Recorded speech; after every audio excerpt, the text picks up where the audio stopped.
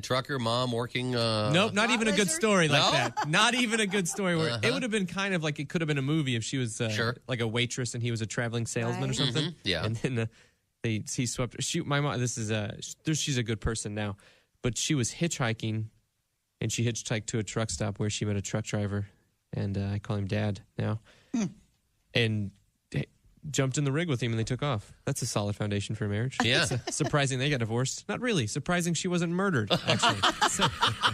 Divorce, murder. Yeah, their love story starts out like a cold case file. It's incredible. It's 100% true. I can't even tell people of how my parents met. I can't tell them the story. Yeah. Because as soon as you start out a story with a woman meets a man at a truck stop, they're like, I've heard it. He stabs her and throws her in a ditch. And I'm like, nope, they got married. No, I think eyebrow dandruff. That's disgusting. Is that a thing? I'm not proud of it. There was, Why would you bring that up on the air? I didn't. It was Christy did. It was said in confidence off the air. Yeah. Don't ever say eyebrow dandruff in front of a potential lover. Okay. No. Hey, look, ladies, if I'm on top, you might get sprinkled.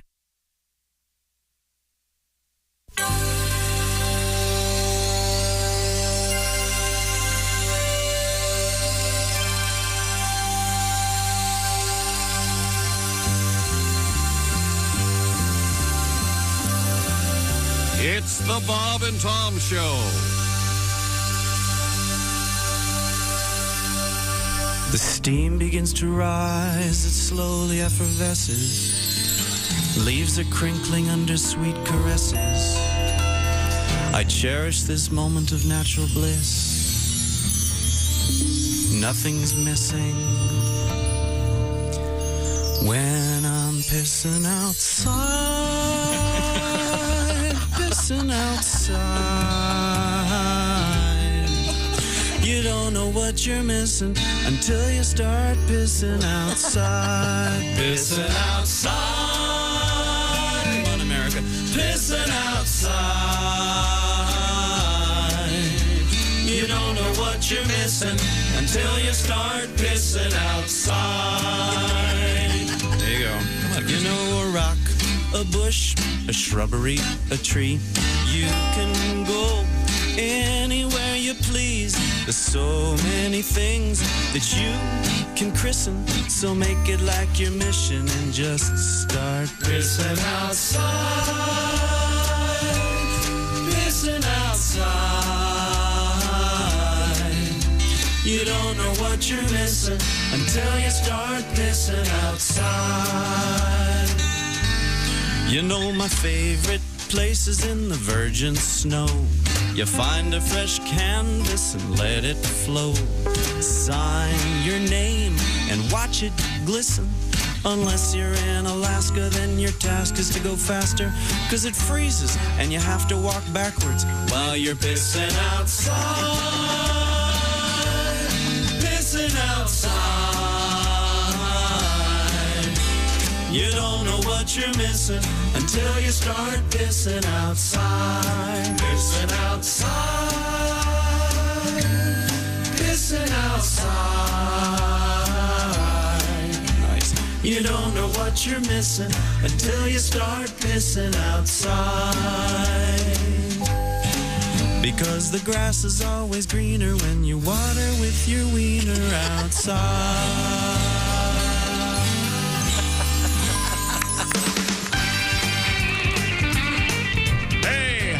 You. It's the Bob and Tom Show. Can you guess which one of us just urinated outside? Wasn't me, I can tell you that. That's right, it was Tom. Really? And I don't know that for sure, but I'm 90% sure he did. Front door? Not yet. No, he goes off the side. It depends. Yesterday I did it on the ramp. Hi, Christy. How are Hi, you? Chip. Like to watch a rundown? Came in here on a day off? I had things to do. And the deer, I bet the deer go, man, there's some kind of monster over in that Place to field. pee. Hi, Pat. Chick. That's Pat Godwin. There's Josh Arnold. Hi, Chick. Here's Ace Cosby. Willie Griswold is here. I'm Chick McGee, and here's Tom. Oh, that was Billy Jonas and a song about outdoor urination. Now, he is not one of the Jonas brothers. No. Right? Father. Possibly. Uncle, who knows? I'm not sure. He was here way before they were, though. He's got some great children's albums out there. That is not one of the songs on one of those albums. That was a little tribute to outdoor urination because there'll be some kids would love that song. Oh, they would. You know what? They do. Let's see now. What is today? Oh, it's a Tuesday that feels like a Monday. Feels like a Monday. Sorry. It does. Go out and make it a great day. Thursday, we have a very special event. Of course, it's the beginning of the NFL season. Yeah. And I'm trying to concentrate on that. we are going to be not that I'm going to be sitting here putting diapers on at the beginning of the show, and then for the next 2 hours, seeing who can put the most urine in their adult diaper. Not going to be here.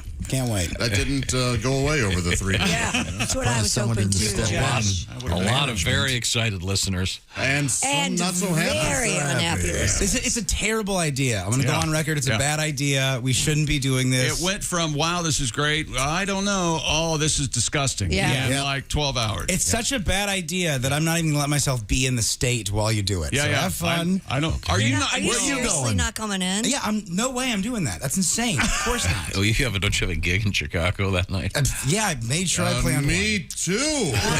They really picked me up. I'll open. I can't be here. Once again, this is I was talking to a friend of mine about it over the weekend. This is a little more common than I thought. Now, how does that conversation... it is. How does that conversation start with you and your friend? He had heard us talking about it on the radio, and he said, oh, yeah, he had some buddies that would do that to go to certain sporting events. Yeah. They didn't want to have to get up and leave. Yeah, so they would put on adult diapers. They were private about it. I'm going to let you in on a little secret for those of you betting me as the favorite. There are many mornings, because of overnight, of course, I don't urinate until 2 or 3 hours into the show. Me either. First time. So I might sit here clean as a whistle. Me too. You're not understanding the prep involved here. See, you want to get as much fluid in as you can. No, it's enough for me to just compete. I don't care if I win or not. You just want a participation trophy? That's right. you're going to be so disappointed when they're all dry. No, you're going to be really disappointed when Josh has a shat in his.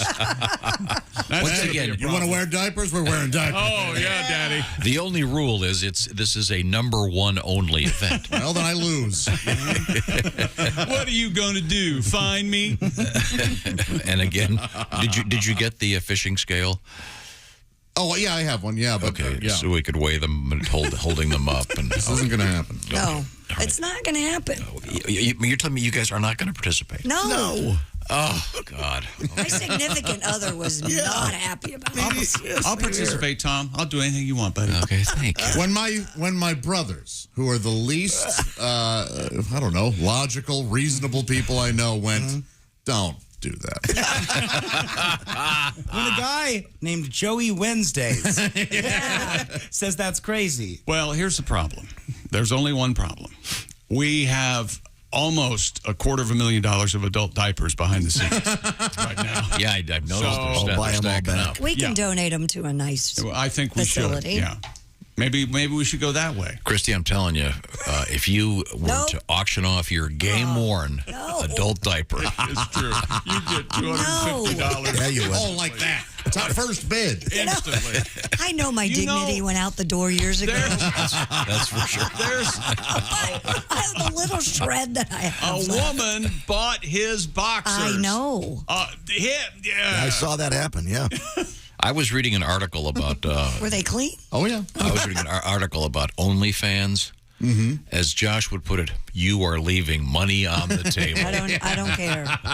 I'll eat mac and cheese out of a box. The for a guy while. that started that is a billionaire. Here's the thing. Just let Josh take care of the whole thing, and you'll have her. That's what I've tried to do. You'll have her sign a couple things maybe every now and then, and maybe take a picture of you, and that's all you have to do to get your hands dirty. Even dry, game-worn panties would go for some serious dollars. They sure would. Socks. No. I'm just saying. Socks? Yeah. Absolutely. Oh, yeah, You wouldn't sell your dirty socks, Christy? No. Yeah. It's all out there. I don't know. What if we gave the money to charity from the sale of your dirty socks? If you're going to sell my stuff, I want the money. Well, that suddenly took a turn. Dad, why don't you sell your dirty socks? Yeah. Happy to. Yeah. Really? Yeah, same here. Really? Sure. Wait a minute. Oh, well, I have a charity. I'm Lesbians for Better Highways. Oh, They do important work. They do. Have you seen the highways around here? My dog ate a sock over the weekend. That's always a bad deal. Did you get it out? It came out. Okay, good. Thank God. This too shall pass. Hydrogen peroxide. Yeah, a little down the footy. throat. Well, I didn't know till it was too late. Okay. And speaking of dogs vomiting, how do they know where they shouldn't vomit? And they do it there. And there's 80% more area covered with tile than there is with area rugs. I just and had they that choose yesterday. The area rug? How do they know? Must be something about the paws on the carpeting. I'm not I sure. think it must be. I'm not sure. You just want to get them before they eat it back up. Oh, yeah. Okay, well, good morning. We have Why a don't lot they to get chew to. their food, for God's sake? They're dogs. That's not bad. Somebody. Email. Yes, what have you got? This past Labor Day weekend, I dropped off my oldest son at college in Menominee, Wisconsin. Menominee. We were just about finished getting his room all set, but I had to do a quick run to a big box store to pick up a few last-minute items. I knew my time with my son was coming quickly to an end. I was starting to become a bit emotional. I was thinking about how I would handle the final goodbye when I dropped him off to college. I noticed some music playing in the parking lot at the big box store, walking up to the building, and the song was... Our love is a I stopped, looked up at the speaker, and smiled, and then laughed out loud. A perfect song to rest your life when things aren't going your way. Right. Thanks for giving me a song to help me through an emotional weekend. That is from Daryl. Funny. Wow. And just last week, me and my wife were in San Diego, and while we were there, a beautiful area, of course, we went on a whale watching tour. After boarding and waiting to leave, the captain turned on some music, and wouldn't you know it, first song to play, Tighten Up by Archie Bell and the Drells. Hi, everybody. Hi, everybody. I'm Archie Bell of the Drells. Hi, Archie. I got to hear the whole song. We don't only sing, but we dance just as good as we want. They dance as good as they want. I was looking around for just Tom. started a new dance called the Tighten Up. That's right. This is the music we tighten up with. That is from Derek. Thank you, Derek. Thank you, Derek. A little tighten up Let's music tighten up first. on the drum. Wait for the break. Come on now, drummer. Here we go. Oh, I want you to tighten it up for me now. Oh, yeah. Oh, yeah. Oh, yeah. Tighten up on that bass now. Got the bass. Tighten it up. Yeah. It's not over yet. Come on. Now let that guitar fall in. This is the best part. Good Lord, how many instruments do they have? Oh, yeah. It's a whole combo. Oh, it's a great rhythm guitar. Archie Bell and the Drells, ladies and gentlemen. That song is called Tighten Up. If you're not familiar with it, please make that part of your day. Get familiar. Coming up, we have a pretty cool world record involving a football, an American football. That's significant. Speaking of American football, Thursday night, it all begins. That's right. The NFL season officially begins, which also means that the Bob and Tom Pigskin Pick'em competition will be beginning. Go to bobandtom.com/contest and give us your picks. You could end up winning. Every week somebody wins a Big Green Egg Mini Max, and they get to challenge Chick McGee on the air during the famous Shoein' of the Week Sports Picks show. The original. That's right. And the original is still the greatest. Yep. So check it out right now, bobandtom.com/contest. Other things to check out, all the new stuff from HelloFresh. What is HelloFresh all about? Well, it's about helping you this busy season. Farm fresh ingredients come in the box. They are all measured. They are ready to go. The recipe cards are in there. What kind of food are we talking about? Whatever you want, over 55 items to choose from every week from HelloFresh. If you want a comfort food, they got it. You're a vegetarian, they got that too. Fit and wholesome, whatever you're into. No carbs, no low calories, whatever it is. HelloFresh, once again, 55 items to choose from. Willie, what's the latest over there? One of my favorites, the sesame soy pork bowls with chili mayo, cilantro, and crispy onions. HelloFresh is going to send you 10 ingredients. You put those together in 4 easy steps. And in just under a half hour, you have this delicious pork bowl from our friends at HelloFresh. And we're all super busy right now. Kids are back in school, blah, blah, blah. I can't stand it. How about a break? Well, this is nice. Look at the box. They've done the measuring. They've got pictures and everything. I'm going to make dinner. I can't even pronounce what this is, but it's going to be super delicious. Get started. HelloFresh.com/BTShow16. Why the BT Show 16? It's a special code for 16 free meals across 7 boxes from HelloFresh. BT Show 16 is the code. HelloFresh.com/BT Show 16. Have some great food. Even the kids will clean their plates. That's HelloFresh.com/BT Show 16. By the way, also great for date night. Where do I put the watercress, sweetie? Oh, those are lovely shoes. This is the kind of thing that Josh would say. Yeah, I'm sure. Coming up, we have... college football last night, Tom. We'll talk about it. We have a guy being rescued after 11 days at sea in a rather unusual place. There's a wolf on the loose. They caught him. And we have sex music. It's all coming up. This is the Bob and Tom Show. Bob and Tom. If you irradiate poop, it will be sterile, but it's still poop. You can pick your morning radio show, but you can't wipe Bob and Tom on the couch. And a good morning to you. Feels like a Monday, but ladies and gentlemen, it is a Tuesday. That's right. We've made it to September 6th, 2022. On the way, comedian Costaki Economopoulos, the biggest name in comedy, with a look at the NFL. That's right. Opening week begins this Thursday night. The brand new NFL season. Week 1 gets underway, and all the games then remaining on Sunday and Monday. And Costaki will be along to make fun of your NFL football team coming up later this morning, as well as sports with Chick McGee. There's Josh Arnold at the sidekick chair, Christy Lee at the news desk, Willie, Pat, Ace, Tom. We're all here, and we're here for you. It's going to be a great morning. Hope you had a great Labor Day weekend. Thanks for joining us here on a Tuesday. Comedian Costaki Economopoulos. All pro lines on Facebook coming up. Costaki.com as well. Hi, everybody. Christy Lee with your Bob and Tom Entertainment News. Russia has slapped personal sanctions on a new batch of Americans, and this time the list includes a couple of actors. 2 on the list, Sean Penn, Ben Stiller. The foreign ministry in Moscow says those on the list would be permanently banned from Russia. Not that either of them would be heading there anytime soon. Penn and Stiller are both outspoken critics of Russia's invasion of Ukraine. Mattel has made a Barbie doll modeled after Gloria Estefan. She herself made sure the doll looks just right. Estefan picked the eyes, the lips, and the hair to make sure the doll looks like her. She even sent Mattel her jacket and thigh-high boots from her Get On Your Feet video so the company could copy them. Mattel has donated $25,000 to provide children with music education. And Dolly Parton has started a line of dog apparel, toys, and collars called Doggy Parton. Yep, you can go with the whole Dolly look for your pup with a pink dress and a blonde wig, or go for the pink cowgirl hat trimmed with white faux fur. The collection also includes gingham dresses and collared shirts, chew toys shaped like guitars and records, and even a microphone tuggy toy. Proceeds will benefit Willoughby Farms and Animal Rescue Group. You can find out more details at doggyparton.com. And that's your entertainment news. I'm Christy Lee. More of the Bob and Tom Show coming up. We got some extra from the Bob and Tom Show. Comedian Greg Warren, former state champion wrestler. You're the son of a wrestling coach. Now, I assume your dad was also your wrestling coach. Is that correct? Yes, he was. He was a high school wrestling coach, so I wrestled, and my mom was into music, so I played the clarinet in the band, which they made fun of me, especially the guys on the wrestling team, especially my best friend, Huey Baker. He was a black guy. Mm-hmm. He's one of those guys that would just get a hold of something and never shut up. Look at Greg, man. Greg played a flute.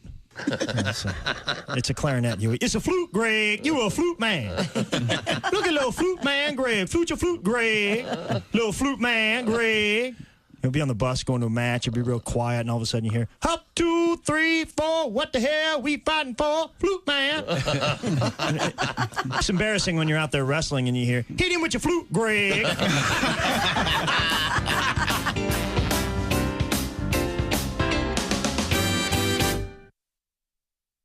Think you know your pro football and want to put your knowledge to the test? Then play Pigskin Pick'em every week at bobandtom.com. This is your chance to win a Mini Max Big Green Egg. Just pick the winners of this week's pro football games and you could win a Mini Max Big Green Egg. Head to bobandtom.com/contest and play Pigskin Pick'em with the Bob and Tom Show. You're listening to Bob and Tom 24/7. Essential Morning Radio. This is Bob and Tom 24/7. 24/7. In the studio with us, comedian Mike McRae. I understand you're a big Indiana Jones guy. Is that correct? Oh, yeah. That's my favorite movie series ever, man. Mm-hmm. And those movies are always like, when I went to college, I would watch those all the time. I'd be like that would be the professor to have for any kind of class. Because every semester he just, takes off for 3 or 4 weeks to save the world or find some Inca staff in Peru or something, Like he walks into the first day. All right, class, my name is Dr. Indiana Jones. I'll be your professor for Archaeology 101. His dad busts in the door. Junior, Dad, I'm teaching class here. Junior, there's no time. The Rommel Zombie's about to uncover the sword of destiny in a Vandalic horde in Tunisia. Look, I can't just go chasing after some sword all the time. It's not just any sword, Junior. It's Balmung. Balmung. The legendary sword of Siegfried, bestowed by his widow upon Theodoric the Ostrogoth before the slaughter of the Burgundians, and then lost for 1,000 years. Class is like, I don't know what he's talking about, but yeah, go find it. Go save the world. We'll be here when you get back. We'll be at the bar, or the speakeasy, or whatever they had back then. It'll be perfect. Class is partying afterwards. Hey, man, what I tell you every semester?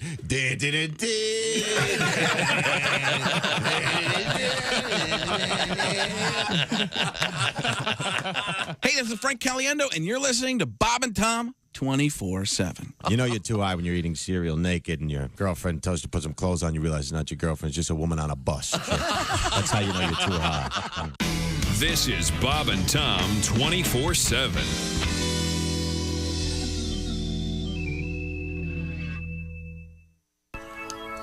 Hey, welcome back to the Bob and Tom Show. Christy Lee at the news desk. Hello. There's Pat Godwin in the performance room. Hi, chick.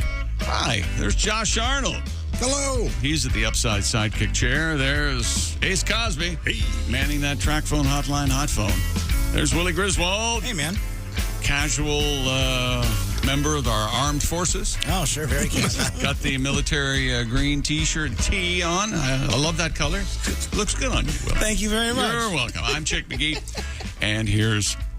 What are you doing? In the basement over there? I'm just looking for some. How was your wedding, Willie? Did you have fun? So much fun. Lake Geneva, Wisconsin. So beautiful. Beautiful country. Smuggled back like 3 cases of spotted cow. Nice. Yeah. I could move to Wisconsin in a second, you guys. I just loved it up there. What did you do at the gate check between Wisconsin and Illinois? Was that okay? Yeah, the dogs were out. They were smelling for the hops.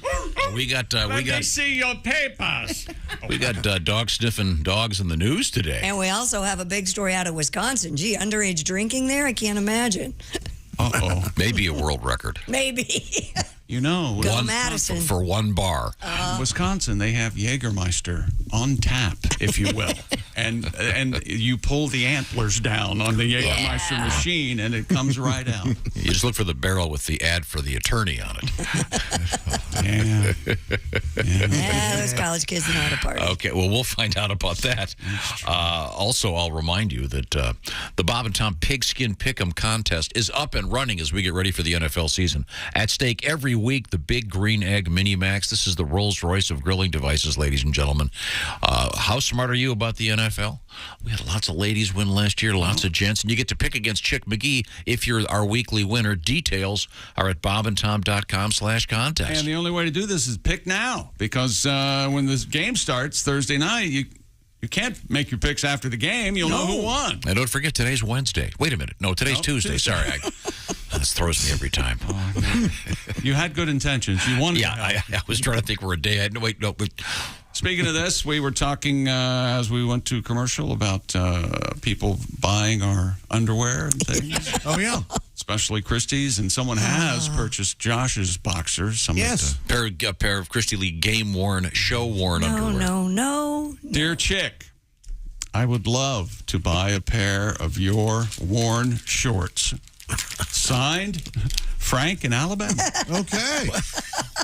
Well, good morning, Frank. Yeah, sell them to him. Would he wear them as a jaunty beret? I don't know. You know, I had famously had Mark Rippon's jockstrap, and I was kind of excited about it initially.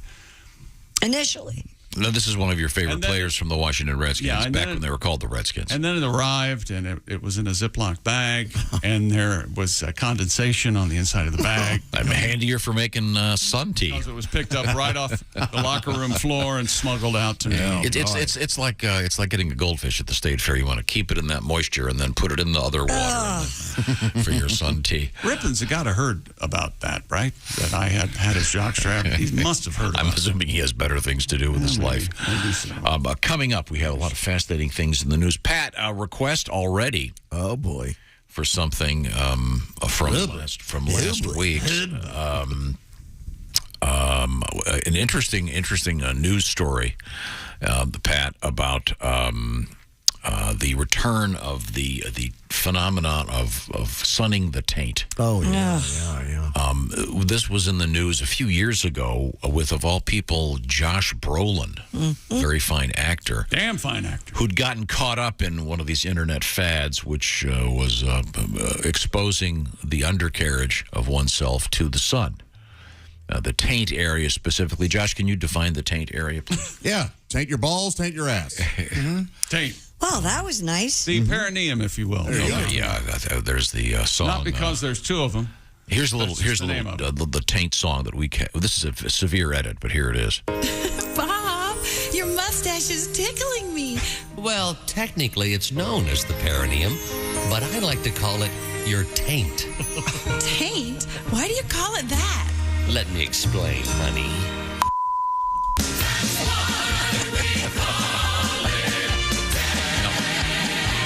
As I said, it's a rather severe edit. But yeah, the taint, the perineum, that area between the backside and the front side. Sure. Everyone has one. Sure. Ladies are very familiar with it because sometimes it tears during childbirth. Huh. Yeah. Sometimes they have. Something? Sometimes, Tom, they get the scissors out and cut it during the old episiotomy. Yep. The old contraction. Oh, yeah. Okay. Now that we've removed the potential comedy from the taint, now here's Pat to make you laugh. This the Taint Foundation, where we that's good for just $19.95 a month. You can help us at the Taint Foundation as we rebuild the taints of torn and cut during the. Once again, the news story is about this internet fad. And once again, doctors are saying, please don't do this. I just saw it on a reality show not too long ago, and I was stunned that they were still doing it. These two women got out there and laid down in the sun. Are they spread eagled? So they're laying on their back. Imagine if you're laying on your back and you come up on your shoulders a little bit and spread your legs. Oh, yeah. That's Josh, what they were doing. Are you listening to her? Mm-hmm. Yeah, but I also know, I have a good idea as to what show it was, and no thanks. No, it wasn't the show you're thinking. I can't remember what it was. Once again, it's known as perineum sunning. And the controversial practice involves exposing the genitals to the sun for a period of time. Now, the false claim is that this exposes the perineum to vitamin D. Mm-hmm. Now, I suppose if you really are into that, you could just go to the drugstore, get some vitamin D, and rub it on your sack. Yes. Christy, did you get any vitamin D over the weekend? Dr. Christopher Uwe. Ooey. All right, spell that. OOI. Yeah, that's I mean, I suppose it could be OOE, or I don't know. Dr. Christopher Uwe said this is a classic example of social media medical misinformation.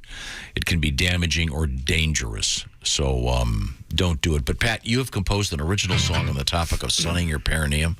Little Al Jolson tribute. Oh.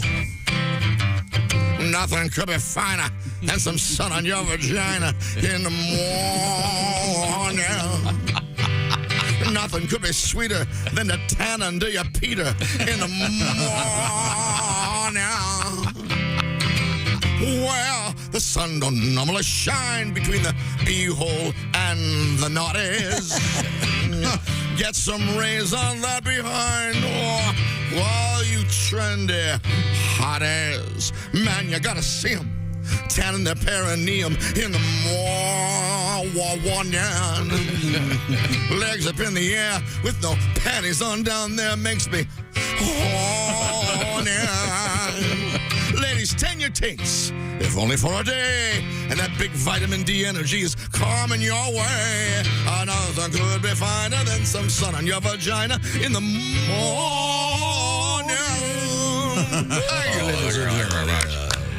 Yeah. Tanning the perineum. Again, doctors advise, don't do it. Yeah. Bling Empire is where I saw that. Tanning the perineum. I guess you have to use sunblock if you have a bleached anus. Yeah, I would think. By the way, who thought of that? A lot of people. Who was sitting around one day going, you know what I need? I don't think I could tell you his name. Yeah. I think that makes much more sense than suntanning, getting the sun on the taint. Bleaching the anus makes more sense. That can't be a good idea for a number of reasons. Of course it's a good idea. Mm-hmm. At least there are professionals who do that. Oh, you don't use that sun-in stuff you get at the drugstore? little spritz in the old dirt. Little spritz in the old dirt button. Like lemon juice. Remember that? Lemon Up. Is that what it was called? Yeah, Lemon Up. There was Sun In and then Lemon Up too. Sun In was the store bought. You could do it yourself at home just with lemon juice. Okay, well, kickstart your blonde highlights. In any event, once again, doctors are suggesting tanning the perineum, not a good idea. Thank you very much, Pat. Thank you for bringing Mr. Jolson in. Yes. I love it. I love Al Jolson. You might want to look that up if you're wondering who that is. We have Mr. Chick McGee across the way at the sports desk with a lot to get to. We got some the U.S. Open news there. And by the way, speaking of Al Jolson and singers, and what does Louis Armstrong have to do with tennis? I don't know. What? There's Arthur Ashe Stadium at Flushing Meadow, U.S. Open. That's the #1 stadium. And then there's Louis Armstrong Stadium. And that's your... he lived there. They said he lived right down the street, yeah, I guess. He lived in the same house. But so what? He should have something to do with tennis. No, but he's great. Shouldn't he have been down there playing tennis? No, he's a great American. There's a chance he would have liked to have. Maybe he wasn't wearing enough white. So much for this musing. No, doesn't that take you by surprise? It would be like, it does. Carroll Channing Stadium. That's where the Tampa Bay Buccaneers play. That would be odd. That would be weird, right? Yeah, I suppose. Okay. But I mean, it's great American and has a nice name. And for those of you waiting for that victory celebration, you got the party all planned when Rafael Nadal wins the U.S. Open. Not so fast, my friends. Francis Tiafoe ended Nadal's 22-match winning skein at Grand Slam tournaments. Francis, lighten up, Francis. He beat the 22-time major champion 6-4, 4-6, 6-4, 6-3 in the U.S. Open's fourth round. Tiafoe, a 24-year-old from Maryland, seated 22nd at Flushing. Do we have a Flushing toilet sound? For Flushing Meadow? Yeah, just Flushing Meadow. We can work on that. I don't know. And we I'm need sure it's a lovely place. Toilet flushing. And reached the second major quarter of his career. He's the youngest American man to get that far at the U.S. Open since Andy Roddick. That's right. And that answers the question, what do you like to do in the evenings? Well, I eat some pizza and Andy Roddick movies. So. Andy Roddick. And watch Andy Roddick movies. Yeah, it's in there somewhere. Yeah. Bear with me. You don't eat Andy Roddick movies. Uncharacteristically busy weekend. What's a Saturday night look for you? Pizza and erotic movies. Pizza and erotic movies. That's right. Maybe. I don't know. And last night we had a college football game. Georgia Tech had their chances. Quarterback Jeff Sims found E.J. Jenkins' 13-yard touchdown midway through the third quarter, cut the score to 14-10. However, Clemson, that doesn't sound any good at all, comes roaring back in the second half. Clemson winning last night 41-10 over the Yellow Jackets of Georgia Tech and your college football. I hope you watched some college football over the weekend. A lot of exciting finishes. Notre Dame losing to Ohio State there in Columbus, Ohio, and somebody blocked an extra point. That was exciting. College football, I'm not sure who it was. I'll get back to you on that. The quality of the coverage is so amazing now. And you know what they're going to do? They have cameras everywhere. It's just incredible. It's nuts. And expanding the college football playoff from 4 to 12 teams, fundamentally changing the sport on the field and off, it says here, for better or worse. They made that, I think it was late Friday. They said we're going to go from 4 to 12 teams starting in 24. So we'll see how that goes. Will that add how many weekends to? I'm not sure. I think 2 more playoff weekends or something like that. Wow. Okay, I've got a technical question for Dollars is what we should be asking. I've got a tactical question for you. I don't have an answer. Well, this is a thinker. Open it to the room. With the news reports that there'll be certain college football players making millions of dollars because of the new regulations, and which is fine. Will this keep certain players in college longer? Do you think? If you're like a fringe guy and you're making really good money for college level endorsements, I don't think you'd make really good money if you're a fringe guy. Yeah, that's the distinction. I think. I would just think if you're I'm gonna get $800,000 next year, or I can take my chances and try to get in the NFL. And what if I don't make it? I think the only guy that I can think of that did much better in college than he did in the pros is Tim Tebow, and he should have stayed in college an extra couple of years. Or Johnny Football. But then Johnny you only Manziel. have limited years of eligibility. Okay, I'm just curious. Yes, and I have all 4 years of college eligibility. Yes, I do, Tom. Yes, I knew you were going to mention that. You could still suit up. Yeah, I could suit up. I could get down in my stance. That's about it. And then you'd be picked up by the Then I'd be picked up by the ambulance. Okay. There'll be 2 hits. Them hit me hitting the ground. Oh, I'm sorry. 3 hits. Them hit me hitting the ground, ambulance hits 90. That's it. And in the NFL, Mitch Trubisky, or as we call him, do you remember his nickname? Mr. Biscuit. Mr. Biscuit, that's right. He'll be the starter on Sunday when the Pittsburgh Steelers, here we go, Steelers, begins the post-Ben Roethlisberger era in Cincinnati. Would anyone like to spell Roethlisberger? Roethlisberger? Nope, it's Roethlisberger. Oh. He had it right. Is the joke there. And, of course, here's the jingle for Mitch Trubisky. Call Mr. Biscuit. That's my name. That name again is Mr. Biscuit. Thank you very much. That's my dog picker-upper, guys. No, we have some mail here. Once again, the Bob and Tom Pigskin Pick'em competition is up and running. Go to bobandtom.com/contest. What do you have to do? You have to pick the winners. Just the winners. Don't mess with the points, and you could win a Mini Max Big Green Egg. And every week we're going to have a new winner. Yep. And it's pretty simple. If we have more than one person gets them all right, We have tiebreakers in place. there's several tiebreakers. Yes. It's all explained Well, there. there's a feat of strength right at the end. You can lift 100 pounds over your head. And then the winner gets to go up against Chick McGee in the shoe-in of the week. And I might speak to you, or I might not. I got this from Doug. Okay. If you win the Pigskin Pick'em, do you have to talk to Chick McGee to get the green egg? Fair point. No, you don't. I would prefer it, actually. No, Doug, I hope you win A and B. Yes, you have to talk to Chick McGee. Oh, come on. That's the whole thing. That's what's so much fun. More sports coming up, including, you want to go to the bull run? Well, yeah, I'd love to. No. You might want to get your life in order before you leave. How about that? And we're going to get high, man.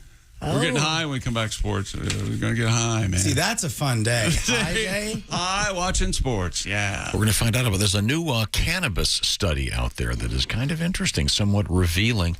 Also, you ever go to the zoo and they announce over the PA system that there's a wolf on the loose? No. I have not, thankfully. No, I've never done.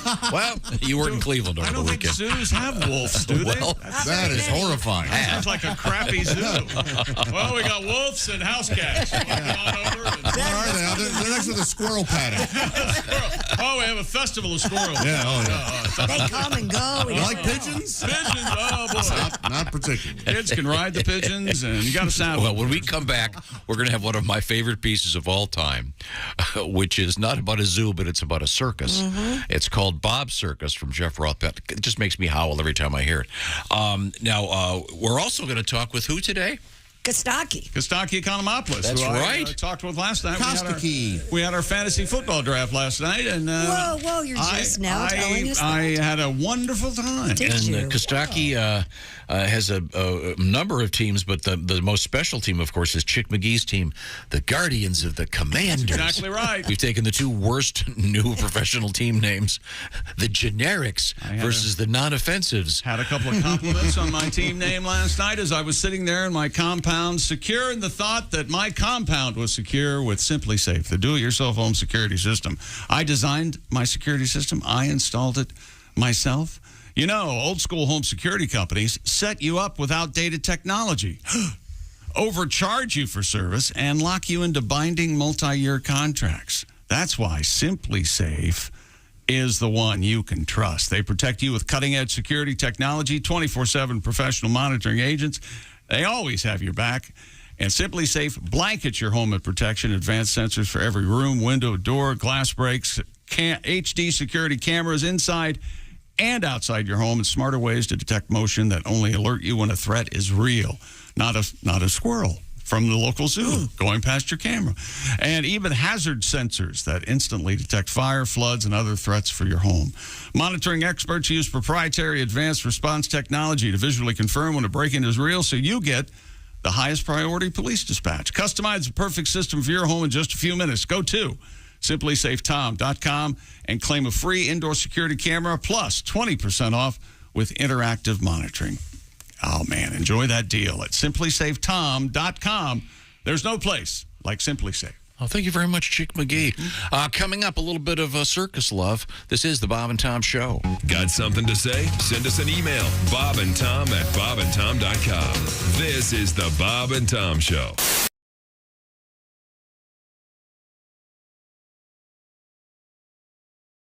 Hey, it's Josh, and of course... Hi, Chick McGee, everybody. Your chance to win a Mini Max Big Green Egg for Bob and Tom at Big Green Egg. Each week, someone will win a Mini Max Big Green Egg. It's the Bob and Tom Show Pigskin Pick'em, powered by the Big Green Egg. Go to bobandtom.com/contest on the computer. Oh, is that where you go? Are we eligible?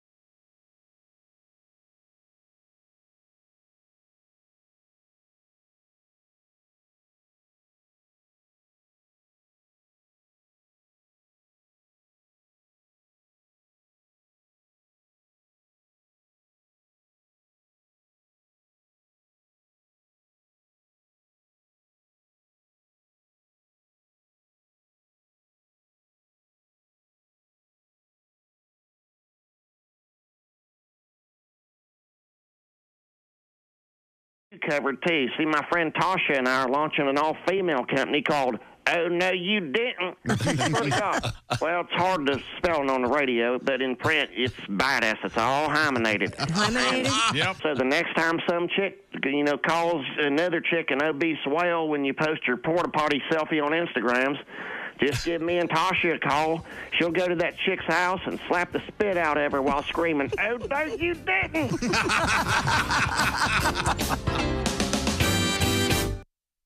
Hi, this is Nick Griffin, and you're listening to Bob and Tom 24/7. With the opening of the NFL season upon us, it's important to remind you about Bob and Tom Show's Pigskin Pick'em, sponsored by Big Green Egg. You can make your picks right now on our Pigskin Pick'em Challenge. Your chance to win a Big Green Egg Mini Max pick each week of pro football during the regular season. If you pick the most winners, you could win the Big Green Egg Mini Max. It's just that simple. And as a bonus, you could be talking to Chick McGee during his shoe-in of the week. Of course, not week one, because we won't know who the winner is. I'm not sure who Chick's going to pick against in week one. I guess we'll hash that out as the week goes along. Details soon at bobandtom.com/contest. That's where you go to enter. And again, you could be the winner of a Big Green Egg Mini Max. No point spread. All you have to do is pick the winners of week one. We'll be doing it all season long, so check back each week to put in your new winners each and every week at bobandtom.com/contest. And good luck from all of us here at the Bob and Tom Show. Good morning. I'm Mark Allison with a look at things you may have missed on this Tuesday. Prime Minister Boris Johnson has left his Downing Street office for the final time as he heads to Scotland to formally offer his resignation to Queen Elizabeth II, the British leader who announced his intention to step down 2 months ago. Expected to meet with the Queen late Tuesday morning at her Balmoral estate to begin the transfer of power to Liz Truss. Truss, who was named leader of the ruling Conservative Party Monday, will be appointed prime minister during her own audience with the Queen a short time later. The most powerful typhoon to hit South Korea in years has dumped 3 feet of rain, destroyed roads, and felled power lines in the southern regions. Typhoon Hinemanor grazed the resort island of Jeju and hit the mainland near Busan before weakening as it moved northeast into the sea. The damage seemed most severe in the city of Pohang, where smashed cars scattered on roads and an entire two-story pool villa uprooted and swept away by heavy floods. 2 deaths reported, some of the people missing stuck in a submerged basement parking lot. There was a fire at a major steel plant. It was extinguished. The cause being investigated. And that's a look at things you may have missed on this Tuesday. More of the Bob and Tom Show coming up. Ladies and gentlemen, Bob and Tom. This is why I propose we hold interviews for those with student loan debt to see if they deserve our help, and if so, how much. Oh, you're a teacher who served in the military and drives an 18-wheeler in the summer, and you're a foster parent. Your student loan debt is now gone. Yeah. Oh, you're an unemployed aspiring social media influencer who still lives with mommy and daddy, and you majored in 17th century Icelandic poetry with a minor in canine gender studies. You're paying every damn cent, jackass. Bob and Tom in the morning and highlights all day long. The Bob and Tom Show, weekday mornings at 6 a.m. Eastern on Bob and Tom 24/7. Morning radio all day and all night. This is Bob and Tom 24/7. 24/7. Brand new feature, Biff Whiskey, Frontier Lifeguard. As told by Arnie Whiskey, Frontier Golfer. I should have known. Well, you know, I was a man about town, and also at the Whiskeyville Country Club and Salad Bar. Of course, the country club, we have our very own swimming pool. And, of course, we had to have a lifeguard for the youngsters there. Well, we hired a young fellow named Biff Whiskey, and he was the lifeguard, you know, at the pool. Well, this young fellow walks up to Biff, and he goes, "Excuse me, Biff, but what's the best way to teach a girl to swim?" Well, Biff says, "Come here, young fella." He goes, "Now, here's how it's done. First, you walk her slowly into the water, all right? Then you put your arms gently around her waist. Then you rub your hands delicately up and down her arms. Then just kind of lean over and softly kiss her on the neck." The young fella says, wait a minute. I'm teaching my sister." He goes, "In that case, just push her in the deep end." Except in Kentucky. Jeez. I knew I should have held my ears for that. Thus concludes another exciting quick episode of Biff Whiskey, Frontier Lifeguard. Thank you very much. Good morning, sunshine. Bob and Tom 24/7. 24/7. 24/7. 24/7. Hey, this is Henry Phillips, and you're listening to Bob and Tom 24/7. Well, big winner. Hey, welcome back to the Bob and Tom Show. Christy Lee at the news desk. Hello. There's Pat Godwin in the performance room. Hey, chick. Josh Arnold's here. Hello. There's Ace Cosby manning the track phone hotline. Hot phone. There's Willie Griswold. Good morning. I'm Chick McGee. And here's Tom Griswold. These new straws, I think maybe a little big. Yeah? They look big. What do you got? I got these straws. Well, weren't you complaining the other ones were too narrow, if you will? These are like a half an inch thick. Let me see. Oh, those are like shake straws. Yeah. That's way too big. Oh, you're really going to get, you're going to drink. Like you could do Suck some on that. plumbing with these. In any event, That's double the size of my wow. They're very thick. Now, we were talking about a story coming up in which a wolf actually was escaped from a zoo. Did you say a wolf? A wolf. A wolf escaped from the zoo while there were people there. They caught the wolf. Good. Yeah. Fortunately. But it reminded me of a circus. And the circus, of course, has animals. And this is comedian Jeff Rothpan, one of the classics as far as I'm concerned, about what could happen with a cheap circus. Comedian Jeff Rothpan here in the studio with us. Morning, Jeff. Tonight's show veteran. Thank you. Let's go back. We like to find out about you as a little boy up there in Canada. How'd that go? Well, it was all right. We didn't have a lot of money growing up. Every comedian says that, but I really mean it. I remember one time, this is absolutely true. When I was a kid, all these other kids got to go to the Barnum and Bailey Circus, and I remember begging my dad, please, I want to go. All the other kids are going. He said, no, we just can't afford it. Tickets are expensive. He ended up taking us to this Bob Circus. It was actually called, no, this is true. Bob Circus. Yeah, and it was in a mall parking lot. And what a difference when you go to a cheap circus. They had things like, I remember the guy yelling, and now huge midgets. What?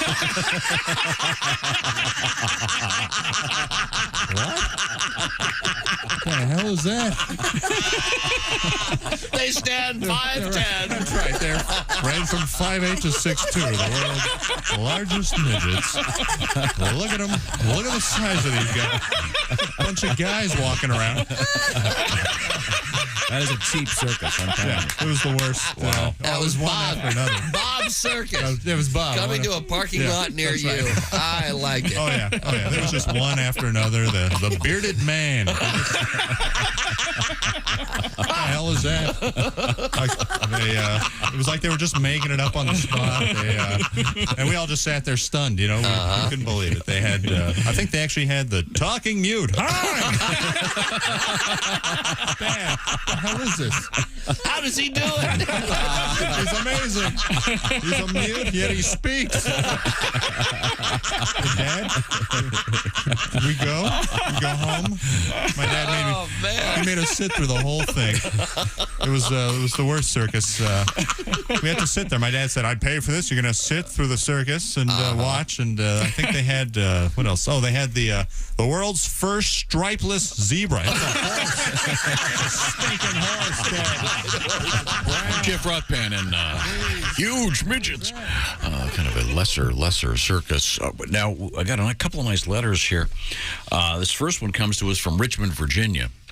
And Keith writes, COVID has been kicking my butt for the last 2 weeks, but I'm certainly enjoying some of the stuff of yours on the YouTube channel. Oh, good. Ace, you want to explain what this is all about, the Bob and Tom YouTube channel? We are live on YouTube right now. Oh, that's right. Oh, that's interesting. And among other things, you can check out, by the way, the Reno Collier feature called Country Fried Take. His last topic was, should your tax dollars be used to pay other people's student debt off? Kind of a controversial topic. Got this letter from Brandon, who says, please say hello to my dad, Todd. We've been working together since I graduated from high school 7 years ago. I just want to say, I'm not sure if he's running, but I'm going to vote for Reno Collier in his new Braveheart campaign. So if you want to see that, that is up on YouTube. You can go to bobandtom.com and check that out. It's Reno's editorial about student loan repayment or lack thereof. You be the judge. Once again, that's at bobandtom.com. Also, while you're there, don't forget we've got our pigskin pick'em contest. I'm so excited about this. You could win yourself a Big Green Egg Mini Max. We gave a whole bunch of these away last year. And again, the Big Green Egg, this is the Rolls Royce of grilling devices, ladies and gentlemen. And, of course, the grilling season really kicking in now. I think post-Labor Day. What?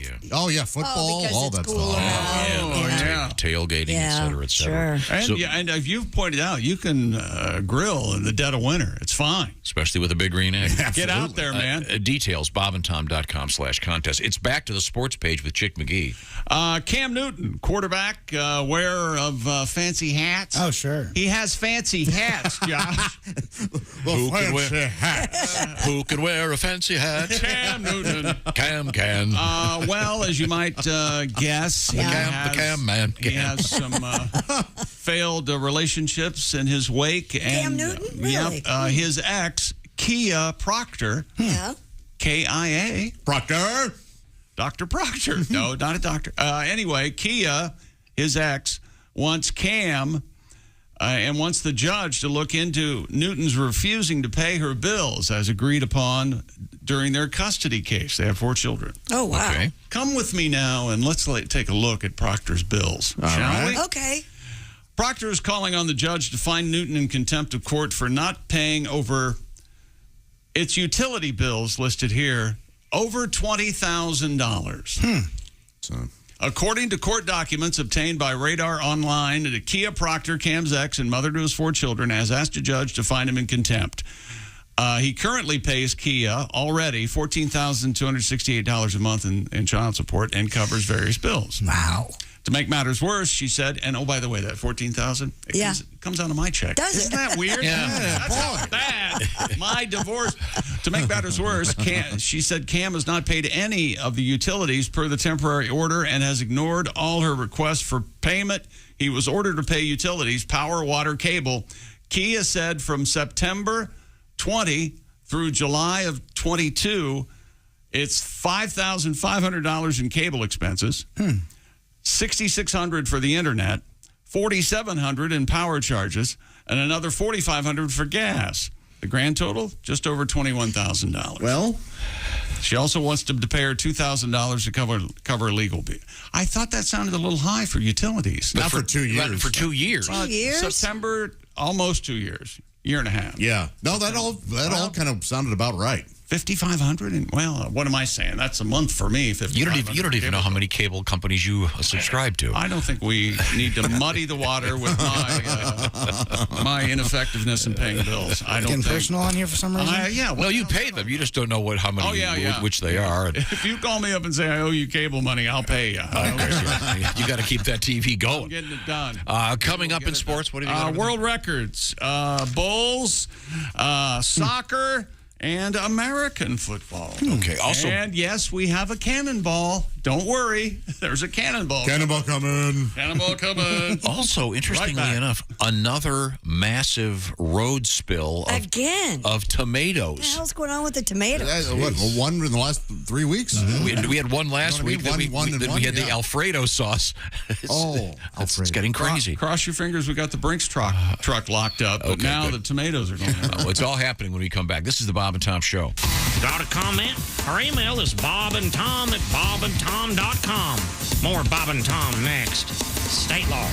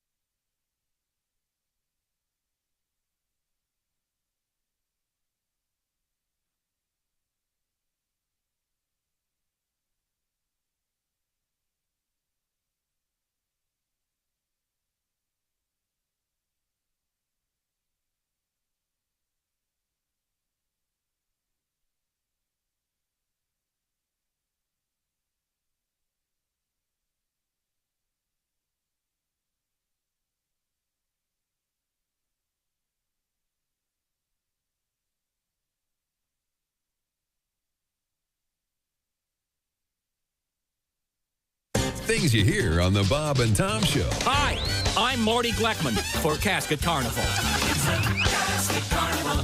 You won't lose your shirt. It's a Casket Carnival. When we shovel on the dirt, we'll make sure you're really safe before we stick you in your grave. We won't steal from you. Casket Carnival. We've got lots of games and prizes, and since many of our coffins are scratch and dent or gently used models, we pass the savings on to you at Casket Carnival. And don't forget to say hello to our lovable mascot, Embalmo the Clown. Hey, yeah, there. Thanks for coming to the Casket Carnival. You're really gonna dig our prices there. Don't forget to ask about our layaway plan, huh? Hey, geez, what's wrong with these people? I'm dying up here, huh? At the cremation station, we want to earn your business. You know, sometimes I wish I were dead.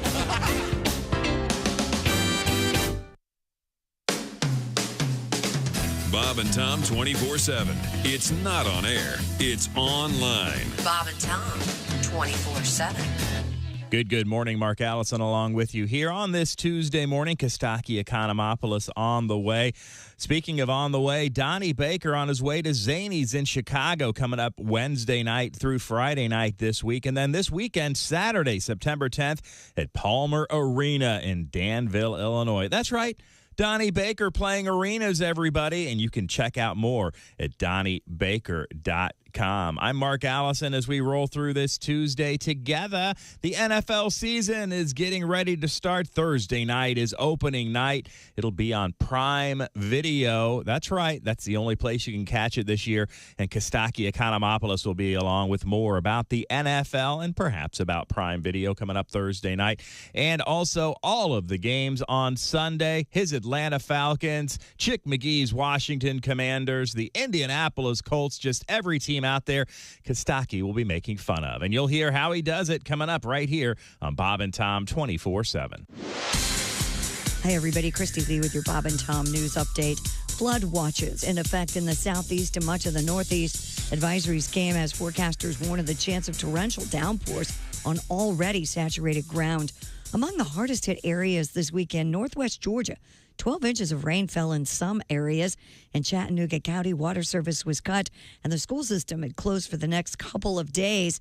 And a flash flood watch is still on in Pennsylvania, parts of southern New England, and the New York City area. Irish regulators are slapping Instagram with a big fine after an investigation found the social media platform mishandled teenagers' personal information in violation of strict European Union privacy policies. The fine last week, $402 million, the second biggest issued under the EU's stringent privacy laws. And a man in a motorized wheelchair at an airport in Milan, Italy, was found with something amiss. Yes, a check of his wheelchair turned up nearly 30 pounds of cocaine stuffed in the upholstery. The wheelchair rider was arrested on the spot.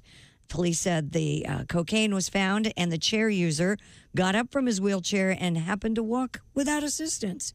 It was a miracle. No, it was a bust. And that's your news. I'm Christy Lee. More of the Bob and Tom Show. This is Bob and Tom 24/7. Comedy, guests, Bob and Tom exclusives. And it's here on the internet. Bob and Tom 24/7. Frigamall Broadcasting presents another Bob and Tom Olympic moment in history. The year was 1896. Uh-oh. The place just outside of Athens, near the town of Stactontopolis, Greece. While preparing for the first modern Olympics, organizers were forced to eliminate a track and field event.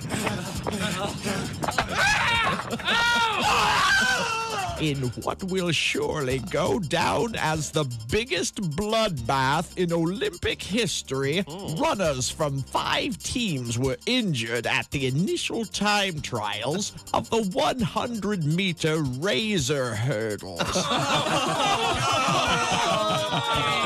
4 of the 5 athletes would never compete again. However, Austrian hurdler Klaus Kleinendorfer went on to be a silver medalist for the women's team as Gretchen Kleinendorfer. Thank you very much for this. Thank you for this medal. This has been another Bob and Tom Olympic moment in history. Sound like Paul Hammett then. Hi, fellas. This is Floyd Tucker, the over-the-road trucker. You're listening to Bob and Tom 24/7, of course. Comedian Diana Jordan is here with us now. Can I ask you something? Yeah. Since you've been here last, have you had any augmentation of any kind? No. Okay. Must be. I'm wearing the Wonder Bra. Is that? Are you kidding? No.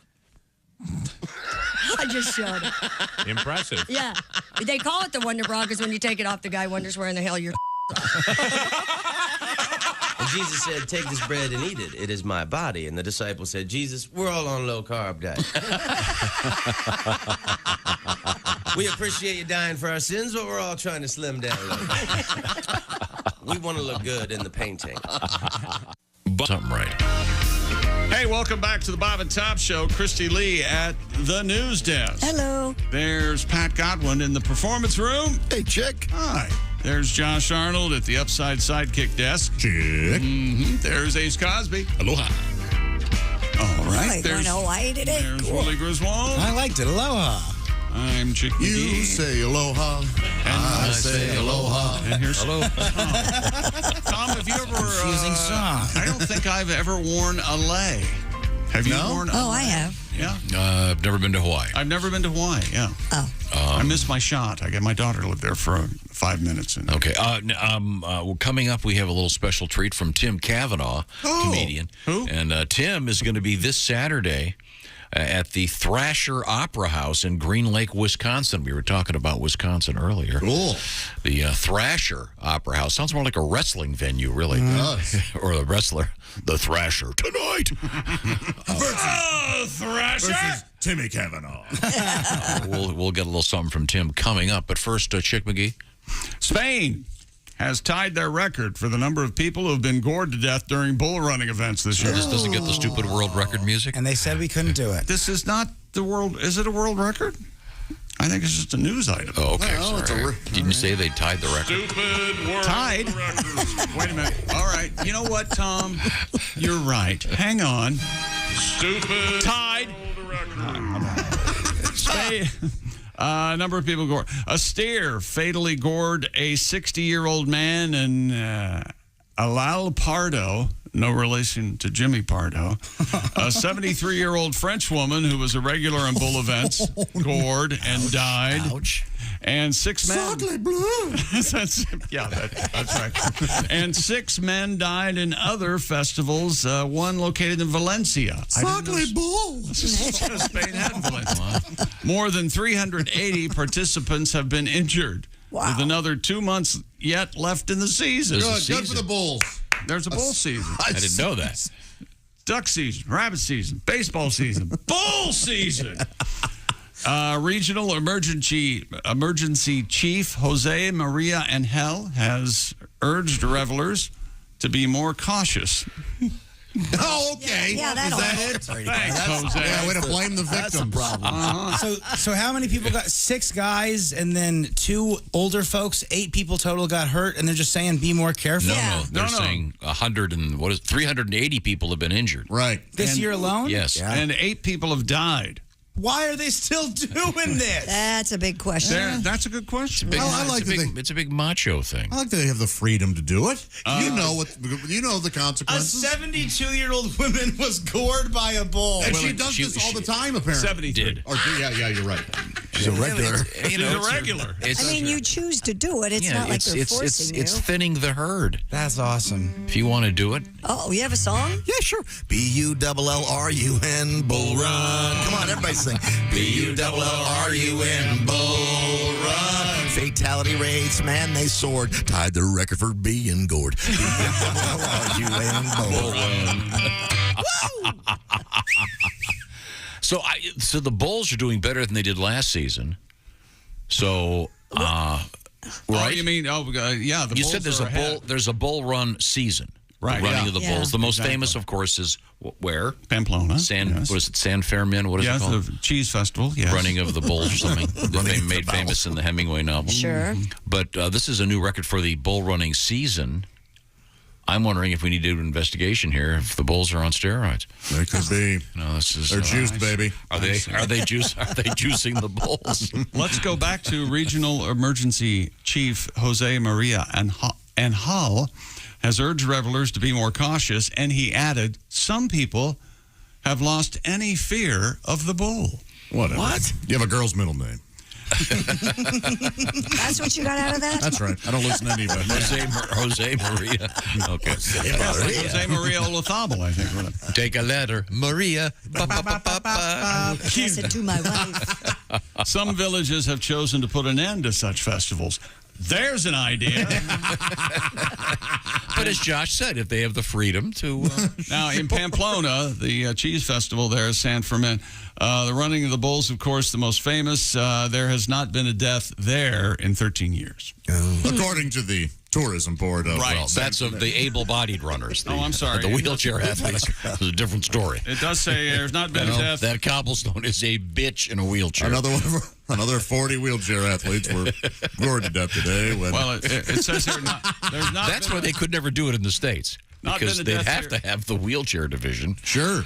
I mean, would you You don't want to leave anybody out. Yeah, we're inclusive here. They have just a right to be stabbed through the body as anybody else. And yes, a soccer goalie in the United Kingdom ejected from a cup match for urinating in a bush during the game.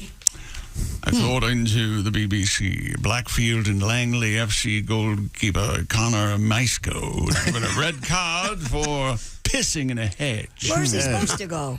The incident occurred in the 76th minute. Yeah, you got to go at halftime. You got to go at halftime, and then that's it. Yeah. I think they do go in their pants, actually. Oh, really? A lot, yeah. 76th minute of the club's 0-0 draw.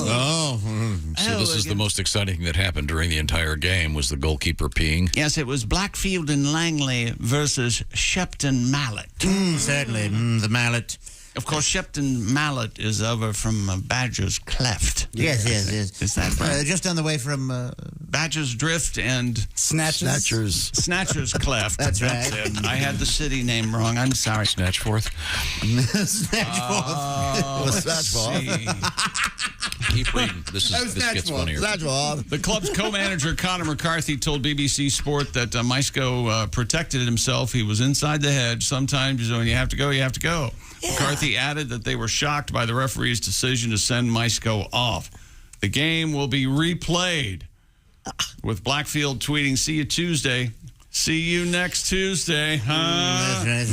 We got him. He was urinating in the hedgerow, which of course is audible. Here you can hear this. Yeah, he was. If there's a bumper in your hedgerow, leave alone now.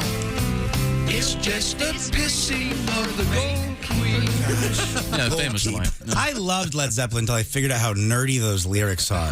Just writing about hobbits. Come on, make some rock and roll music. Yes. So he was peeing in the hedge. Yikes. That had to be a pretty boring match. But they're I don't know if it's boring, but the guy had to go. When you got to go, you got to go. It was boring. Nothing. It was the final. Could have stayed home. Yeah. I scored as many goals as all the players. Okay?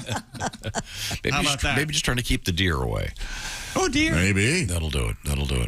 Blackfield and Langley, yes. You didn't send us any text today about deer. It seems to me like they should be... I saw 2 of them yesterday. I saw there was a lovely family out there today. Did you guys see them? I did not. A couple fawns, a doe. Yeah.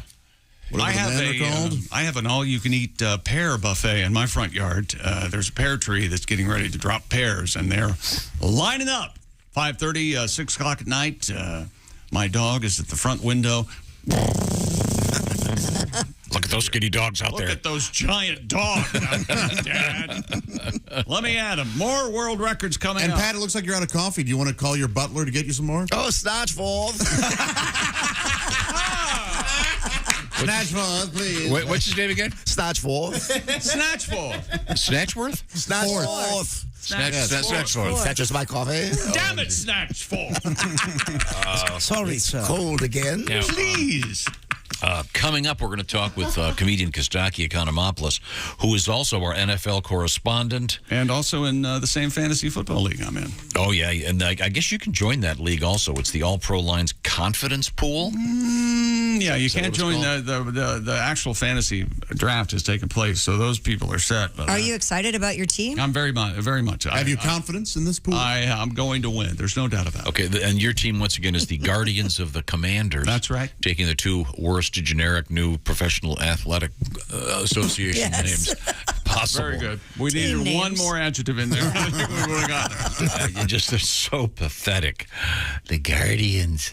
Right now. Oh, wait a minute. Somebody sent me an email. Hey, you idiots, let's shake things up. Somebody pick a different sleep number. Okay. What? I'm on it. Go ahead, Tom. Sleep number. McGee, what's your sleep number setting? 85. Whoa. No, it's not. No, it's 100. It's 100. You like that firm mattress. Christy maybe Lee. he did want to go to 85. He could do that. Yes, he could, but he hasn't. I'm still at 45. Sorry to be boring. Okay, just lay on the floor. That's your choice. That's the sleep number bed. It's about freedom of choice. That's right. It's the American bed. Freedom of choice, ladies and gentlemen. Okay, Josh, what's your sleep number setting? 65. Thank you for asking. Okay, it's just right. Yeah, so it's if the 3 bears had sleep number beds, that whole thing wouldn't have happened. Would have walked in, baby bear, touched the button, gotten where you liked it, and the whole story's gone. But Fortunately, the Three Bears don't have Sleep Number beds, but you should have one because you want to create what we call bedtime bliss. Remember this, every great day starts the night before. So choose proven quality sleep from Sleep Number. Now, what does it mean when you say you have a 45 setting, Christy? That means that my mattress is a little bit softer than Chick's mattress. A little bit softer now. Because his is at 100. That's right. And if you were in the same bed, either side Yeah. has its own settings. So everybody's happy. A little bit harder now. And right now it's continuing. Sleep Number's biggest sale of the year. All the smart beds are on sale. Save 50%. 50% on the Sleep Number 360. That's half. Thank you. The Sleep Number 360 limited edition smart bed for a limited time. I suppose they could change it and maybe call it the Sleep Number 180. Ladies and gentlemen, if they wanted to illustrate the fact that it's half off, but that'd be confusing. 50% is half. Thank you, Christy. You're done for the day. Sleepnumber.com/BT show. Save half. Yeah. I love my Sleep Number bed. You'll love yours too. Sleepnumber.com/BT show. Coming up, what I think is a pretty cool world record. If for no other reason that it involved an Australian morning radio show called Fifi, Feeve, and Nick. Yeah. As opposed to... We're going to get high, man. You would have thought it would like Fifi, Feeve, and Turd Boy. We'll find out when we come back. This is the Bob and Tom Show. Hi, this is Costaki Economopoulos, and you are listening to Bob and Tom 24/7. There he is, Costaki Economopoulos, going to be our guest this morning. All Pro Lines on Facebook. If you'd like to go in and contribute a joke, who knows, Costaki might be using your joke during the course of the Bob and Tom Show, and he'll also give you credit. Check out All Pro Lines on Facebook. Also, Costaki.com for his tour and more information about that man, Costaki Economopoulos, the NFL. My gosh, Thursday night is when the games begin in the NFL Season 1, or I should say Week 1 of this upcoming season gets underway Thursday night. The rest of the games on Sunday. And be sure you head on over to bobandtom.com/contest to make sure you get in the winners of this week's game so you could win a big green egg Mini Max. We're giving one away all season long. We have to. It's state law. And by the way, we need to have a winner. Why should it not be you? Huh? I'm talking to you. Yeah, you. bobandtom.com/contest to win. And good luck from all of us here at the Bob and Tom Show. I'm Chick McGee with your Bob and Tom Sports Update. Francis Tiafoe ended Rafael Nadal's 22-match winning streak at Grand Slam tournaments, beating the 22-time major champion 6-4, 4-6, 6-4, 6-3 in the U.S. Open's fourth round. Tiafoe is a 24-year-old from Maryland, seeded 22nd at Flushing Meadows and reached the second major quarterfinal of his career. He's the youngest American man to get that far at the U.S. Open since Andy Roddick in 2006. College football last night, Clemson roars back, beating Georgia Tech 41-10.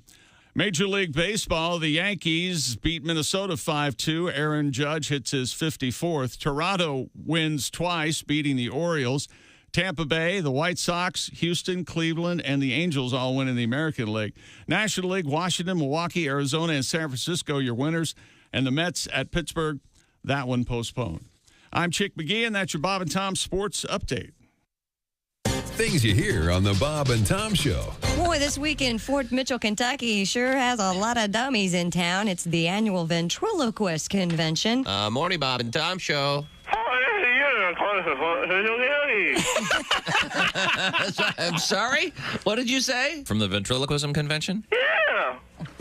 And I'm not moving on this. I can tell. We can tell. I can tell your lips are pretty still there. Jerry, what's the name of your partner? Timmy. Timmy? It's Julie. Can Timmy? Can Timmy speak into the phone? Hand him the phone.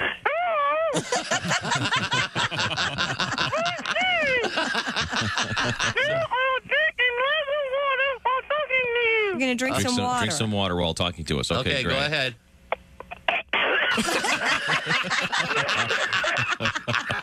I'll have to call you back. Bob and Tom, 24/7. Comedy via your computer. Bob and Tom 24/7. This is Bob and Tom, 24/7. Rick Schrader is our guest. Rick is a newly married new dad. Yes, I have a 4-year-old daughter now, she's a doll. Her name's Maya, and she's beautiful, but I'll tell you, she's fallen under the sway of the evil purple one. You mean... Yes, Barney. That's Barney the dinosaur? Every morning, I love you. I haven't digested a breakfast in a year for listening to Barney on the those amazing robot Stepford like children they have surrounding him and the realistic portrayals of kids. Hey Barney, let's clean our room and then pray. They get these kids. Off the Mouseketeers directly to Barney, and it's amazing. The kids love Barney. Mm-hmm. They love him. That's going to be the next Waco type disaster. Barney and his followers in a Quonset hut outside Dallas. Sharing means caring, Billy. So strike the match. Next thing you know, polyurethane Barney suit goes up like tinder.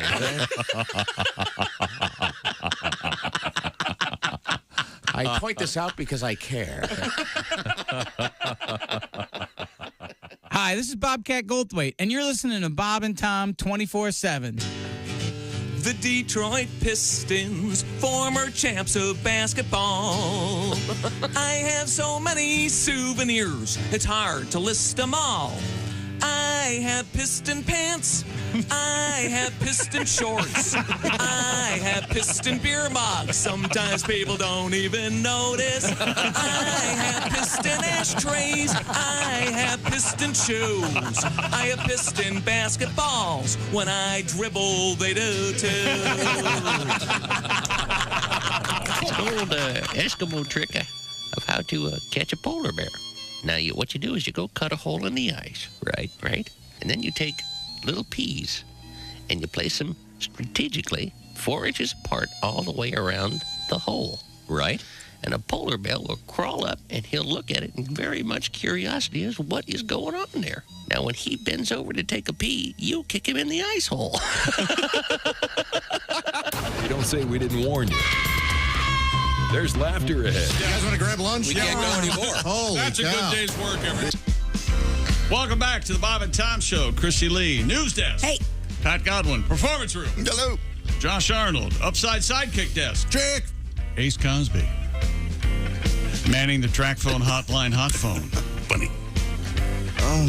There's Willie Griswold. Good morning. Hi, Wilbur. I'm Chick McGee, and here's Tom. Josh, how was your weekend in the Ozarks? Oh, a lot of fun. Did you catch any fish? Nothing scoreable, as they say in the Major League Fishing. But, Scoreable. Yeah, it was great. Caught a walleye. That's always an adventure. Yeah. And how about the ladies? Anything scoreable? Wink, wink. Well, the walleyes can't see you coming, right? No, they're crazy. Yeah. Everything looks like they're looking through a peephole. Oh, it's a good eating. Crazy. I know it wasn't big enough to keep for that. Really? But, yeah. Doesn't matter. Just throw it in the Tom, what'd you do this? We caught, I forget what kind of fish it was in Canada. Pike? Were you pike fishing? Might have been a pike, and we'd chop the fish up at night, the pike, get chunks of fish. You had a big cast iron on the fire filled with lard. And you just toss the fish in there, and you get your skewers and poke it and down the hatch. Oh, man, that's good stuff. And then one beer with each bite was our rule. I see. Really? Very good. Very Thank you for asking. We had a terrific time. Oh, good. Yeah. Family's all good? Yeah, man. Yeah, twin babies. Oh. Yeah. They were loud. How old are they? Probably. 8 months. Oh, yeah. Adorable. It's a ruin a night. The Arnolds have the cutest darn kids. Your nieces and nephews are all just They're fun. so attractive. What happens when you become adults? I don't. Something happens, man. Yeah, we all have seen that. You get that sweet, cute little kid, and you see them as an adult. Isn't that the rule, though? Like, beautiful people have ugly babies? It can be that way, yeah. No hard and fast rule. I think it is. Could you answer that, please? Hello, Bob and Tom Show. Hey, Bob and Tom, it's Donnie Baker. Donnie, how are you, sir? I'm good, but I got a question for you. Yes, sir. Any of you guys in there good with computers or tech savages? I think you mean tech savvy, Donnie. Sure, we know a little bit about the tech stuff, sure. Well, normally I got to use the computer down to the library. But these days, most of Whoopi's homework's on CompuServe, so I saved up, used Christy's check, and last week I got a computer for the house. Nice. Oh, good.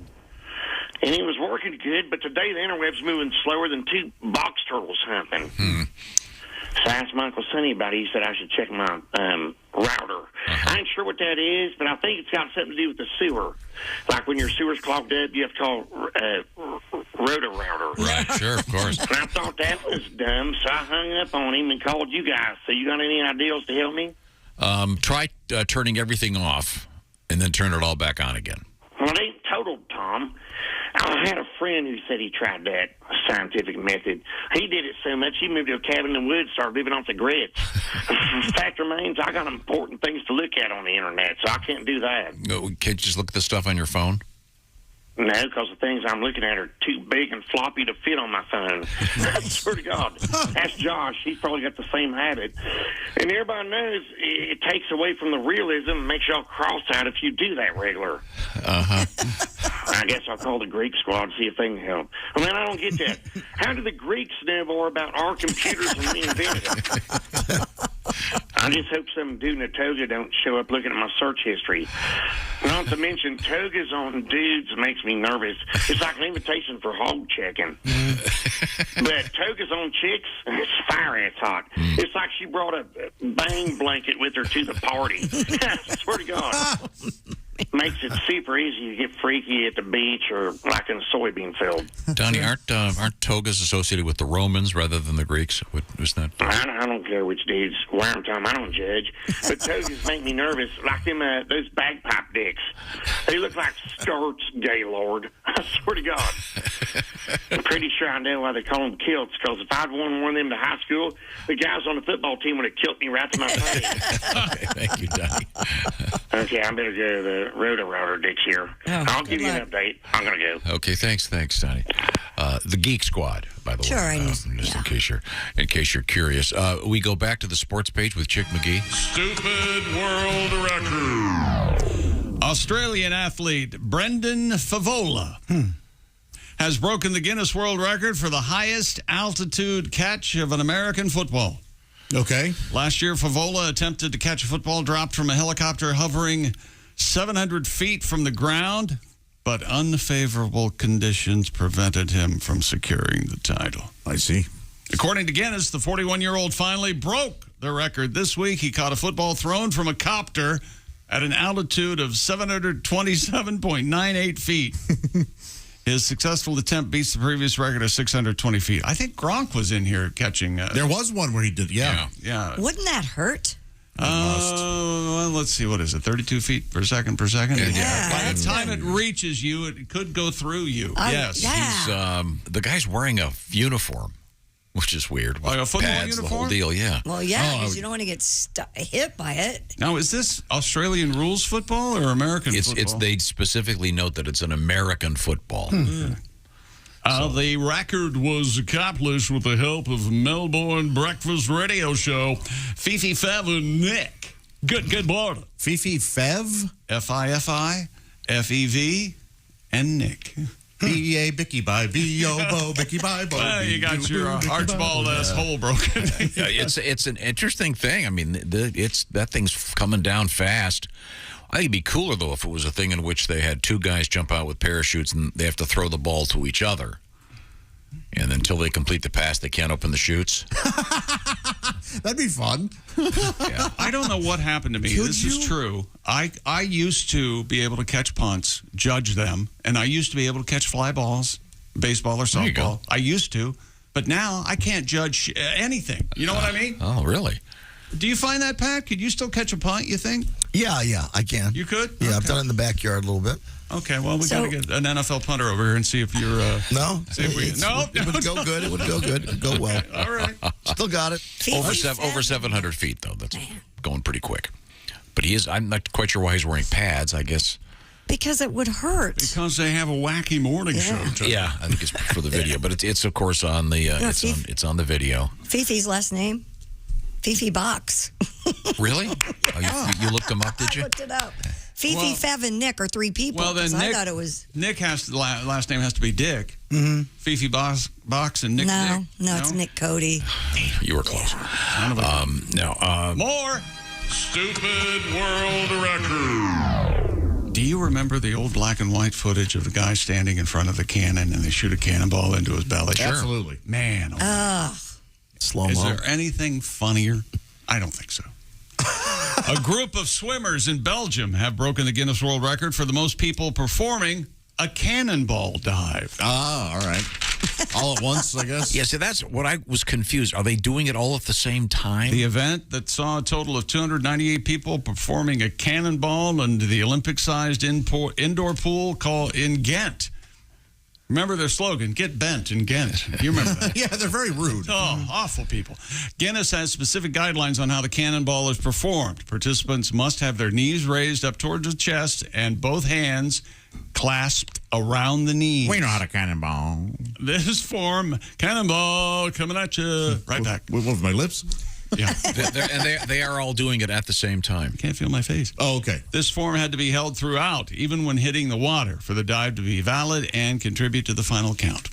298 people at the same time. They must have had cameras and everybody because they disqualified several of the people. Oh, because they really? because they didn't have the proper cannonball form. How many adjudicators would you need to verify 298 people? I don't know. Can't you just look at it after, like record the thing Maybe and then that watch must it? be what it is. Yeah, and then go back and forth. I'm surprised there's any water left in the pool. Didn't everybody go to school with the one guy who could do the can opener thing? Oh, sure.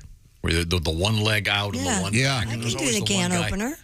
You couldn't do it? Yeah, but I could never get. There was always the guy that could make it splash and hit the lifeguard, and they could aim it.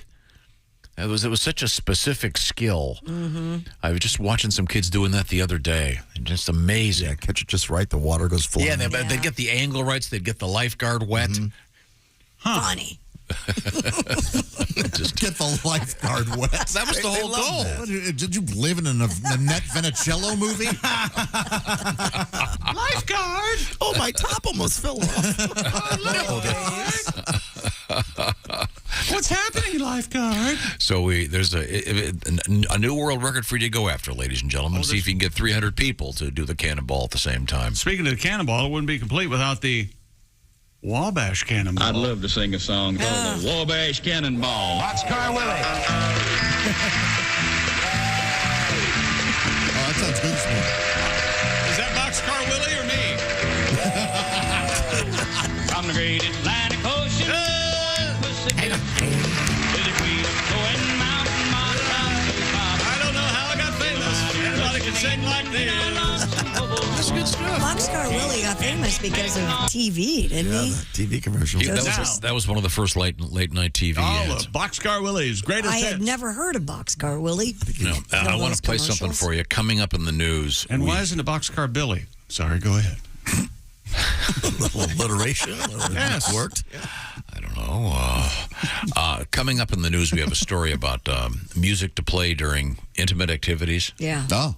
And this is the song that is in question. I don't want to do the story yet. I just want to give you a little preview here. Give this a listen.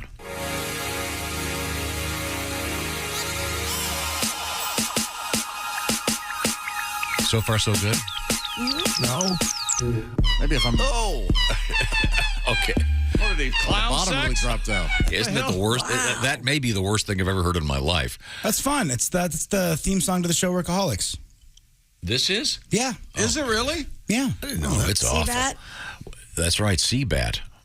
We'll find out if that's the best song for intimate activities coming up. Right now, if we could go back to our other world record, which was the new record. I guess they've tied the record for the most people killed during bull runs in Spain this year.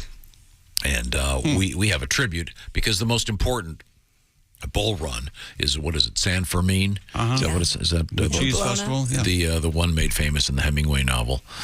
The Sun Also Rises, and again, I didn't realize there was a whole season of bull runs all across Spain. And they once again are having a lot of injury. 380 people seriously injured, and a number dead. But that's where this comes in. At Nike, we know that to get a job done, you need the right shoe. Michael Jordan doesn't step on the court without his Nike Air Jordans. And Jose Impalero doesn't step into the streets of Pamplona without his Air Toro. Air Toro. Once you strap on these bright red steer hide zapatas, you'll be ready to run for your life. Yes, hello, this is Jose Impalero. You know, when I put on my Air Toros, I feel like I can... Oh, mi Dios. No, Toro, Toro. Help me, somebody. Air Toros. People would walk over you to get this shoe. Air Toros. Hemingway may have worn khakis, but he never got to wear Air Toros. Plenty of other famous people love their Air Toros. People like Gore Vidal, Bruce Hornsby, Red Skelton, and the Chicago Bulls. So, hoof it on over to your favorite shoe store, Air Toros. No, Toro, Toro. Air Toros. Just do it. If you're going to be running with the Bulls, you got to have the right footwear on, especially to run on those cobblestones, so you don't fall over. I want to remind you that our good friend Tim Cavanaugh, bouncing back and getting back in the swing of things, comedian Tim Cavanaugh is going to be at the Thrasher Opera House in Green Lake, Wisconsin. That does seem kind of like the two opposites meeting there, don't you think? Mm-hmm. Opera on the one hand, Thrasher on the other. Yeah. Maybe the Thrasher sounds like a professional wrestler who loves great opera. I'll tell you what, Cosi Van Tutti Frutti. I got your Tosca. The Thrasher Opera House, Green Lake, Wisconsin. Willie, you were just in Wisconsin. Your thoughts? I love it up there. It's great. Spotted cow, cheese curds. My goodness. Yeah, we got some big drinking news. Funny enough, coming out of Wisconsin later. But right now, little Timmy Cavanaugh. This is kind of a sing along. It's a real short song, but it's about the world of merch. And when you go to any game these days, a lot of merchandise. Sure. They've got pretty much everything. You go to see Willie doing his stand-up comedy. Willie's got merch. What have you got over there, Willie? I saw the Willie Griswold not for weed lighters. You can use them for arson, cigarettes. I used them for a candle over the weekend. Exactly, just not for weed. So you got your rolling papers. You just slip arson right in there, don't you? You think I didn't hear it? No. But this is about the great basketball team, the Detroit Pistons, and some of the merch that they have. This is Mr. Tim Cavanaugh. The Detroit Pistons, former champs of basketball. I have so many souvenirs, it's hard to list them all. I have piston pants, I have piston shorts, I have piston beer mugs, sometimes people don't even notice. I have piston ashtrays, I have piston shoes, I have piston basketballs, when I dribble they do too. Tim Cavanaugh, the classic Detroit Pistons song. This Saturday, the Thrasher Opera House in Green Lake will feature Tim Cavanaugh along with Brian Hicks. Cool. Well, that'll be fun. Brian Hicks and I know hot that legs. I know that Pat Godwin and Jeff Oskey had a huge gig at Pat Coslett's shop in Evansville. Boy, was that fun. Great things about that. And you guys are going back there. Yeah, in February. Yeah, but really? in the meantime, speaking of Wisconsin, Pat Godwin, Saturday, October 15th at Ho Chunk Casino in the Wisconsin Dells. That'll be great. And then you're also going to be doing something at Lebowski's Rockin' Bowl in Washington, Iowa on November 26th. You got a lot of cool stuff. I'll be with you at Ho Chunk, Patty. Yeah. Really? Oh, cool. In the meantime, can you give me the sports teaser over there? I wrapped it up, buddy. Oh, okay. We're all finished, all done, all through. Christy, can you give me the teaser? Sure. If you smoke pot and you're tired of the stoner moniker, I have some good news for you. Cool. Yeah, you may not be as laid back and boring as you think. Wait a minute. I don't know. I'm pretty boring. And this is one of my favorite stories out of Madison, Wisconsin. They raided a bar, and only 6 people were of legal drinking age. Wow. And there were more than 100 people in there. Way more. Man. Well, you know. Oh, and today is Read a Book Day. Okay. So if you'd like to, read a book. Prince dead. Will do. What? I'm reading a great book right now. What are you reading? What are you listening It's called to? The Boys. It's about... Answer the question. Are you reading it or listening? I'm having it read to me by the author. Like a child. He kisses you on the forehead and puts you It's about... like a child. I was going to say it's about Opie Taylor. It's about Ron Howard and his brothers. And Ron's brother's been in here a couple times. Clint Howard. Who was, what's his name? Clint. Okay. They're both really bright. They come from this really great family. It's just a wonderful, fun book. I'm really enjoying it, and a lot of cool inside stuff about the Andy Griffith Show. Okay. Yeah. Who, did they write it? Yeah, and Did they it's, co-write yeah, it? Aunt B like the Smokes. Oh, no kidding. And she was actually a classically trained actress. It's some just great stuff. Barney and Andy, great people. Just fun. If you're an Andy Griffith Show fan, you got to read the book. It's called The Boys. When we come back, we have underage drinking. We also have cocaine in the wheelchair, and an update on that wolf that's on the loose. I think they caught him. This is the Bob and Tom Show. Thanks for listening to the Bob and Tom Show this morning. Catch any part of the show you missed later today on our YouTube channel.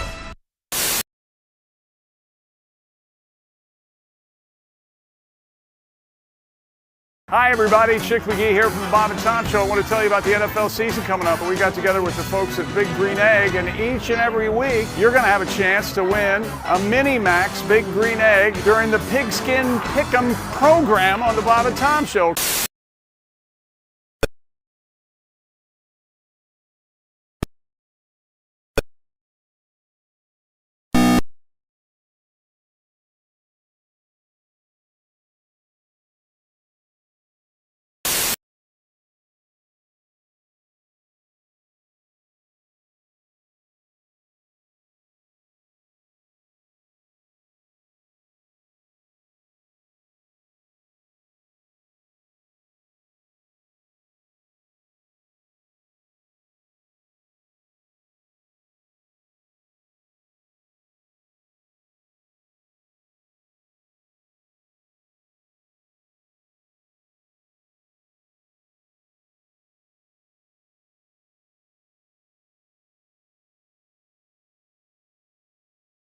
I hope this works. You know, Judy tried it with Ted, and she said he's become insatiable. Boy, will Snookums be in for a treat, because her hubby is chomping on the new cereal for men who are sexually dysfunctional. It's Nuttin' Raisin, honey. This sure is tasty. Honey, I'll be right up. Nuttin' Raisin Honey, the cereal that gets you up in the morning, or any time for that matter. Nuttin' Raisin Honey. Eat them from the bowl or right out of the box.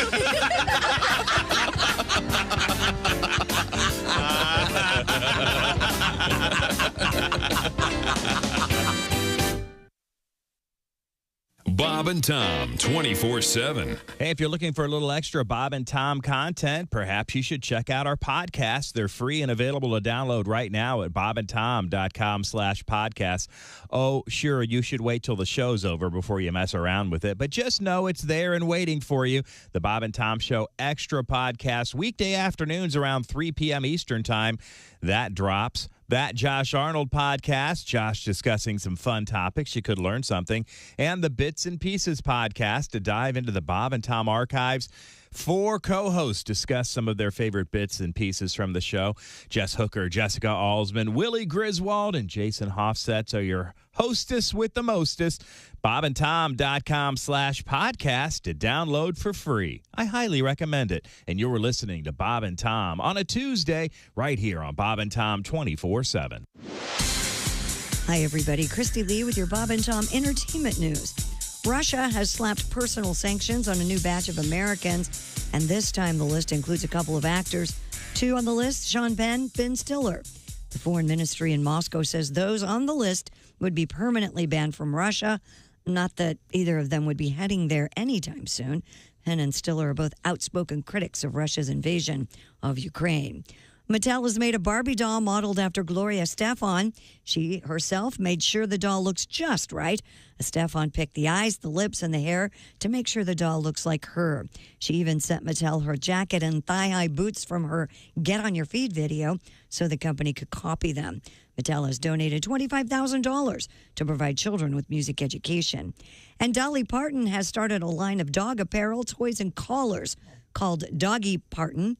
Yep, you can go with the whole Dolly look for your pup with a pink dress and a blonde wig, or go for the pink cowgirl hat trimmed with white faux fur. The collection also includes gingham dresses and collared shirts, chew toys shaped like guitars and records, and even a microphone tuggy toy. Proceeds will benefit Willoughby Farms and Animal Rescue Group. You can find out more details at doggyparton.com. And that's your entertainment news. I'm Christy Lee. More of the Bob and Tom Show coming up. Think you know your pro football and want to put your knowledge to the test? Then play Pigskin Pick'em every week at bobandtom.com. This is your chance to win a Mini Max Big Green Egg. Just pick the winners of this week's pro football games and you could win a Mini Max Big Green Egg. Head to bobandtom.com/contest and play Pigskin Pick'em. And don't miss the Chick McGee Shoe-In of the Week, Thursdays on the Bob and Tom Show.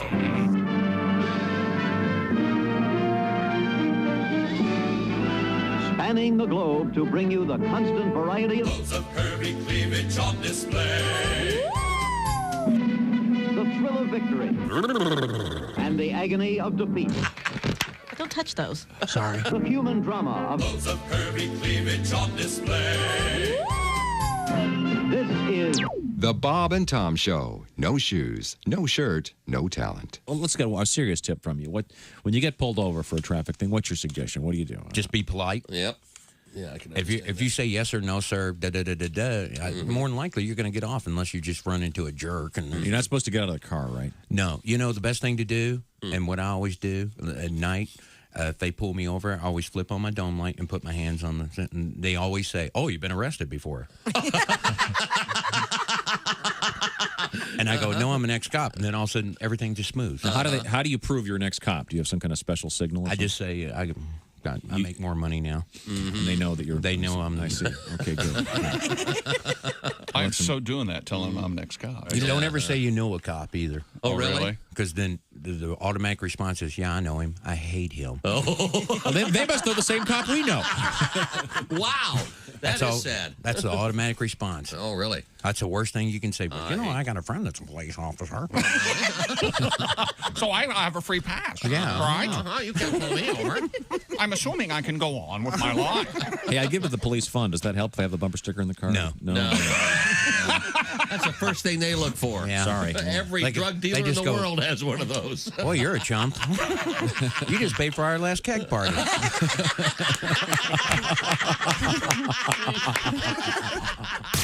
You're listening to Bob and Tom 24/7.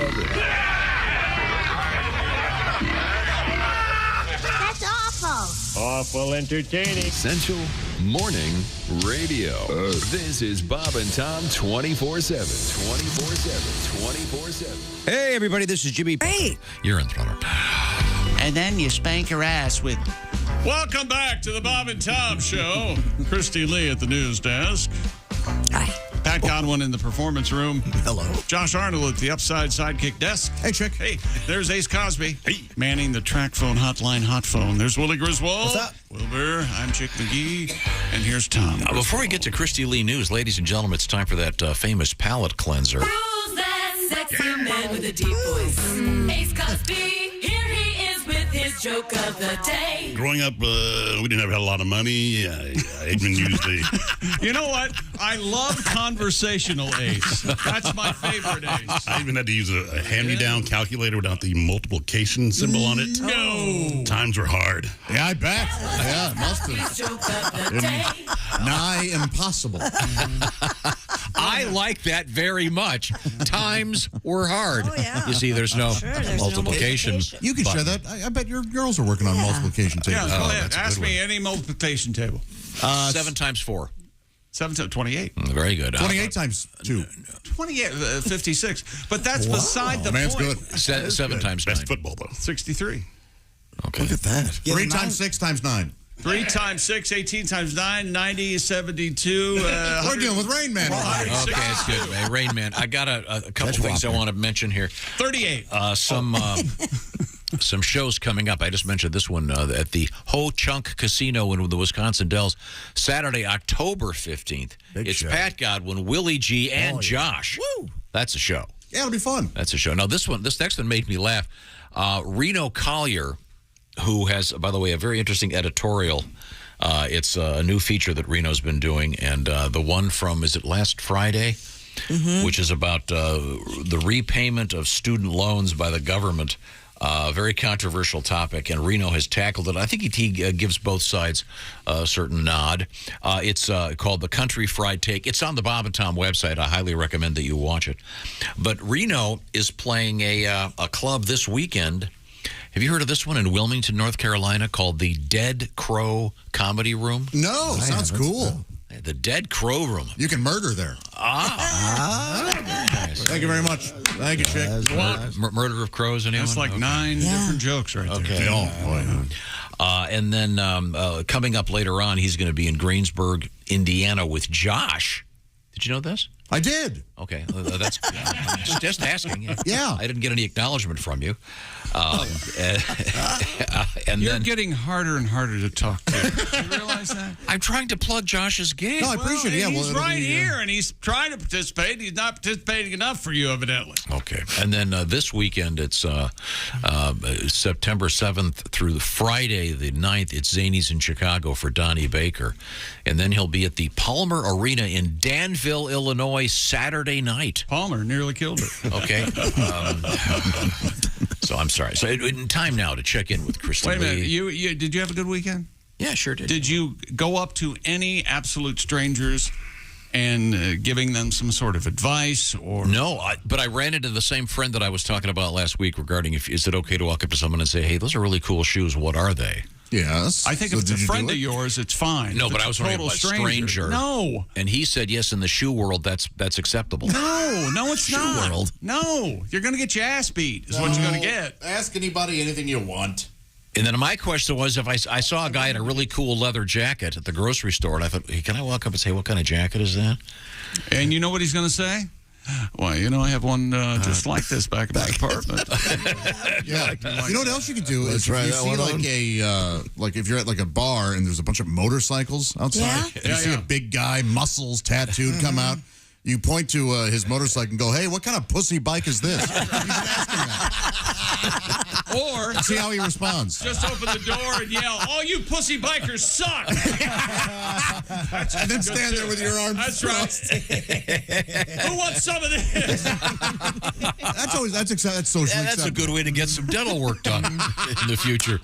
No, to answer your question, no, I didn't give any unsolicited You're just so non-me. I just can't imagine going up to shoe someone. guy, because we all know who you're talking about. First of all, he's in town. Secondly, he will go up to strangers and ask about. Oh, no, this is a different guy.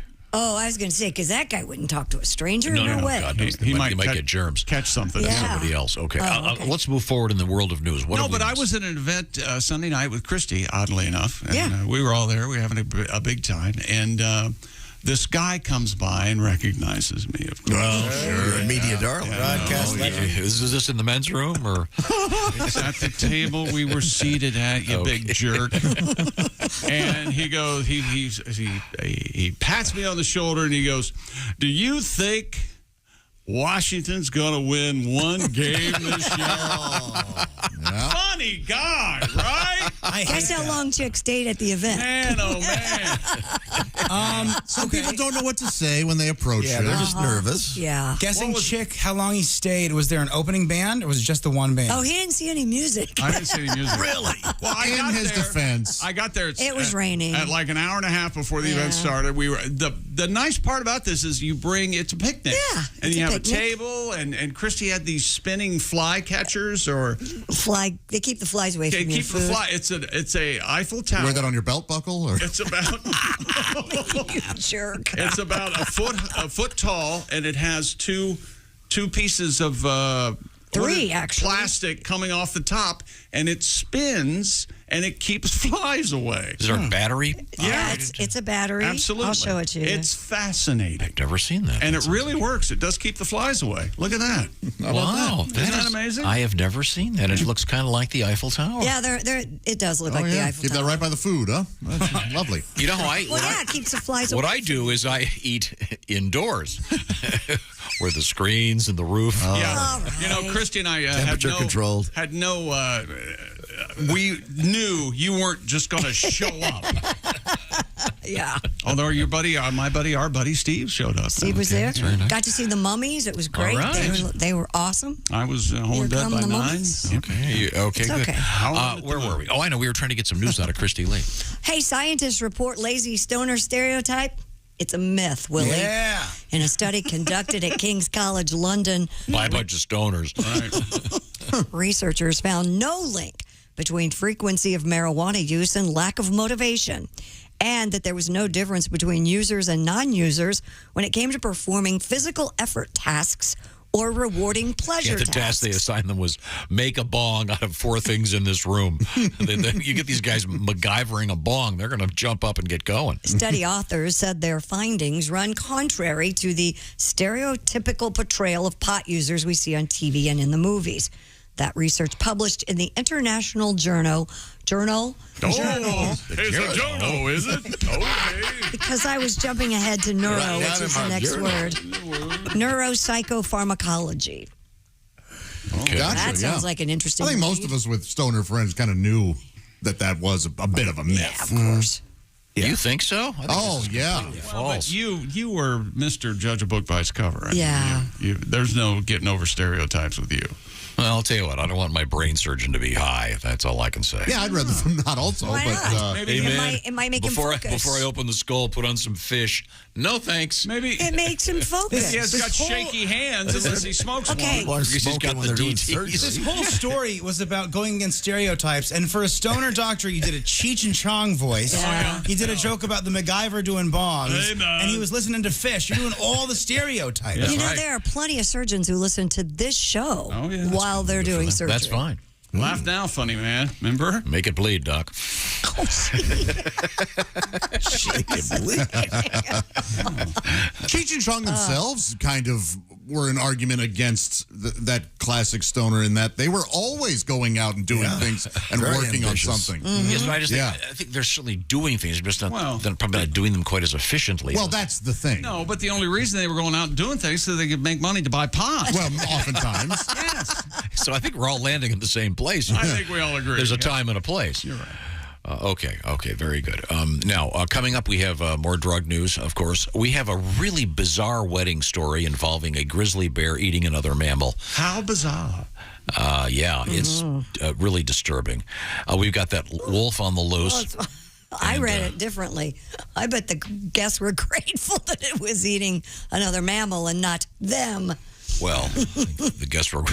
Hey, this is an exciting wedding. We've got a Fill up on that grizzly marmot. bear right there. Yeah. We've also got a guy that was saved floating in a freezer for 11 days in the ocean. Wow. And gunshots at the Minnesota State Fair. Yikes. That doesn't, sounds awful. Yeah, it is. We'll find out why when we come back. This is the Bob and Tom Show. Think you know your pro football? Then play Pigskin Pick'em every week at bobandtom.com/contest. It's your chance to win a Minimax Big Green Egg.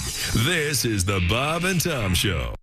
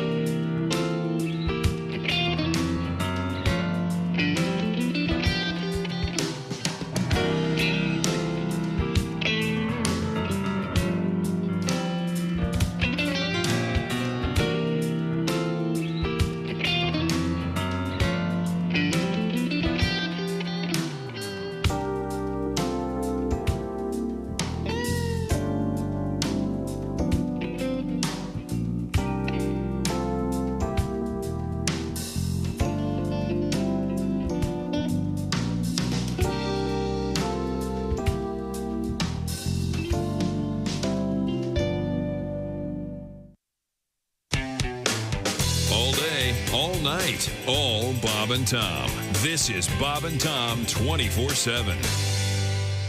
Thanks for listening to the Bob and Tom Show this morning. My name is Mark Allison. You can see the Bob and Tom Show on our YouTube channel anytime, even right now. Just go to YouTube and search the Bob and Tom Show, and next thing you know, boom, you're in the studio with us. That's right. We've got 7 to 9 cameras. We switch around as the fun and frivolity happens. You can see the jokes coming, see the reactions of people laughing.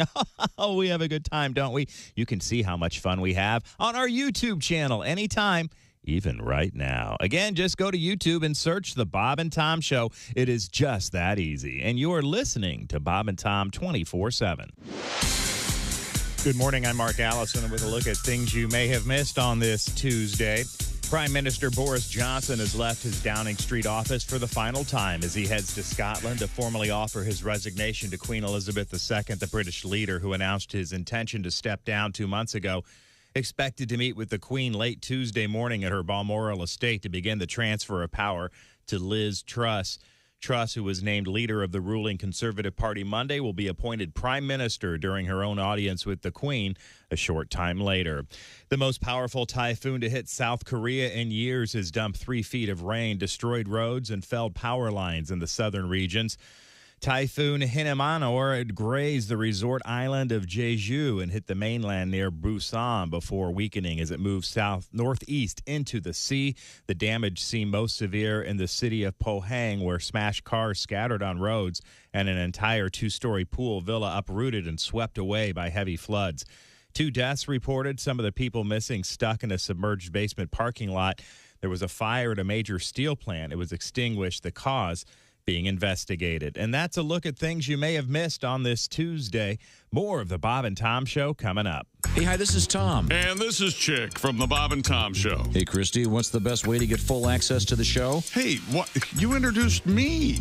That would be to become a Bob and Tom VIP. Very good. Now, Josh, what's a feature of Bob and Tom VIP? Wait a minute. Well, the live 5-camera video stream of the show, plus a podcast of the show and comedy from the Bob and Tom archives. Excellent. Chick, what do you have to say for yourself? Become a Bob and Tom VIP now. Just go to bobandtom.com/VIP. See, that was worth the wait, wasn't it?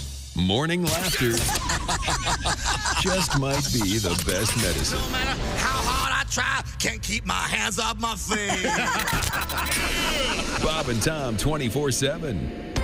Time now for great moments in NFL history. The year 1976. The place, Miami, Florida. It was Super Bowl 10, and America was celebrating her bicentennial. The national anthem that year was performed by famous blind entertainer Tom Sullivan. Let's listen to this rare recording of his pre-game performance. Oh, say, can you see? Mr. Sullivan. What? You're not on the microphone. Take 3 steps forward. Oh, okay. It's just... Oh. By the dawn's early light.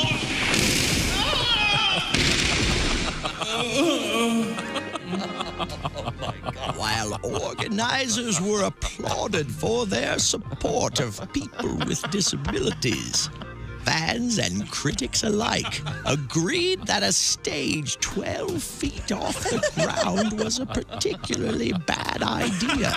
A little help now. This has been great moments in NFL history. Bob and Tom 24/7. So, Mark, you're a single guy. Yeah, I tell you, though, it's tough because I got these neighbors behind me. Really? My neighbor, Gail, very... Gail? Gail is a woman who just moved. Her bedroom wall is right behind mine, and she has a new boyfriend. Mm-hmm. And I found this out. His name is...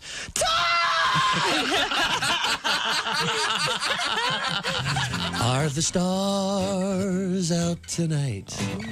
I don't care if it's cloudy or bright, 'cause I'm blind. Jeez. Hi, this is Augie Smith. Hey. Hey. Welcome back to the Bob and Tom Show. Christy Lee at the news desk. Hello. There's Pat Godwin. Hi. He's in the performance room. There's Josh Arnold. Chick. He's at the Upside Sidekick desk. There's Ace Cosby. Hey. He's manning the track phone hotline, Hot Phone. There's Willie Griswold. Yo. Yo, yo, yo. And I'm Chick McGee, and here's Tom. Thank you very much. We were talking about some of these live shows coming up. I know that Mr. Oskey and Mr. Godwin killed it in Evansville over the weekend and played an unusual venue. And you guys are going back there. I've heard great things about it. It's Pat Coslett's furniture store. Yeah, it's just amazing. They turn it into this great killer comedy. Did you take venue. home a couch? It's coming, yeah. It's part of the thing, yeah. Wow. Mm-hmm. You're coming in a couch? week. What's going on? Well, hopefully. So you get the couch there. That couch could talk. It's a beautiful couch. Well, I can't be outside. I'd rather be on the couch. Speaking of, I just love this place. Reno is playing the Dead Crow Comedy Room in Wilmington, North Carolina. Look that up. That's cool. The Dead Crow. That's this Friday and Saturday. We got Reno's editorial about paying back other people's college loans with your tax dollars. See how you feel about it. Check that out at bobandtom.com. And we want to check in right now with Christy Lee at the Bob and Tom News Desk. Last week, I believe we had a guy rescued on a cooler out in sea. Do you remember that? That was in Boston Harbor. A man, That's right. father and son were they were on a fishing vessel and they were they found on a cooler because their boat sank. Clinging to a cooler. Well, today we have a Brazilian man who outdid that. He survived 11 days in the ocean by taking refuge in a freezer. That must have been cold. Yeah, right? Josh, I'm guessing when the boat sank. That's what I'm guessing the freezer unplugged. I'm not sure. CNN reports that Mr. Romualdo Rodriguez, who, by the way, can't swim, was out on a fishing hold trip. on, what'd you say? He can't swim. I'm not a very strong swimmer. He's a fisherman? He was on a fishing trip when his boat sank off the coast of northern Brazil. Unable to swim, he was able to jump inside the floating freezer. Rodriguez survived without food or water in the freezer, which he said was surrounded by sharks at one time. Oh, horrifying. Well, I assume the freezer was probably full of the fish he'd been catching. It says without food or water. He may have emptied it. Maybe there was no food. Maybe he hadn't caught any fish yet. So this guy can't swim and he's a lousy fisherman. He was discovered by a group of fishermen 11 days off the coast of Suriname. According to Record TV, Rodriguez was treated at a local hospital before he was returned to Brazil. Wow. Okay. You would hell of a story. 11 days at sea. Long time. So the sharks swimming around you. Mm-hmm. You would have had like fish sticks, right, though, from the freezer, I would think, no? They'd be very appetizing. Well, I haven't had fish sticks forever. I loved fish Those sticks. are really good. Really tartar sauce. You really like the fish sticks? Yeah. Mrs. Paul's. They're not bad. Mrs. Paul's. And the fried clams. Yeah. I don't think. No, if they'd had one of these freezers in the Titanic, would Rose still have pushed Jack off the freezer? Would Rose Jack off? Pushed what? Jack off the freezer. Wait a minute. No, that's going to be hard. There's plenty of room on that door. Yeah, I know. Didn't they actually do that on Mythbusters? I think so, yeah. They proved that there was plenty of room on the door. Yeah. Okay. It looks like it in the movie. He could Yeah, it does. I'm reading this rest of this story. This guy was detained when he... Well... No, but I guess he probably didn't have his passport since he was, floating at sea for 11 days. Of course not. That'd be pretty funny. You've been rescued. They bring you back to life, and then you wake up and there's a bunch of cops there wondering where your papers are. That's right. You just float over here. A drug-sniffing dog led Italian authorities to nearly 30 pounds of cocaine. Isn't it sad when you hear about these dogs? that sniff Hidden drugs? Man, oh man. Hidden inside a wheelchair.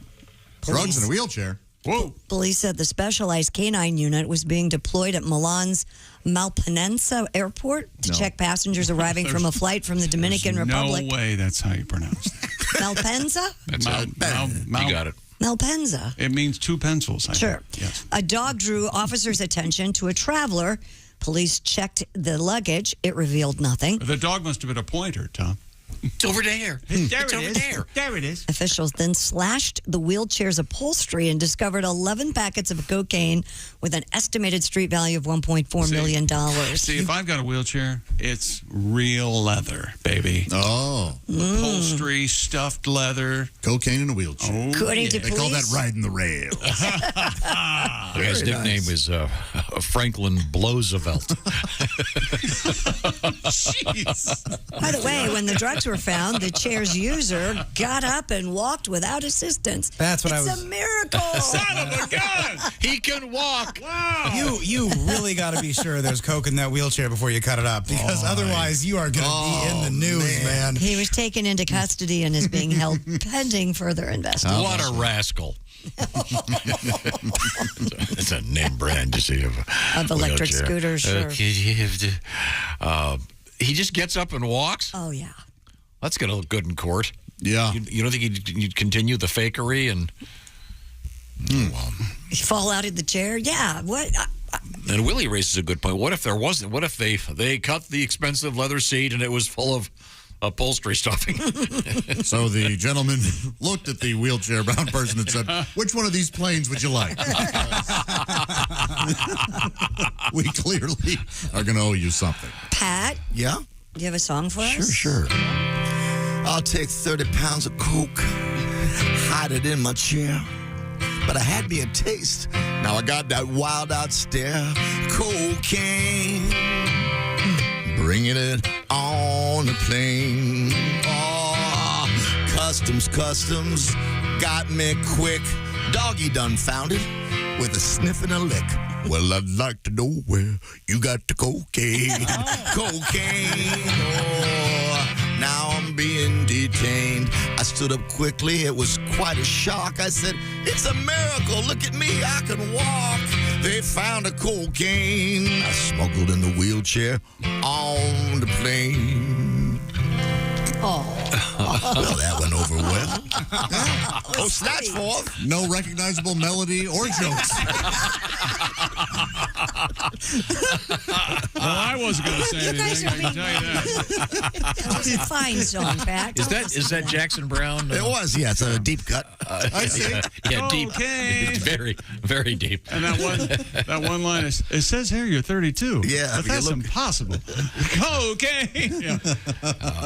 That's the live album. That's great stuff. Extra. What? Bulletin, here we go. Liam Plunkett is borrowing a phrase from his adopted homeland of America. Go big or go home. That's right. That's how they do stuff in America. The competition Plunkett is referring to is Major League Cricket, which is coming to America, Tom.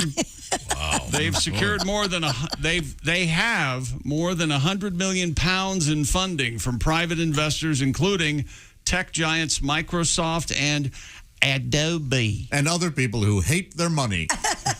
The Indian Premier League, of course, cricket huge in India. The team Kolkata Knight Riders have already acquired one of 6 franchises, which will be based.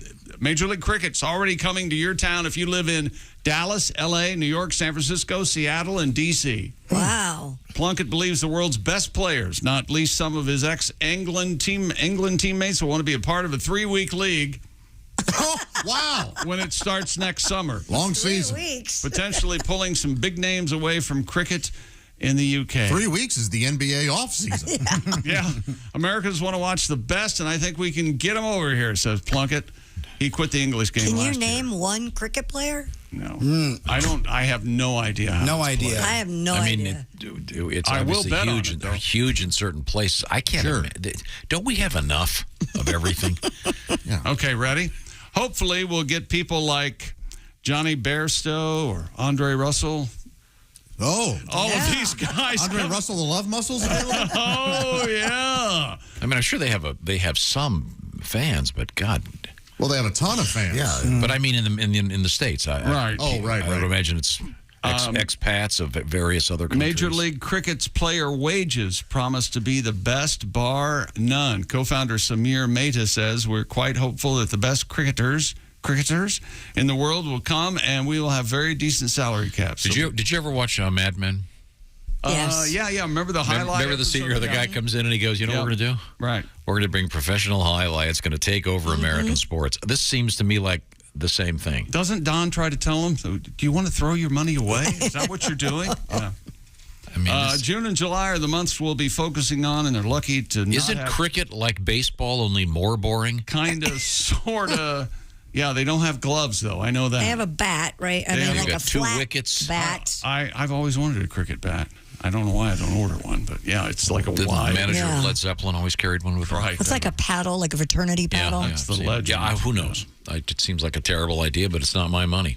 In previous attempt by cricket to conquer America, you remember back in 2015, Shane Warne and Sachin Tendulkar. Oh, you forgot the now destitute.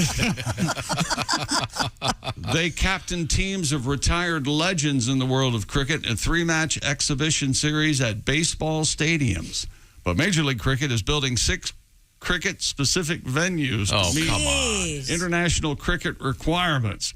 The first one will open in Grand Prairie, Dallas County next year and be the main venue in Major League Cricket's inaugural season with a permanent capacity of 9,000, increased to 12,000 with temporary seating. So there you go. The objective for all 6 franchises to have a home venue by 2025. I would not put my money on this. I but who knows? Yeah, I can't imagine. Well, you've always there's just too much stuff out there already. I've got let's see, I've got like $4. You want to buy the TV rights? Got one word for you. Cricket. Highlight. Yeah. And I love highlight, don't get me wrong. Do they still play highlight? Sure, the in highlight Florida? fronton, you get to bet on it. It's really fun, Okay. but it's not going to take Real over. dangerous, too. Oh, yeah. The cesta is the thing you catch it in? Yeah. I've always heard that the highlight ball, when it comes out of that thing, is the fastest moving sports. Isn't that other than a badminton shuttlecock? Like 200. Oh, that is real fast Right. for like a split second, right? Yeah. Yeah. Boy, the shuttlecock sounds like something the Kennedys would take. Maryland's on the shuttlecock, Bobby. Right now, I want to remind you that we've got a mission here. And once again, what's our mission statement, Josh? NAPA's got a real mission. They're on a mission to help keeping you in motion. For almost a century, NAPA's been known for having quality parts, like 500,000 of them. And expert knowledge, the knowledge that you drivers need, and they've got it behind the desk there. NAPA helps drivers like you hit the road with confidence with America's largest network of parts and auto care spots. For example, let's see, there are almost 6,000 NAPA auto parts stores, over 17,000 Napa Auto Care Centers, meaning that you're never far from the quality products or trusted service that you and your ride depend on. So take that car, take that truck to your favorite Napa Auto Care Center. Visit at Napa Online, by the way, NapaOnline.com to find the Napa location nearest you. That's NapaOnline.com. Tell them the Bob and Tom Show sent you. Those folks behind the counter have what we like to call Napa know-how. Coming up. What would you pay for a top-of-the-line cricket bat? Okay. Coming up, what would you listen to in the sack? And we have Costaki Economopoulos with our NFL season kickoff update. This is the Bob and Tom Show. Hello.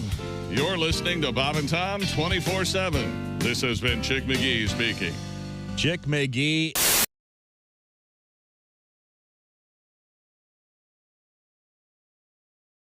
Hey, it's Josh, and of course... Hi, Chick McGee, everybody. Your chance to win a Mini Max Big Green Egg for Bob and Tom at Big Green Egg.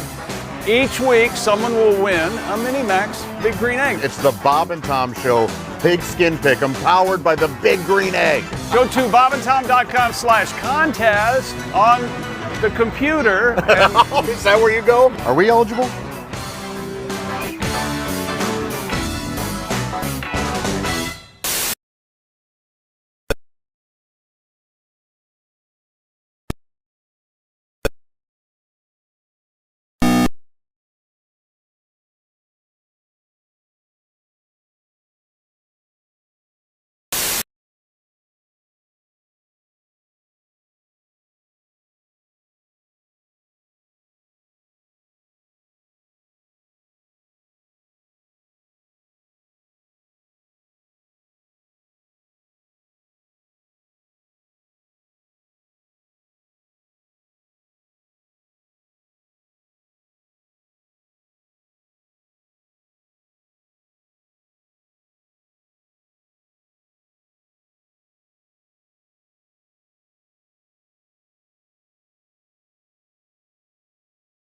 Instagram with a big fine after an investigation found the social media platform mishandled teenagers' personal information in violation of strict European Union privacy policies.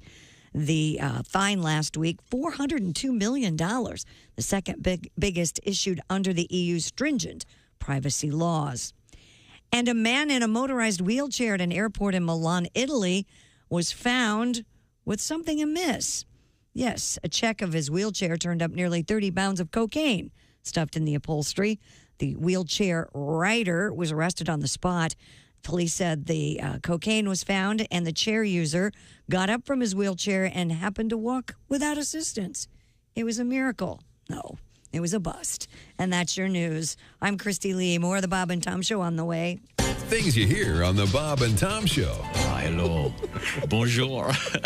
The perfect gift has arrived for this single man.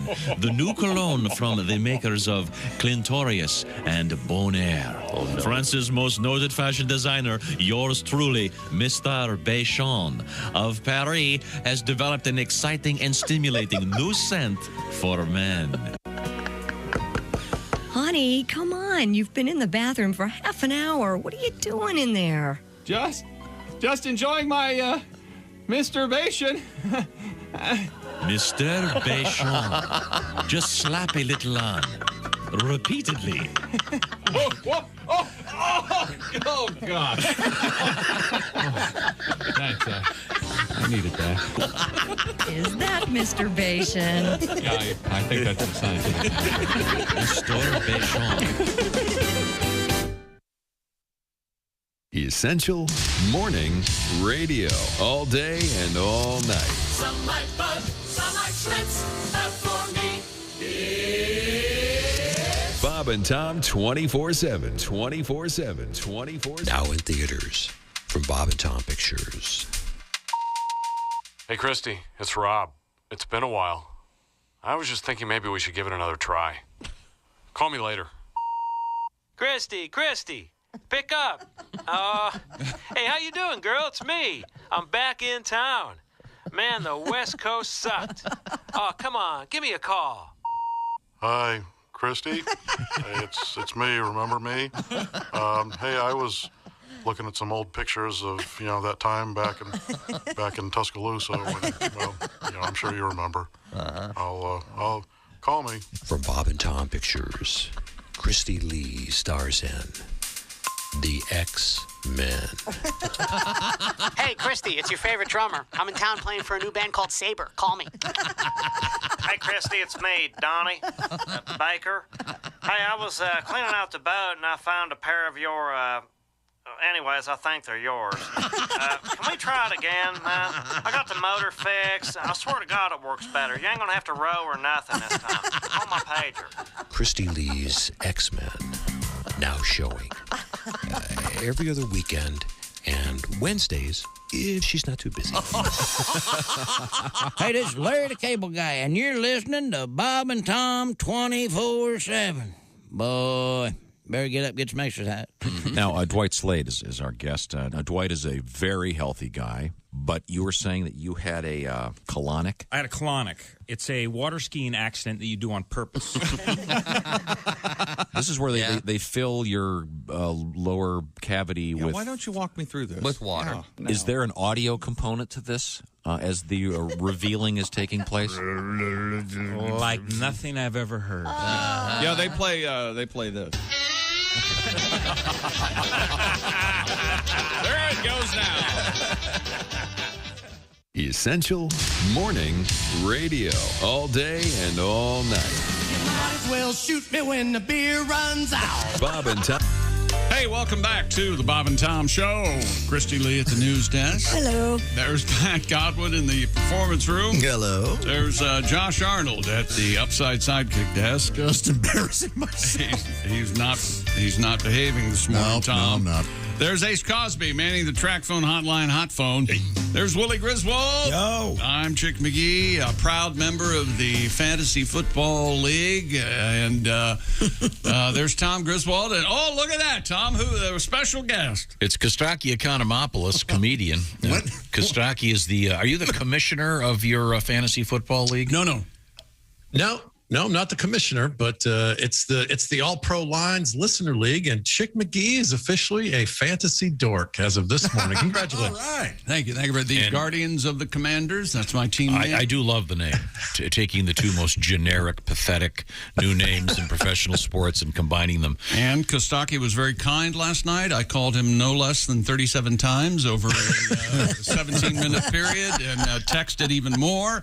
But boy, that interface that ESPN has to join your fantasy, it's just so easy and wonderful. It keeps you up to date, and it was a fun, but perfect. It's nothing like what I expected. Costaki, I had fun. It was Costaki, that's great. I'm happy to hear that. You have a couple of different things going on in the world of the NFL. We have something very special.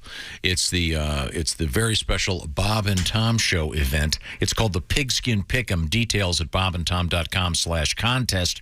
Every week you could win a Big Green Egg Mini Max based on your picks. You don't even have to go up against the spread. Nope. And each week the winner will go up against Chick McGee in the fabulous show we know as the Shoe-In of the Week. Step into the octagon. Step up. Think you got it? Okay, now we have to get a contestant for the first week. Perhaps Costaki may want to weigh in on this. I'm not sure. I don't think there's it's early on. Now, Costaki, you also have something called All Pro Lines. Do you want to explain that to me? Yeah, All Pro Lines is just a comedy brand, football comedy brand. Come join us at All Pro Lines on all the social media platforms. And we also have a Pick'em League. It's a confidence pool. It's a totally different construct. And we partnered with the V Foundation. Cancer touches all of us. My brother's a cancer survivor. You can argue it's life's biggest challenge, humanity's biggest challenge. And they're great. You guys know them, from ESPN, Jimmy Valvano.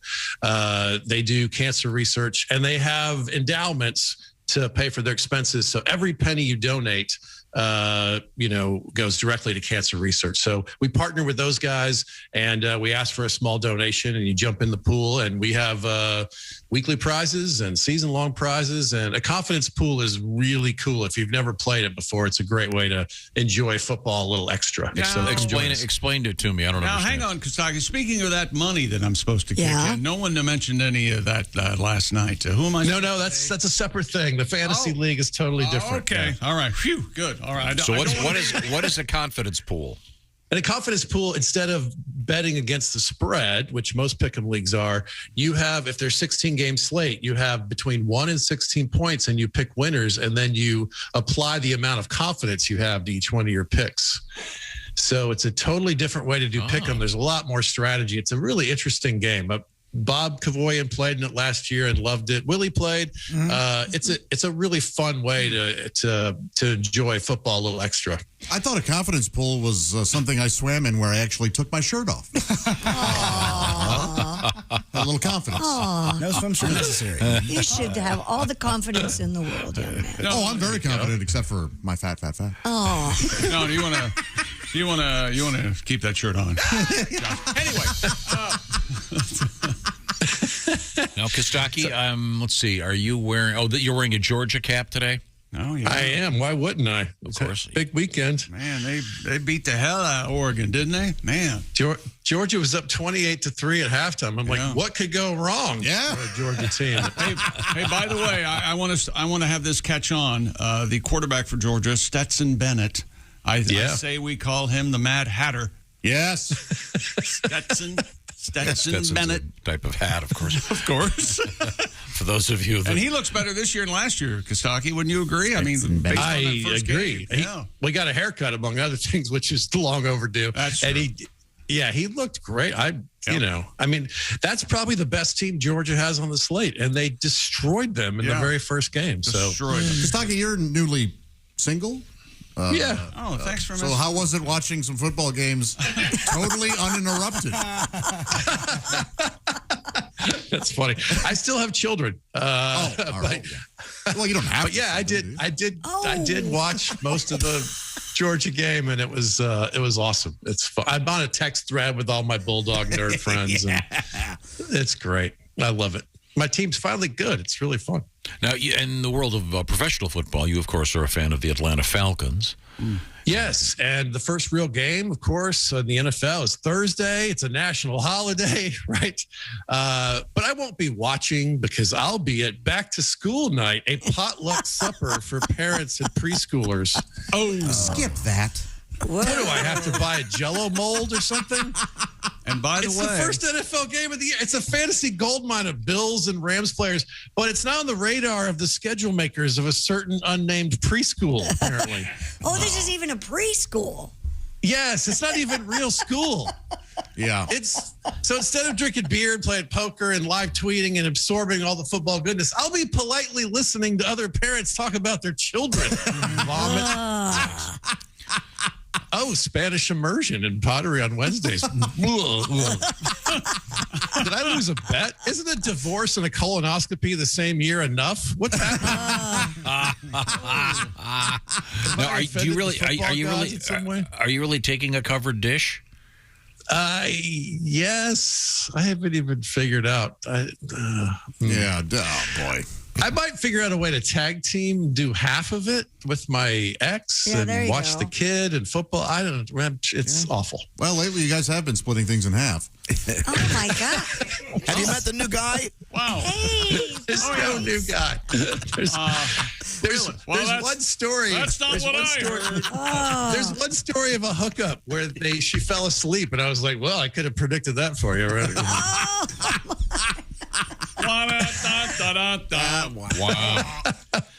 Wait, let me get this straight. There was dinner and drinking and no sex? I think I understand.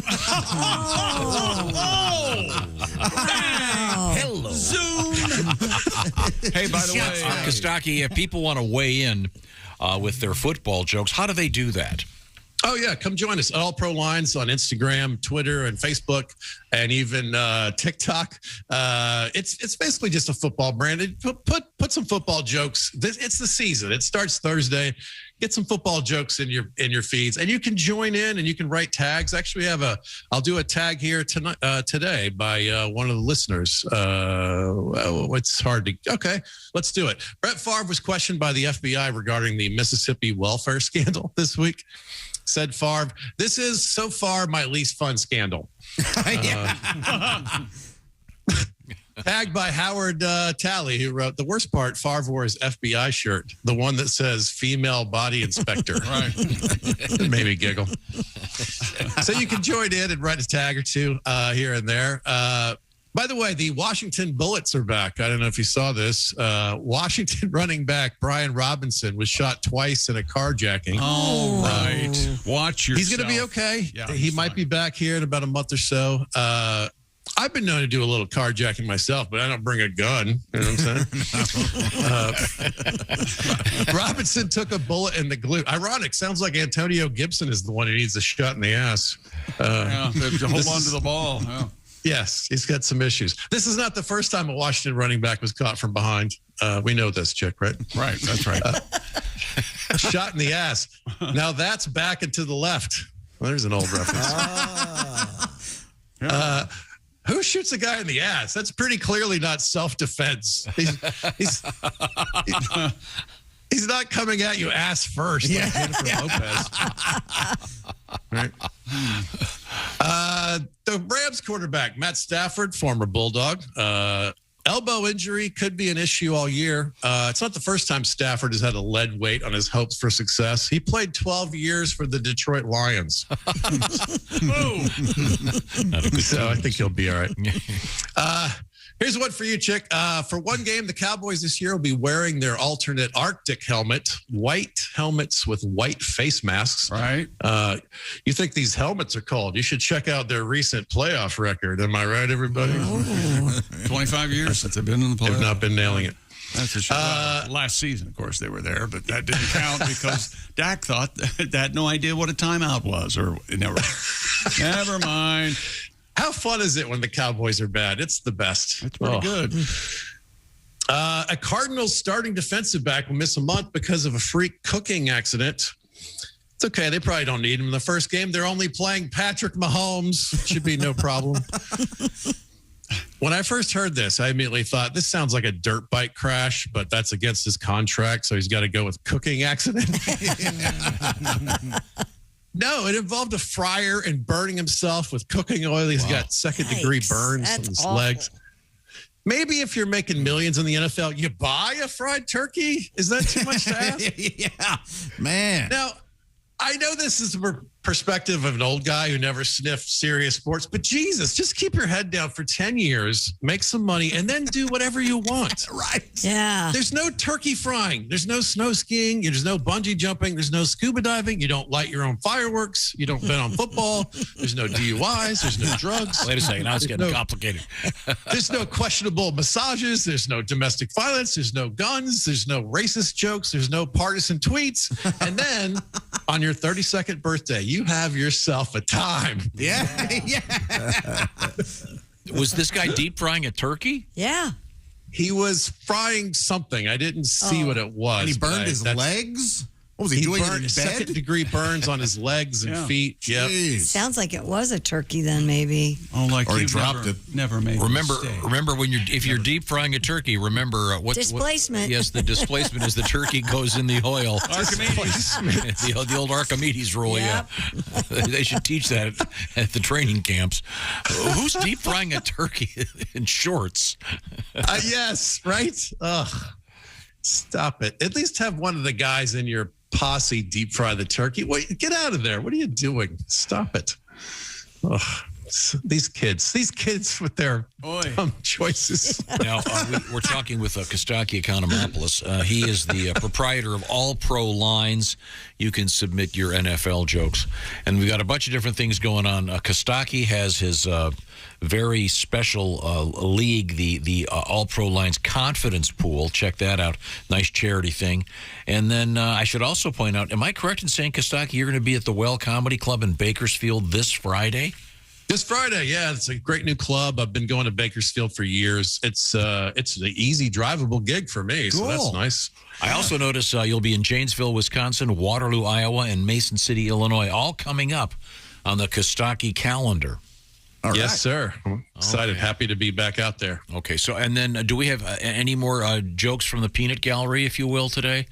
Any other Not today. Okay. We can get out on a quick Gruden joke here if you want. Sure. John Gruden admitted that his emails were shameful this week. There was plenty of accountability left to be taken by Gruden since Deshaun Watson hasn't taken any yet. You see, There's plenty out there. There was a lot out there to be taken. Deshaun Watson. I see. Didn't take any. You can tag that joke if you like. You can rewrite it, maybe. Fix a joke. Resuscitate it. Whatever the term might be. Oh, that's good. HEPA joke. Yeah. I need some HEP. At All Pro Lines on your favorite social media network. And once again, Costaki, some great stand-up at the Well Comedy Club this Friday in Bakersfield. Yeah, thanks, guys. Always good to talk to you. Welcome to fantasy football, Chick McGee. You'll be tortured every day forever. Thank you, darling. I appreciate it. See you, man. Bye. See you guys. And once again, we've got our Pigskin Pick'em up and running. So make your picks before Thursday, before the kickoff Thursday evening. Once the game starts, it's too late. Then what are you going to do? And you don't have to go against the spread. You're going to be sad. Right. Very, very sad. And there's all kinds of tiebreakers. It's all explained at bobandtom.com/contest. Right now, I want to ask you this. What? Would this show sound better if you were listening on Raycon earbuds? I think it would. Chick McGee brought the Raycon earbuds to my attention. I sure did. I don't know where you people be without me and my Raycons. I told you about it. I don't want to find out. And then I got you a deal, but we'll get to that in a minute. Raycon's everyday earbuds feel and sound better than ever with 3 sound profiles to match whatever you're listening to. Noise isolation, awareness mode. You can choose to be immersed, or maybe you have to pay attention to your surroundings a little bit. And you can listen while you travel or during a workout. Optimized gel tips from Raycon fit every ear ever made, and they're comfortable enough for all-day wear. And remember, they do not budge. And Raycon, you also get 8 hours of playtime, 32 hours of battery life, and you get all that for around half the price of other premium audio brands. It's no wonder Raycon's everyday earbuds have over 49,000 5-star reviews. Now, go to buyraycon.com/Tom And here's the deal. 15% off your Raycon order. You heard me. That's buyraycon.com/Tom. 15% off your Raycons. That's buyraycon.com/Tom. Thank you very much. Hey, this just in. Did you know that the average cricket game is 7 hours and 30 minutes? Is that a problem? And sometimes it can go into multiple days, according to my source, who's very reputable. Bring your camping gear. They're going to try an American Cricket League. Okay. That's amazing. Why don't they 7 just hours. give me the $100 million? As Josh put it, do you hate your money? Okay, we'll find out more about that. Also, coming up, there's a grizzly bear at the wedding, and he wasn't even invited. This is the Bob and Tom Show. More Bob and Tom next. Got a comment? Our email is bobandtom@bobandtom.com.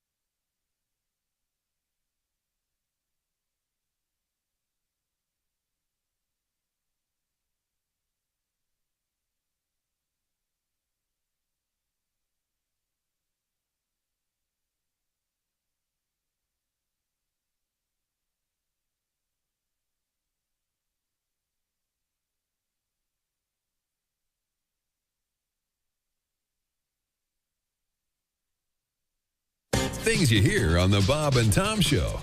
The Law Minute with ex-attorney Jack Thomas. You know, I got a lot of mail here at the ex-law office. Well, this comes from young Davey Radonovich. He asks, what is the difference between slander and libel?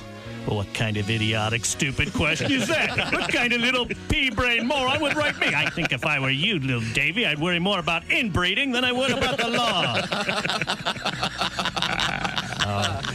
Davey, that was slander. If I would have written it down, it would have been libel. This has been the Law Minute with ex-attorney Jack Thomas. Remember, ladies and gentlemen, the law is your friend. It's the lawyers you have to watch out for. And remember this, the preceding has been a joke, not legal advice. Learn to know the difference.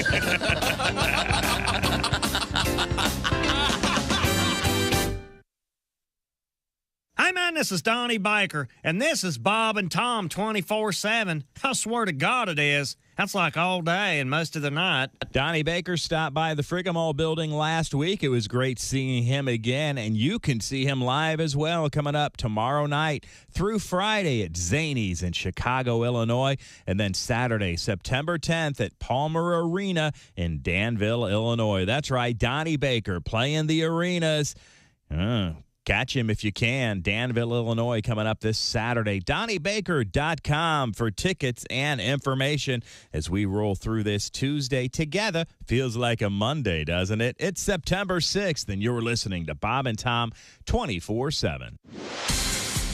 I'm Chick McGee with your Bob and Tom Sports Update. Francis Tiafoe ended Rafael Nadal's 22-match winning streak at Grand Slam tournaments, beating the 22-time major champion 6-4, 4-6, 6-4, 6-3 in the U.S. Open's fourth round. Tiafoe is a 24-year-old from Maryland, seeded 22nd at Flushing Meadows and reached the second major quarterfinal of his career. He's the youngest American man to get that far at the U.S. Open since Andy Roddick in 2006. College football last night, Clemson roars back, beating Georgia Tech 41-10. Major League Baseball, the Yankees beat Minnesota 5-2. Aaron Judge hits his 54th. Toronto wins twice, beating the Orioles. Tampa Bay, the White Sox, Houston, Cleveland, and the Angels all win in the American League. National League, Washington, Milwaukee, Arizona, and San Francisco, your winners. And the Mets at Pittsburgh, that one postponed. I'm Chick McGee, and that's your Bob and Tom Sports Update. Think you know your pro football and want to put your knowledge to the test? Then play Pigskin Pick'em every week at bobandtom.com. This is your chance to win a Mini Max Big Green Egg. Just pick the winners of this week's pro football games, and you could win a Mini Max Big Green Egg. Head to bobandtom.com/contest and play Pigskin Pick'em with the Bob and Tom Show. Essential morning radio. All day and all night. This is Bob and Tom 24/7. 24/7. Frigamall Broadcasting presents another Bob and Tom Olympic moment in history. The year was 1912. The place, Hocker on Rhine, Germany.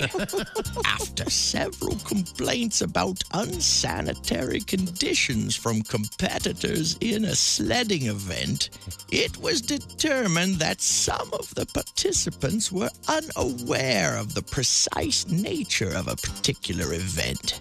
Once the officials removed all the phlegm balls from the course and explained that the name of the event was pronounced luge and not loogie, the competition continued without any further problem.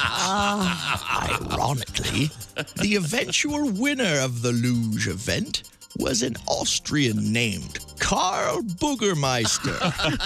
He took the gold medal by a narrow margin over Norwegian athlete who was disqualified. This has been another Bob and Tom Olympic moment in history. Hey, folks.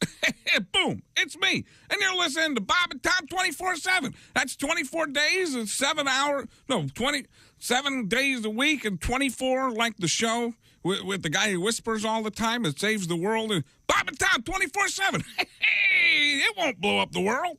Comedian Dave Dugan. David Dugan. Dave Dugan joins us in the studio. David Dugan. My formal name. You sound like a Grand Wizard. David Dugan, Grand Wizard. Stop. You have a couple young children. A couple young kids. Raising kids at that age is sort of like being hazed into a fraternity.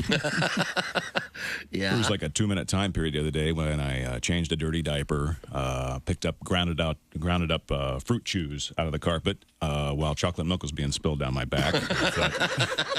Geez, if I could pants myself, I'd be a Fidel right now. I actually have a sexual fantasy associated with the earthquake. Go. Well, I woke chick up. In my fantasy, I'm making love to this woman. Yeah. And then all of a sudden, she feels the earth move beneath her. Ah, yes. And then she rolls over on top of me and shields me from debris. Safety first, everybody. Safety first. This is Bob and Tom 24/7. 24/7. Great stuff from the Beatles, etc. Welcome back to the Bob and Tom Show. Got an email. Pretty funny. Christy Lee at the news desk. Hello. Pat Godwin in the performance room. Hey, Chick. Holding on to his organ. There's Josh Arnold at the upside sidekick desk. Hey, Chick. Hey, man. There's Ace Cosby manning the track phone hotline hot phone. Willie Griswold. Hey, man. Wilbur. Chickster. I'm Chick McGee, and here's Tom. You got a letter? Dear people, Sunday night, my wife and I were at the Here Come the Mummies concert. Oh, that's cool. At one point, we had to return to our cars due to lightning in the area. Right.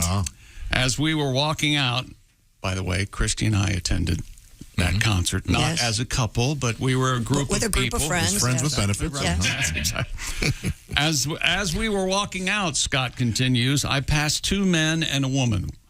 One of the men was bloviating about how he thought he'd just seen Chick and Christy from the Bob and Tom Show. He said it made sense to see them together, but not Tom. Tom would be absent because Christy and Tom never got along. Oh, all right. Then he drops this. Yeah, they never get along. But that's strange since they've had kids together. You know what? I've always agreed. I agree with this man's thoughts. It is strange. Scott said, I thought about correcting him, since longtime careful listeners of the show know the fathers of Christy's children. or some tall guy, and Donnie Baker. That's right. But in the end, I didn't say anything because A, he did not sound like the kind of guy who would believe for a second that he was wrong, and two, and he lists these properly, as you can see, the people he was with looked like they knew better, but were just letting him talk. And C, it amuses me to think this guy's spreading this misinformation, adding to the Bob and Tom lore. Yeah. Misinformation. It's out there. I hope you had a good time at the concert. Best part for me was seeing my wife, unfamiliar with the Mummies, start laughing when she realized what the songs were all about. So that's nice. Thank you, Scott. Oh, very nice. All right, the Mummies. Very nice. If you get a chance, go see. Oh, they're fun. Tis the season, huh? Yeah, they're out Mommy there. season, sure. They're out there. Well, speaking of music, this actually leads to a controversy in the world of music. A guy on Reddit started talking about what songs he likes to have in the bedroom when he's engaged in the most intimate sort of activities. Oh, okay. And it's causing a problem. Kristen? Yeah, he calls himself Tyler Life, and he posted a playlist of lovemaking songs. Oh. And he says that these songs have, quote, what he termed a comfortable rhythm that he can match while in the bed. I see. One song in particular was his favorite. It's Hudson Mohawk's song called Seabat. Here it is. Turn it down. So far, so good.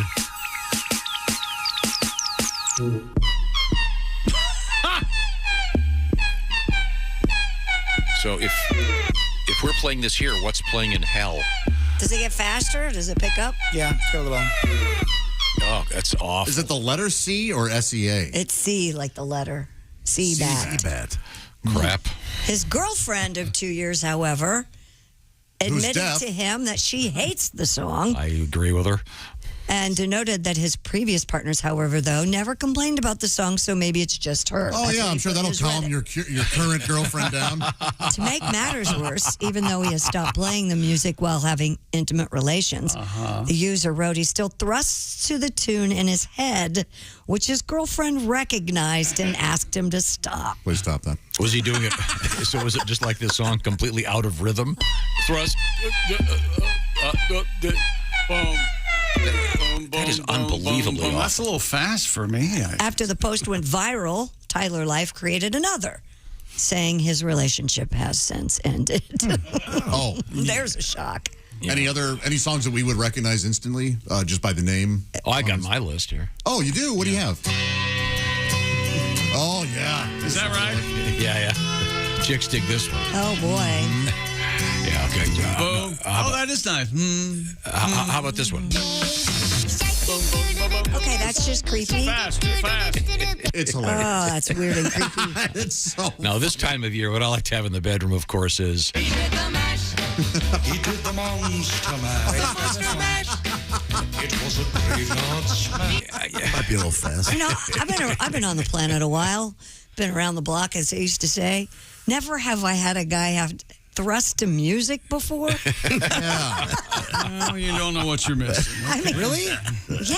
Oh, that's really. standard. Come on, that keeps you going right at that BPM. Is it? Oh, yeah, you bet. You got to listen to the rhythms of her body, not the music. Thank you, that's playing. Josh. I like to listen to the rhythms of Dave Matthews Band, Josh. That's right. Satellite. Crash into me. Don't do it till I say crash. Hold off. Yeah, I don't. Here's one. This is a good one. Here. All right. It's got the Bobby Goldsboro? Yes, honey, I miss you. Yeah, because she's dead. Here we go again. See the tree, how big it's grown. But friend, it hasn't been too long. Nipple. Wasn't big. We need Dick Nixon. Why are here. you frowning? Why are you frowning? Maybe the worst song of all time. Now, if you're going to have a sex playlist, you got to be careful because you don't want someone measuring, the time based on That's like Bolero. I mean, that's probably the most famous Two song. Pump Johnny. Well, Yeah, from 10. Two right? Yeah. Pump Johnny. Boleros, you and couldn't it get through builds up. Louie. You want to?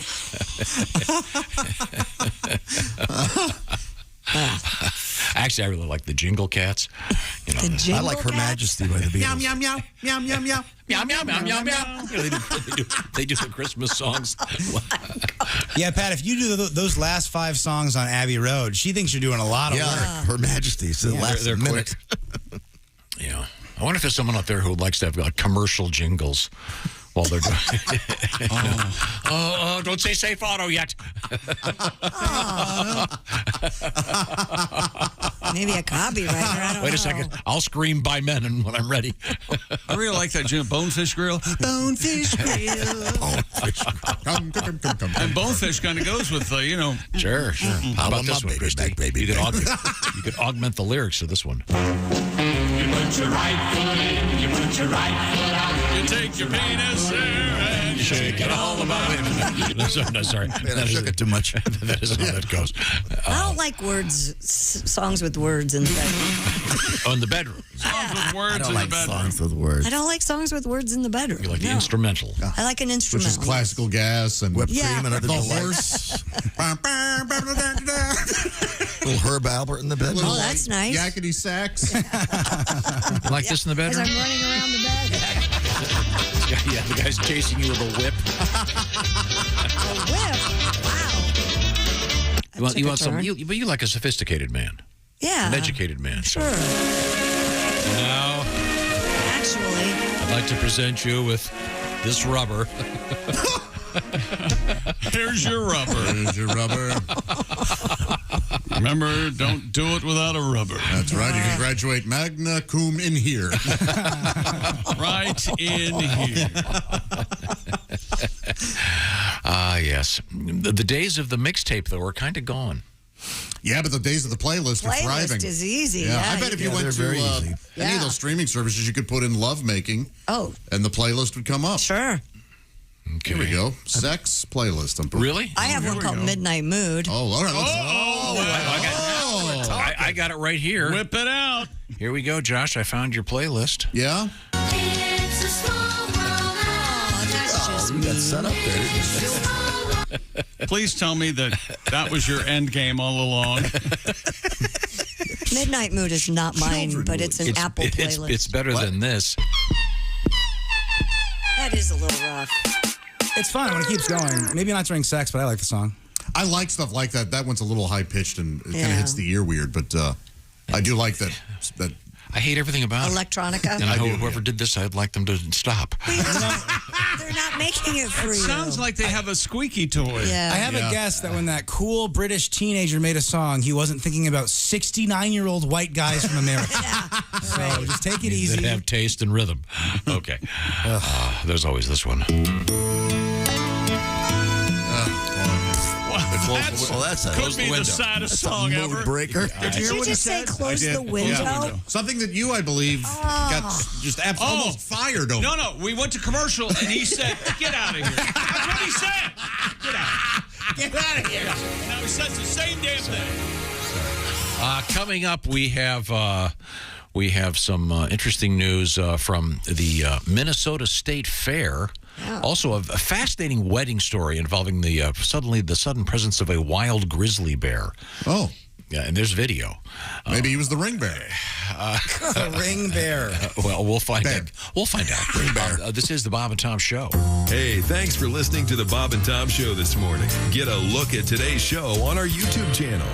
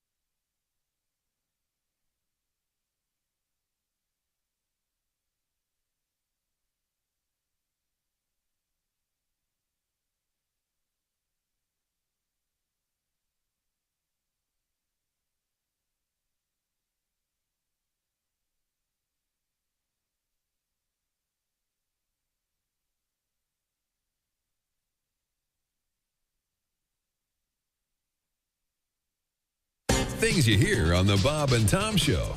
All right, this magician, he gets his job on a cruise ship.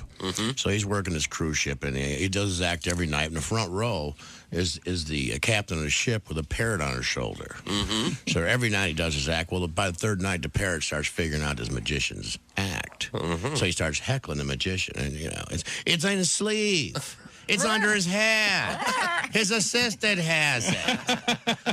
So that night, they hit an iceberg, and the ship goes down. The magician wakes up floating on a piece of driftwood, and the parrot is sitting on the end of the driftwood, and they stare at each other for 2 days and don't say a word. They just look at each other all mad. Finally, the bird goes, I give. Where's the boat?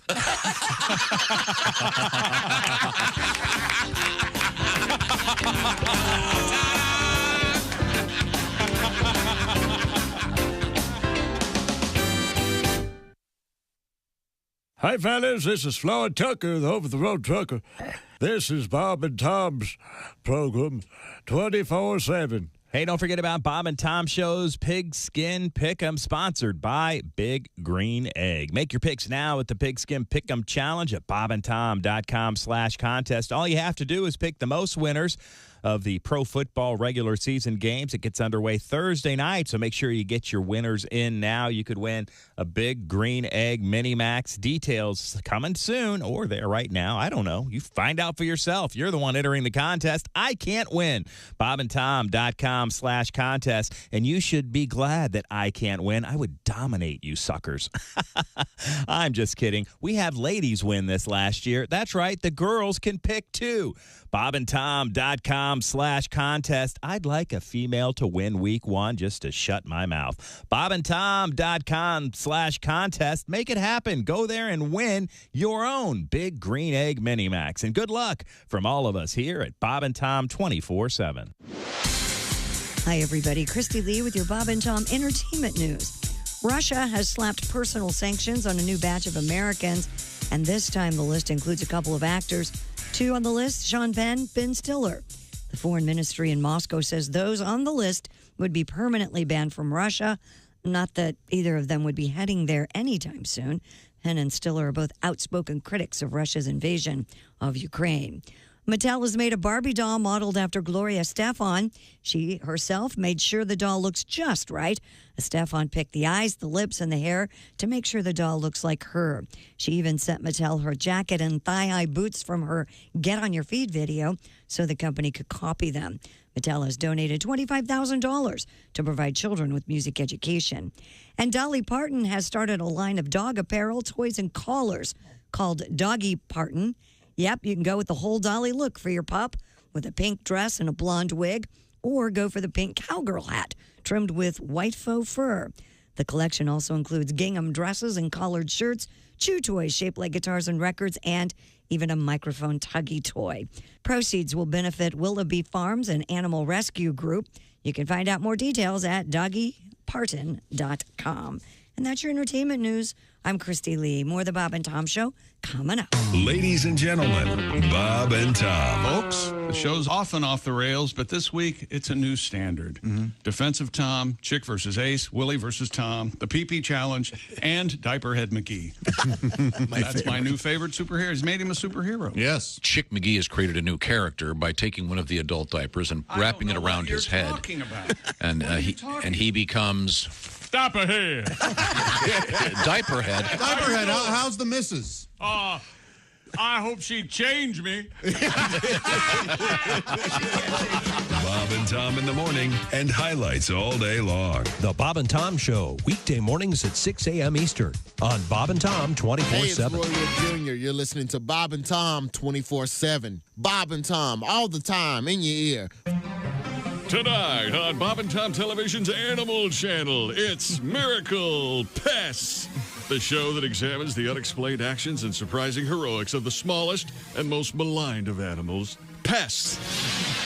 We'll take you to Kokomo, Indiana, and we'll meet Roger Mondor and find out how termites ate through his floor, causing him to fall into his basement just before a tornado devastated his home.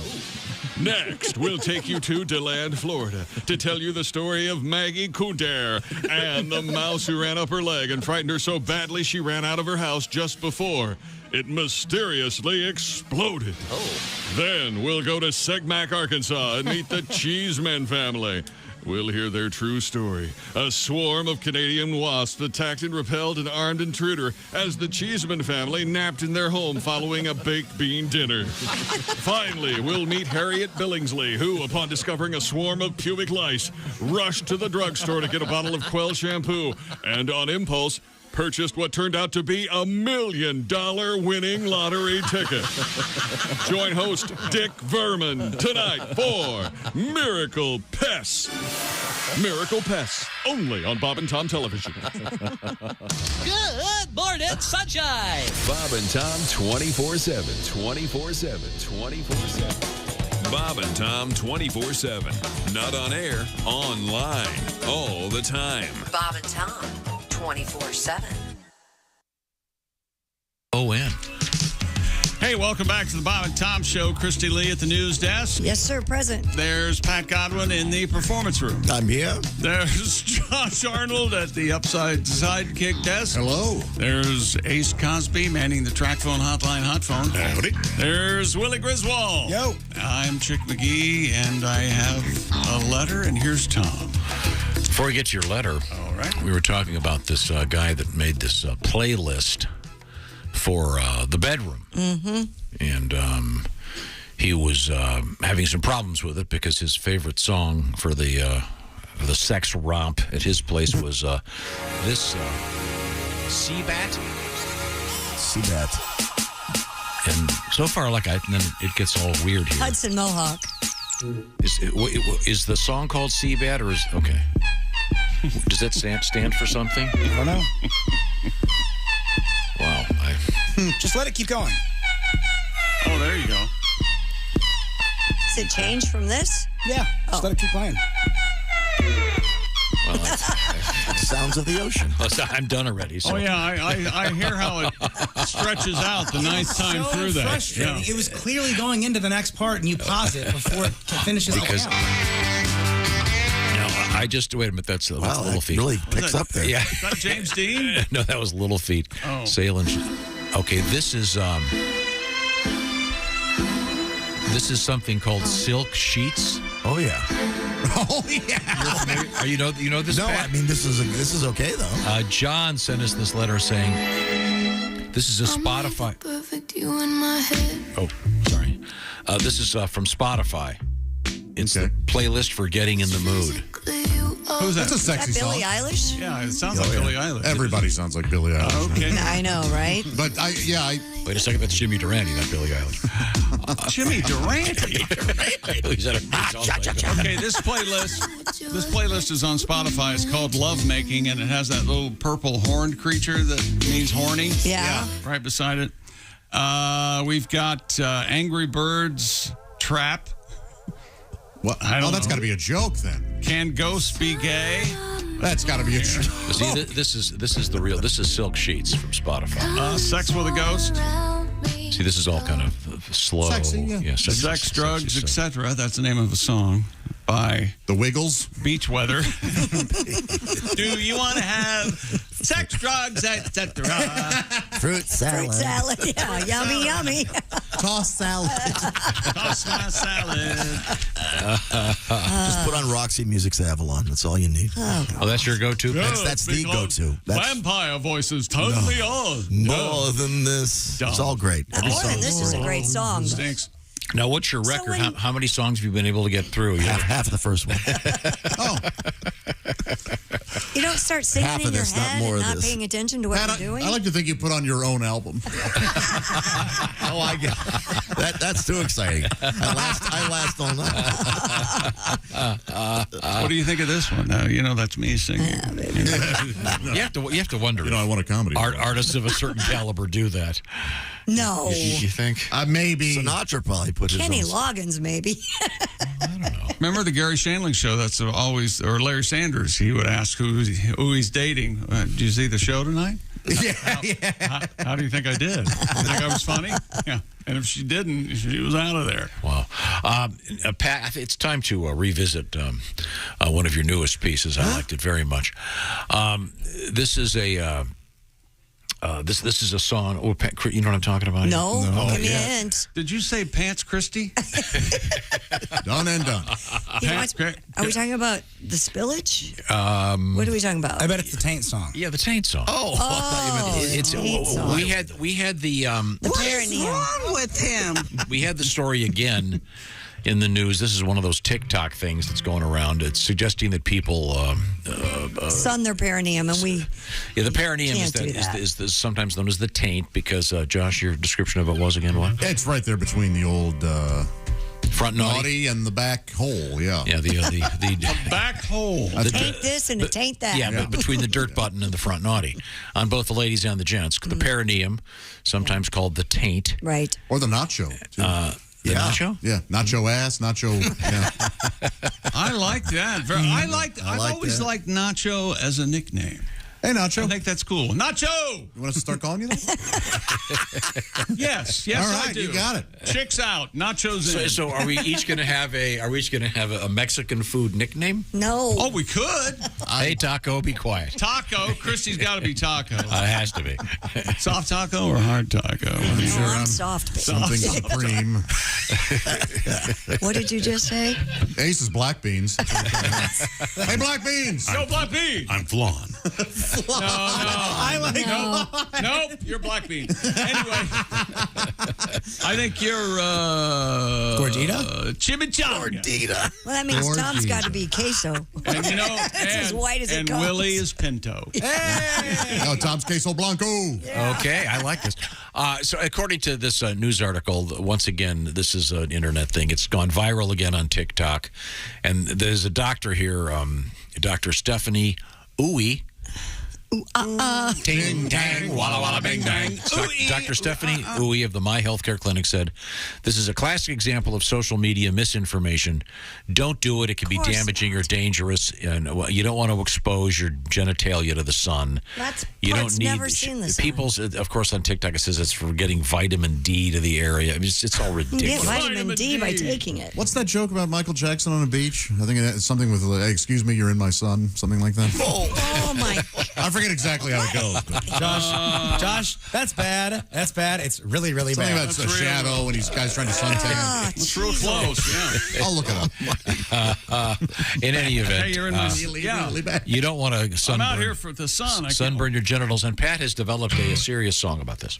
Nothing could be finer than some sun on your vagina in the morning.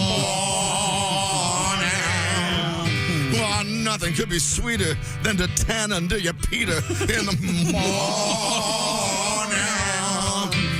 Well, the sun don't normally shine between the beehole and the naughties. Get some rays on that behind. Oh, all you trendy hotties. Oh, man, you gotta see them tanning the perineum in the morning. Legs up in the air with no panties on down there makes me horny. Ladies, ting your tinks, if only for a day. And that big vitamin D energy is coming your way. Oh, nothing could be finer than some sun on your vagina in the morning. Thank you. Mammy, how I love you.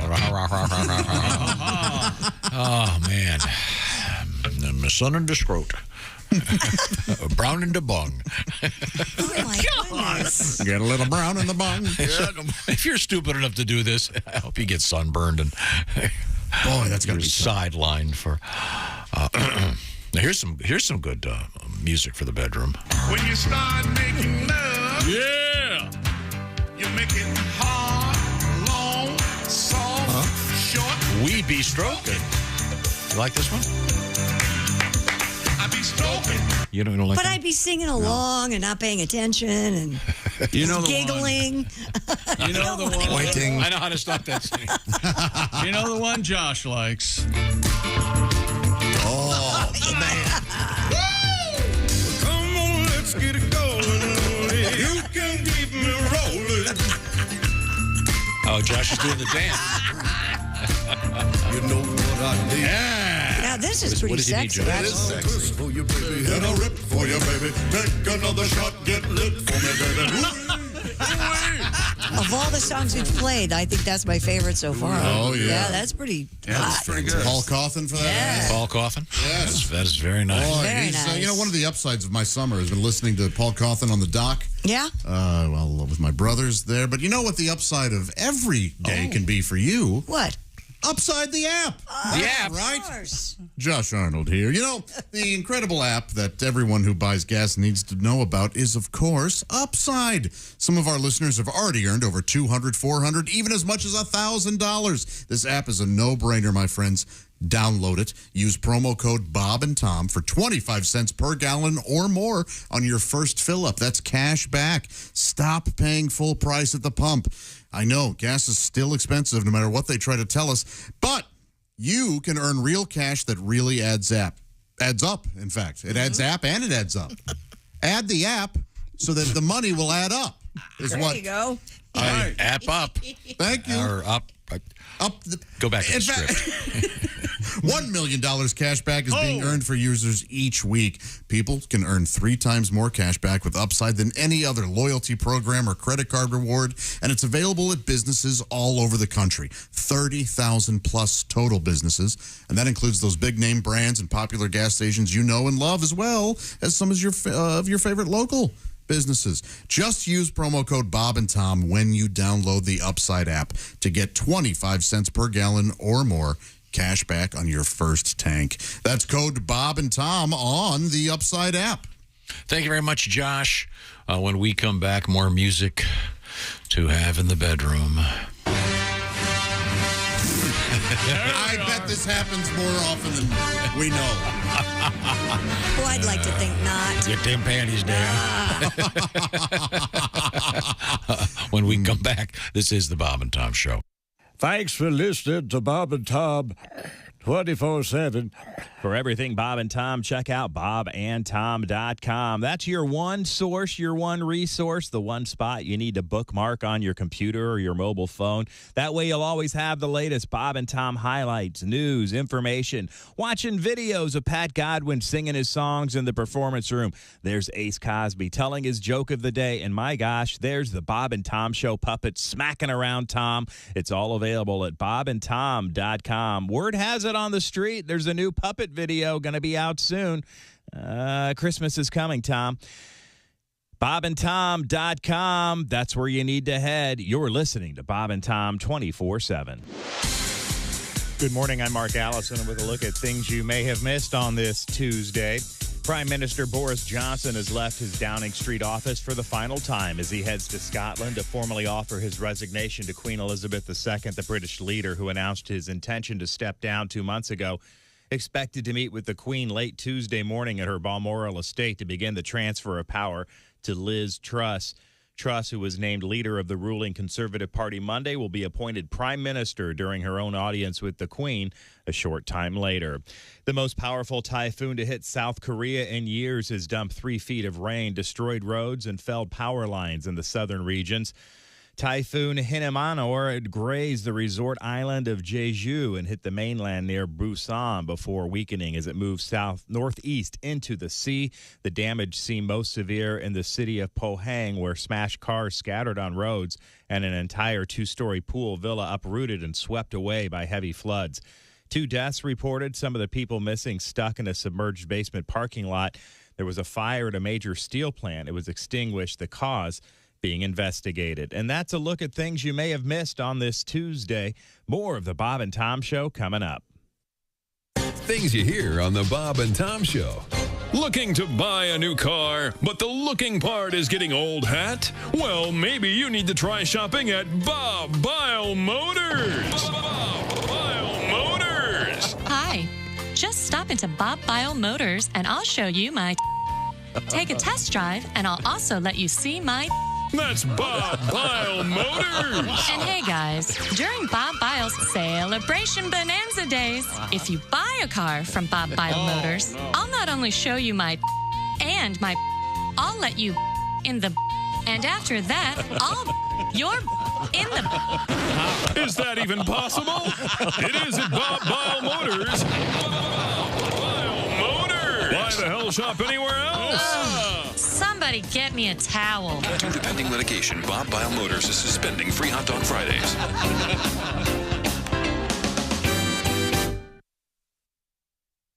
Hey man, it's Donnie Baker, and the fact remains there's nothing better than being a VIP. And I don't mean like his dudes on Pervert Rabbit Xanadu's. I'm talking about a Bob and Tom VIP.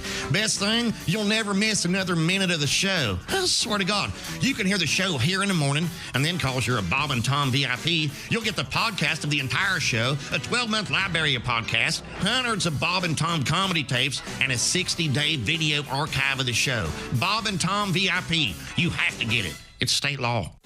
Bob and Tom. 5, 4, 3, 2, 1.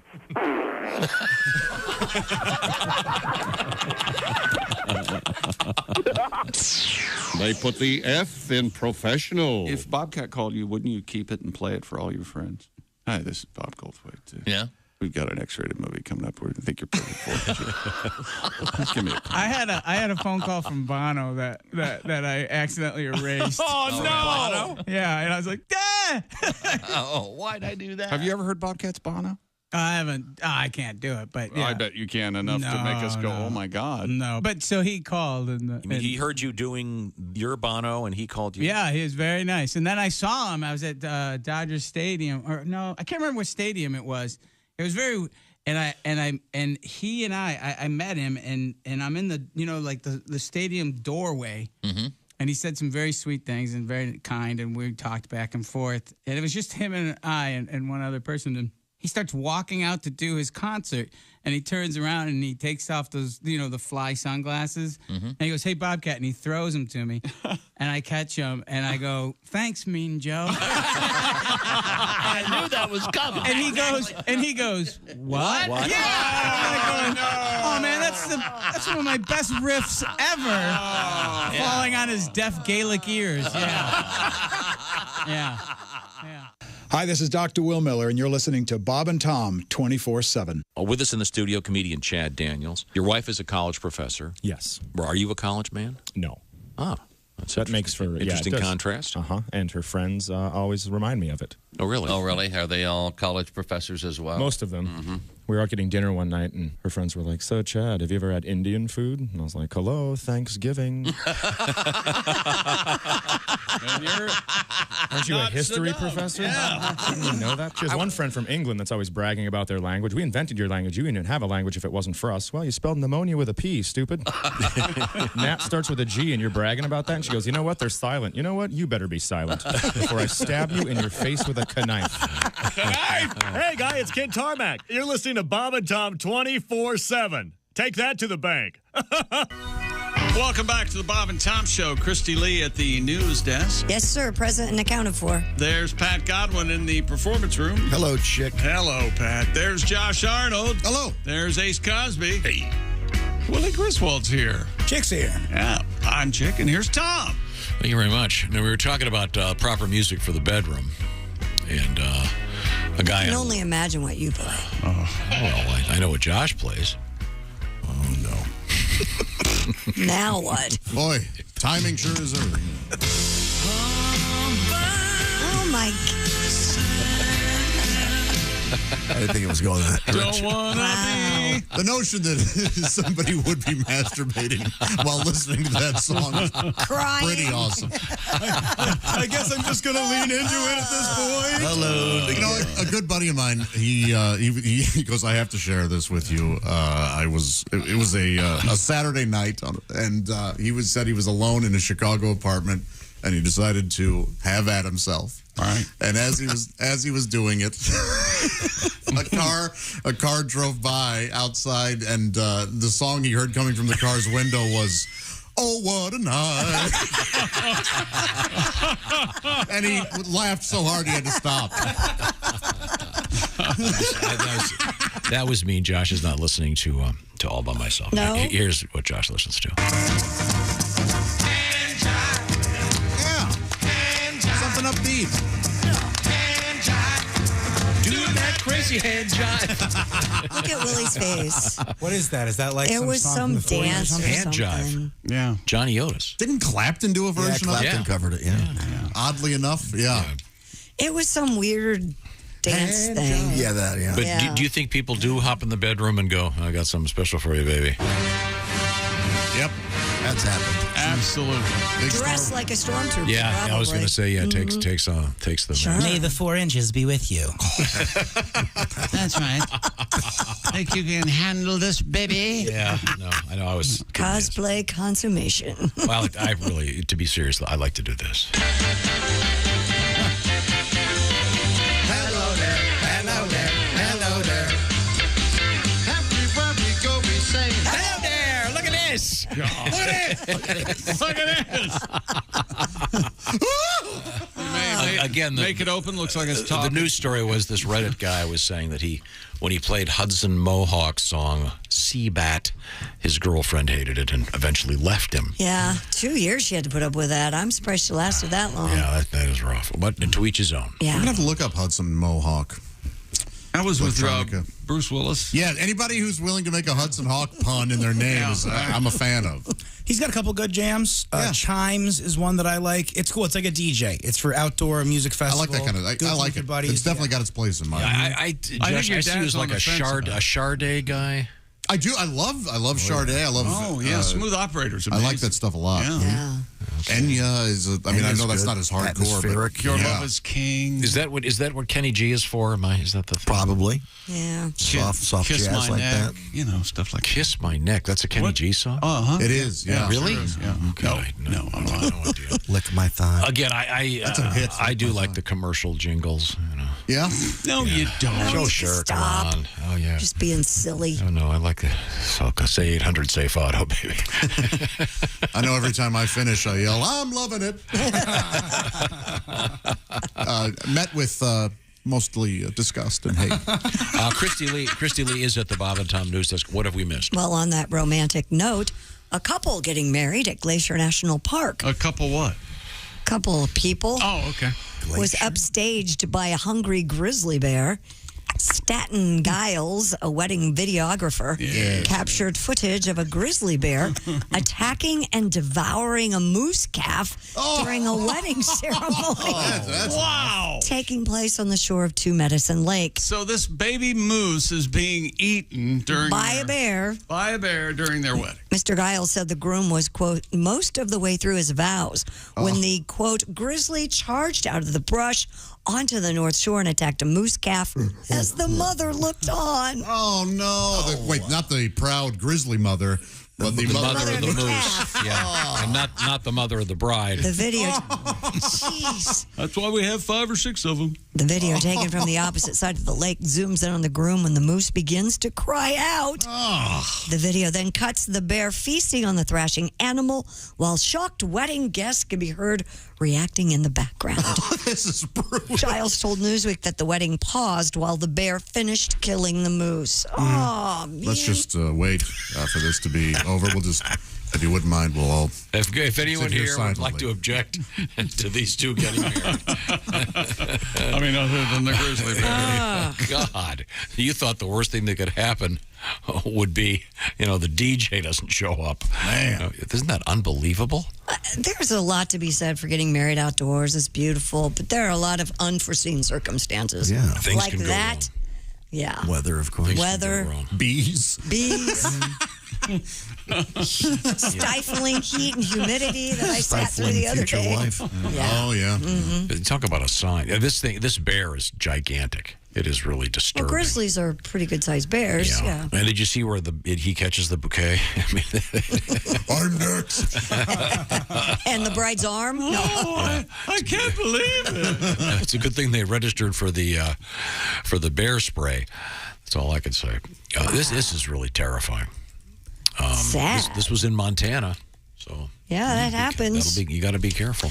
In the UK, firefighters rescued a cow that had gotten its head stuck in a tree. According to the BBC, crews were called to the Chilbolton, where the cow had wedged itself in the fork of a willow tree. The Isle of Wight Fire and Rescue Service said it worked with an animal rescue advisor to cut the tree and free the cow safely. Was it the Isle of Wight? Wight, yeah. But Did I say Wit? The Isle of Wight. Yeah. Of course, by the time they got there, the farmer and the cow were both smoking cigarettes, kicking back, making plans. You want to go away this weekend? You got plans? You know, I've been thinking. I think it's time you met my mother. I got a nice lake house. I call her Gloria Hole. Hey, Gloria Holstein. It's short. There you go. Hey, dumbasses. That's us. Since you guys are putting up money for charity on Thursday when we're going to sit around in our diapers. No, hey, look, you dummy. That was dead. That was. Is it dead? Are we out? No, we're doing it. No, we're not. I don't think any You're of us the want only to do one it. that's going to Health issues that go along with Well, this. I think you doing it by yourself would be hilarious. Yes. No, but then you can't weigh it. And you can't. Yeah, you You can. gotta compare. We can still weigh before and after. Since you guys are putting up money for charity in connection with your Thursday filling your diapers, I was wondering if Josh's mom was going to match the donations since she's rich. Oh, I see what he's saying. No, actually, my mom is married to a man named Rich. She's not actually rich. You see, she's fine, but not rich. Look, he's so happy there's no response. Someone gave you that? Uh-huh. Who gave you that? From Brian. How did you get hold of it? I printed it off my computer. You're a good man. Thank you. You're damn right. I'm not throwing anybody under a bus thing. Authorities in Ohio are saying a wolf that escaped from the Cleveland Zoo has been safely caught. The wolf man. Hello there. Oh, hi, I'm going to hit you hard with Martha and the Vandella. Oh, that's good. Brilliant. According to the zoo's Jacqueline Gerling, the female Mexican gray wolf briefly breached its habitat and was able to access the guest path for about 5 minutes. Hey, Mommy, can I pet it? Look. Gerling said staff acted quickly to establish a perimeter around the wolf. It was secured by the animal care team and reunited with the other wolves. Gerling added that officials are still gathering details on how the animal was able to escape. I hope so. Yeah. Figure it out so it doesn't happen again. Was he going right for the hot dogs? Made of piggies, right? Yes, Mr. Wolf. Hot dogs made of piggies. Right. Maybe he's trying to get to a city that has a football team with a quarterback that isn't a potential felon. Maybe. Yeah, I'm like Cleveland, yeah. Oh. A man was shot during a brawl that broke out at the Minnesota State Fair Saturday. The shooting led to a panic and massive crowd exodus, as well as an early closure of the fairgrounds. Did the guy win the Cupid doll? It's supposed to be blank. Yeah, a Cupid doll hasn't been around for a while, has it? No. Minnesota State Fair police responded to gunshots in the midway section of the fairgrounds shortly after 10 p.m. The area was heavily populated with guests and law enforcement when the shooting occurred. The victim received a non-life-threatening wound to the leg. And a Kid Rock mirror. Are there people who like those mirrors? As a kid, I did, man. I thought it would be, when I was 12-year-old, Josh would have loved an AC/DC mirror. Def Leppard, Pyromania mirror. Yeah. You ever watch Cops? I forgot to watch, what is it? Nations Live on Friday night. What is it? The one on Reels? There's two of them now. There's Live PD? It's an off-the-air live. That was really close. That was very, very close. In Wisconsin. Where? In Wisconsin. Okay. Authorities cited 137 people at one bar for underage drinking. Wow. That's insane. According to the Madison Police Department, officers were conducting proactive enforcement of liquor laws in the city's downtown area. Several bars were visited, but one particular establishment, officers encountered 143 individuals, only 6 of whom were 21 years of age or older. Yeah. Boucher's got the night off. Officers cited 137 individuals for underage alcohol consumption. This is a Chuck E. Cheese, sir. And false identification violations. Though authorities noted, quote, further citations are likely as the investigation continues. They should have known when the bar was named Oshkosh Babar. Authorities said the bar's role in this matter is still being determined. The roll is they served the. They aren't checking They ID. weren't carding. Yeah, Dude, every college, we always had that one There's bar that always you one could bar, go to yeah. underage, but it only lasted 3 or 4 months because it would let you in underage. We had a Chinese restaurant called K's. Chinese restaurants are always good for drinking underage. It was a lot of fun. Always. Lot of fun. Is that true? Yes. They don't have the same numbers in the Chinese restaurant that we do. Okay. Well, they As used the to guy have said this. to Jack Nicholson at the end of the movie, it's Chinatown, Jake. I haven't seen it, so I don't know. Oh, you don't know? Very few people Even if you still see it, that line still barely makes sense. Oh, okay. No, it's there are very few referring to people the that it's are referring alive to- that have seen that movie. They're too old. It's a place that has its own set of rules, and the police don't go in there because they handle their own problems. They handle It's their own like problems. Thailand. Yeah. And then there's the whole sister-daughter. Well, if you want to Will get you into that, stop saying that? You know what goes unsettling on. implications. Yes. It's a terrific. The father was a monster. Well, I mean, You realize that? I'm not suggesting that he wasn't. John Huston, right? There's no way to suggest it. That happened in the movie. By the way, there's a bar in Madison, Wisconsin, has a position open for a bouncer. Yeah.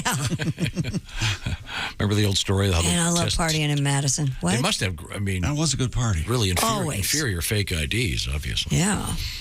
You coming from the fake ID king back in the day. Well, those were different days, though. Willie, did you know that your father was at one time the #1 fake ID maker Just in a the upper scofflaw Midwest? who should have been stopped. He's really good That's at my it. pop right there.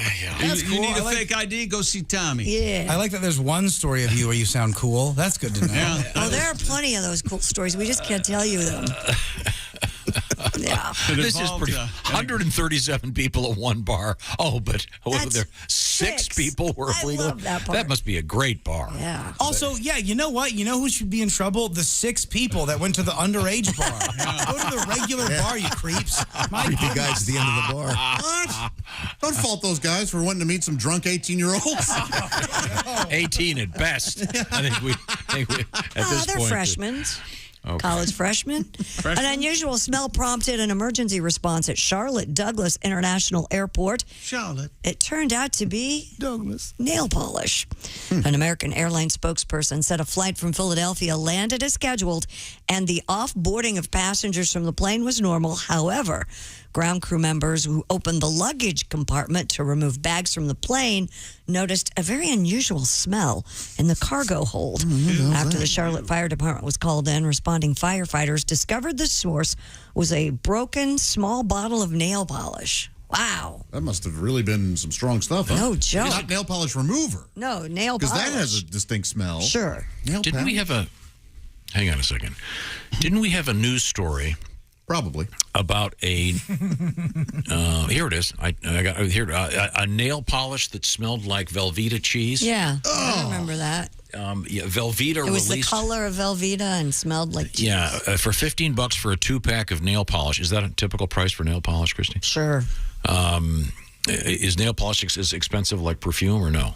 Yeah, it runs about $15. Okay. It's a bottle of polish called Finger Food Red, and there's a yellow polish called La Dolce Velveeta Yellow. Yep. It looks like Velveeta cheese is dripping from your polished nails. Sick. And Ick. You have something for us, Brian? I do, yeah. She's into strange concoctions, painted up like a Barbie doll. Makeup, neurotoxins, perfume, she's tried it all. She wants me to smell her nails now, but they look like dripping cheese. I take a whiff of her polish, and it knocks me to my knees, like she has some strange disease. Looks like a nacho chip, La Dolce Velveeta Yellow. Nails like a cheesy dip, that Velveeta should smell low. One hand's finger food red, it's nice and kind of mellow. The other hand's a late night snack, La Dolce Velveeta Yellow. Ah, La Dolce Velveeta Yellow. Have a good day, everybody. Very nice. Velveeta cheese nail polish. It's out there, ladies and gentlemen. It's all out And that Ricky there. Martin, he can get any woman he wants, can't he? Yeah, he sure could. Good looking man. He's He's handsome to a fault. Man, he is. Got those Ripped. Got that Oreo flavored nipple cream. That I bet he's got a different lady every What? night. Okay. Oreo He's flavor. filled more. Hey, for the second time in a week, a California highway was covered in tomatoes. A crashed commercial truck dumped its load of tomatoes on I-5 near Elk Grove. No injuries were reported. The incident comes just days after a truck crash spilled 50,000 pounds of tomatoes on Interstate 80 near Vacaville. It's amazing. Yeah, it is. Did you see the picture of the one last week? It looked like a bloodbath. A lot of tomatoes. The whole freeway was covered in tomatoes. Yeah. Later. It's like roadkill for vegans, ladies and gentlemen. We also had an interesting story about what was it again? I don't know. Oh, the white sauce. No, in the context. You know what I like about the Bob and Tom show, Diggy? What's that? They're stupid as we are. Oh, they are. No, it was the white sauce. The Queso? Alfredo sauce truck Alfredo that crashed last week. Oh, yeah. I know it's you, Fredo. Hey, speaking of Alfredo sauce. Yeah. How about some great food? Maybe food you can't even pronounce, but you can make it because of HelloFresh. HelloFresh sends you the box, farm fresh ingredients. What kind of food you like? 55 choices every week of beautifully crafted meals, and you put it together. They've done the shopping. They've done the measuring. It could be family-friendly food. It could be vegetarian. Whatever you're into, you make the order. Plus, you can swap stuff around, upgrade your protein, change your sides. You're the boss with HelloFresh. What's the latest over there, Willie? One of my favorites, the pork sausage and shingled potatoes with broccoli and balsamic glaze. HelloFresh is going to send you 6 ingredients. You put those together in 4 easy steps, and in just over a half hour, you have this delicious dinner from our friends at HelloFresh. So what are we talking about? Well, the box arrives at your house. They've done the measuring. They've done the shopping. And you've done the ordering. Then you put it together. Have some fun. Some of these are real quick. They're the quick and easy meals, they call them. Get the details at HelloFresh.com. And here's what you need to know. You go to HelloFresh.com/BTShow16. That code BTShow16 gets you 16 free meals across 7 boxes. That's BTShow16, like Bob Tom Show 16. 16 free meals at HelloFresh.com/BTShow16. One more time, HelloFresh.com/BTShow16. It's delicious. Coming up, an important lesson in the world of history. This is the Bob and Tom Show. Think you know your pro football? Then play Pigskin Pick'em every week at bobandtom.com/contest. It's your chance to win a Minimax Big Green Egg.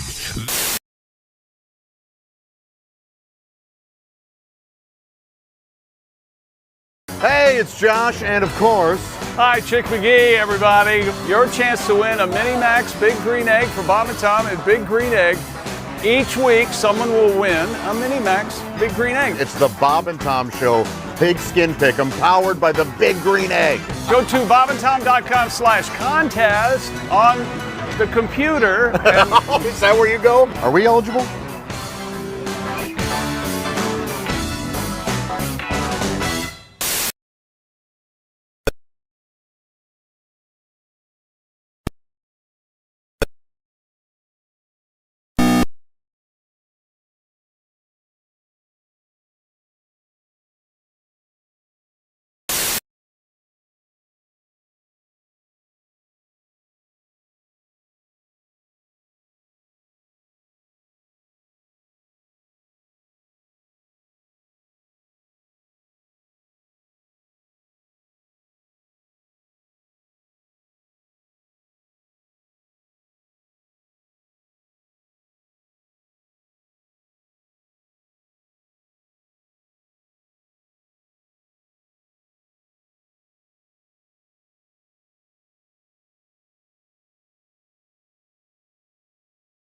And we don't go to the beach talking about douche. You don't? You know? No, we don't. And see, I never want to see a black woman do that. Mhm. Because you know they would have her just acting crazy, just walking along going, oh, girl, I ain't seen you in a... Damn, Shaniqua, is that you stinking like that, girl? Well, you need to douche your nasty ass. There's a whole family of seagulls following your nasty ass. Damn.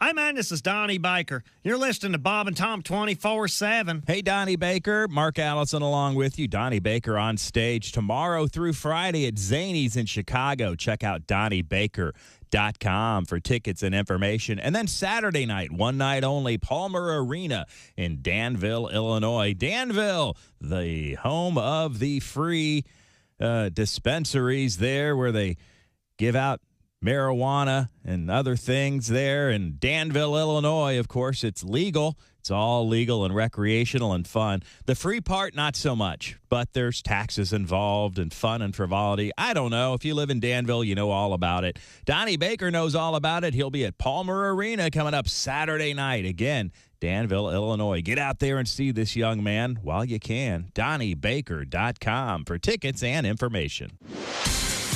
Hi, everybody. Christy Lee with your Bob and Tom News Update. Flood watches in effect in the southeast and much of the northeast. Advisories came as forecasters warn of the chance of torrential downpours on already saturated ground. Among the hardest hit areas this weekend, northwest Georgia. 12 inches of rain fell in some areas. In Chattanooga County, water service was cut, and the school system had closed for the next couple of days. And a flash flood watch is still on in Pennsylvania, parts of southern New England, and the New York City area. Irish regulators are slapping Instagram with a big fine after an investigation found the social media platform mishandled teenagers' personal information in violation of strict European Union privacy policies. The fine last week, $402 million, the second biggest issued under the EU's stringent privacy laws. And a man in a motorized wheelchair at an airport in Milan, Italy, was found with something amiss. Yes, a check of his wheelchair turned up nearly 30 pounds of cocaine stuffed in the upholstery. The wheelchair rider was arrested on the spot. Police said the cocaine was found and the chair user got up from his wheelchair and happened to walk without assistance. It was a miracle. No, it was a bust. And that's your news. I'm Christy Lee. More of the Bob and Tom Show on the Think way. you know your pro football and want to put your knowledge to the test? Then play Pigskin Pick'em every week at bobandtom.com. This is your chance to win a Mini Max Big Green Egg. Just pick the winners of this week's pro football games and you could win a Mini Max Big Green Egg. Head to bobandtom.com/contest and play Pigskin Pick'em. And don't miss the Chick McGee Shoe-In of the Week, Thursdays on the Bob and Tom Show. Hello, this is comedian John Evans, and you're listening to Bob and Tom 24/7. Most unfair thing about life is the way it ends, right? Mm-hmm. With a death. What's that, a bonus? No. Life is tough. It should be reversed. You die first. Get it out of the way. Mm-hmm. Then you live in an old age home. You get kicked out when you're too young. You get a gold watch. You go to work. You work for 40 years till you're young enough to enjoy your retirement. Go to college, you do drugs, alcohol, you party, you get ready for high school. Go to school, you become a kid, you play, you have no responsibilities, become a little baby, go back into the womb, spend your last 9 months floating. You finish off as a gleam in somebody's eye. Oh, nice. Bravo. That's perfect. Morning laughter just might be the best medicine. If you want to turn your daddy parts orange, eat some Cheetos and watch some porn. Bob and Tom 24/7. I don't blame them. I'll say it like this. What I hate worse than the common flies are them little fruit flies that are always hanging around in bars or in the summer around wet dog feeders. I swear to God. They could be 1,000 miles away and somehow spot a wet dog feeder like a hawk surveying feeder mouse. They always find them. Flies are sort of badass. When you ever seen pictures of flies up close? Weird, huh? Yeah. Their eyes are like mini disco balls. Yes. They can see over like 200 different angles. Now, I bet flies would be great billiards players if they could make sticks to fit their hands. Yeah, they can see everything. Silly. Oh, yeah. And the sign said anybody caught trespassing will be shot on sight. So I jumped over the fence and yelled at the house, "Hey, what gives?"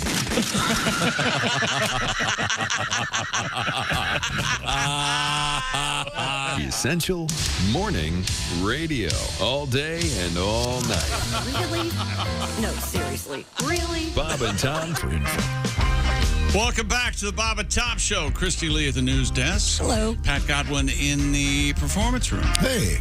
I think, what, we get a half a song out of him today? Barely. Something like that. There's Great stuff. Josh Arnold. Thank you very much, Pat. Hello. The upside sidekick desk. Oh, yeah. There's Ace Cosby manning the track phone hotline hot phone. Hey. There's Willie Griswold. Hey, man. I'm Chick McGee, and here's Big Daddy, Tom Griswold. Thank you very much, Chick. Yes, sir. I think we have to check in with a little bit of world history right now. Time now for Today in History. And on this day in 1923, that's right, Carl Yastrzemski was born. No, that would have been probably closer to 68. This is that wasn't born in 68. Right. Oh, okay. This is interesting. What is considered to be the first supermarket opened on this date in 1916. Anybody remember what it was called? I do, yeah. I don't. It's from Driving Miss Daisy, or Piggly Wiggly. Piggly Wiggly is correct. Piggly Wiggly T-shirts are sought after, yeah. Yeah, they were in the and they're South. still out there. Mm-hmm. Yeah, I didn't realize they were considered the first. I didn't either. Yeah. I think they have, though. I'm sure I remember them in West Virginia. That's exactly where I saw them. West Virginia. They had to buy the rights for the name from a strip club that featured heavy-set gals. Oh, my goodness. Willie, your thoughts on your father's remark? I mean, just, 4 daughters. And okay. This is being recorded. We're putting this out there. Okay, sorry. This is interesting. I did not realize that was the very first supermarket. Wow. But think how times have changed. Yeah. Live and learn. Look what they name them now. What do you mean? Whole Foods. Mm-hmm. They've got names that sound a little healthier than Piggly Wiggly. Piggly Wiggly sounds fun. Mm-hmm. Yeah, it does sound fun. Yeah. I like my pork to be, at least dead.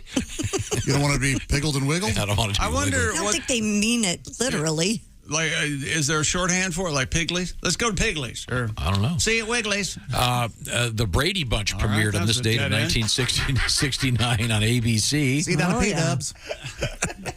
Which apparently... I was a big fan, Brady Bunch. Brady Bunch. If it weren't for the Brady Bunch, I think there'd be one less section on Pornhub.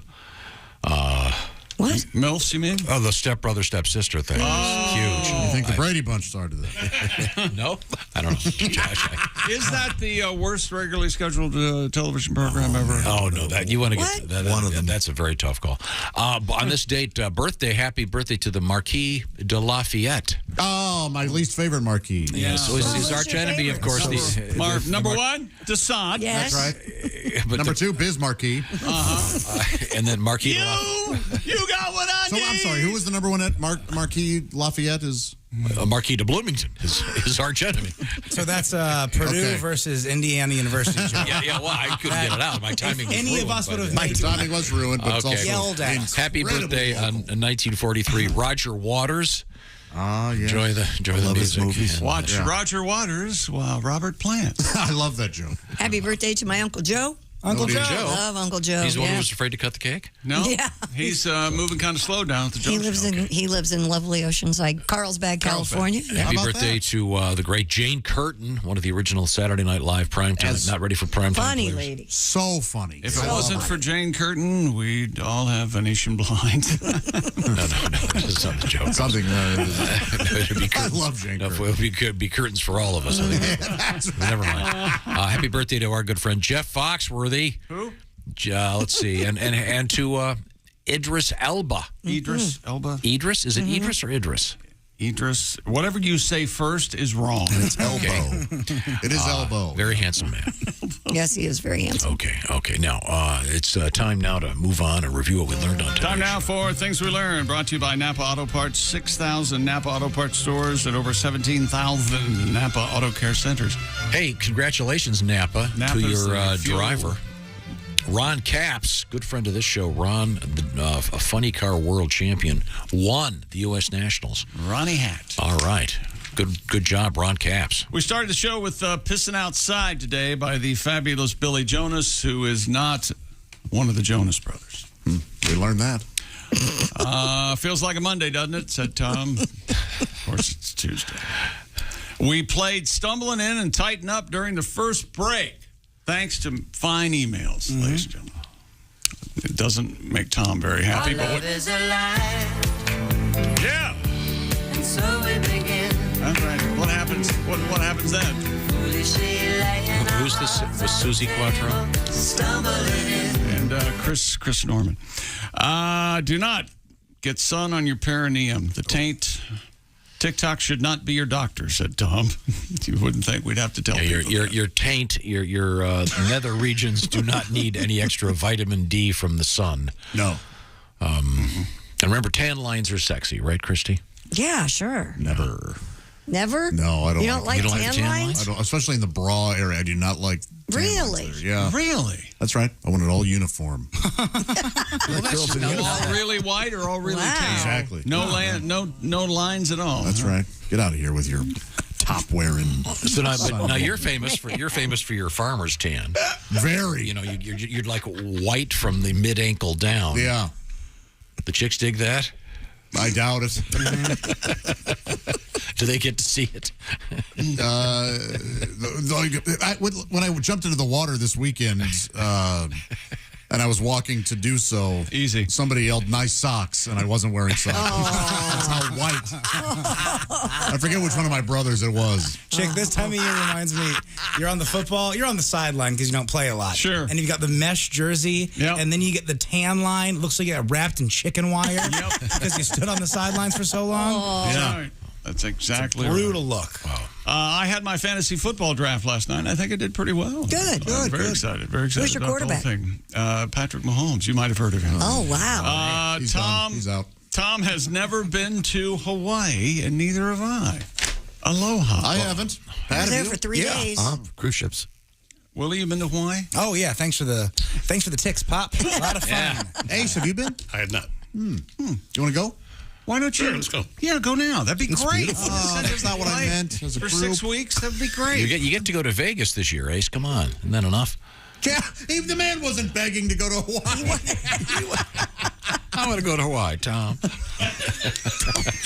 That was an impression of somebody else, not of Ace. No. Didn't sound like Ace. My suggestion I'm just letting people know. to have a fun weekend is open up the door to a tavern and yell, "All you pussy bikers suck."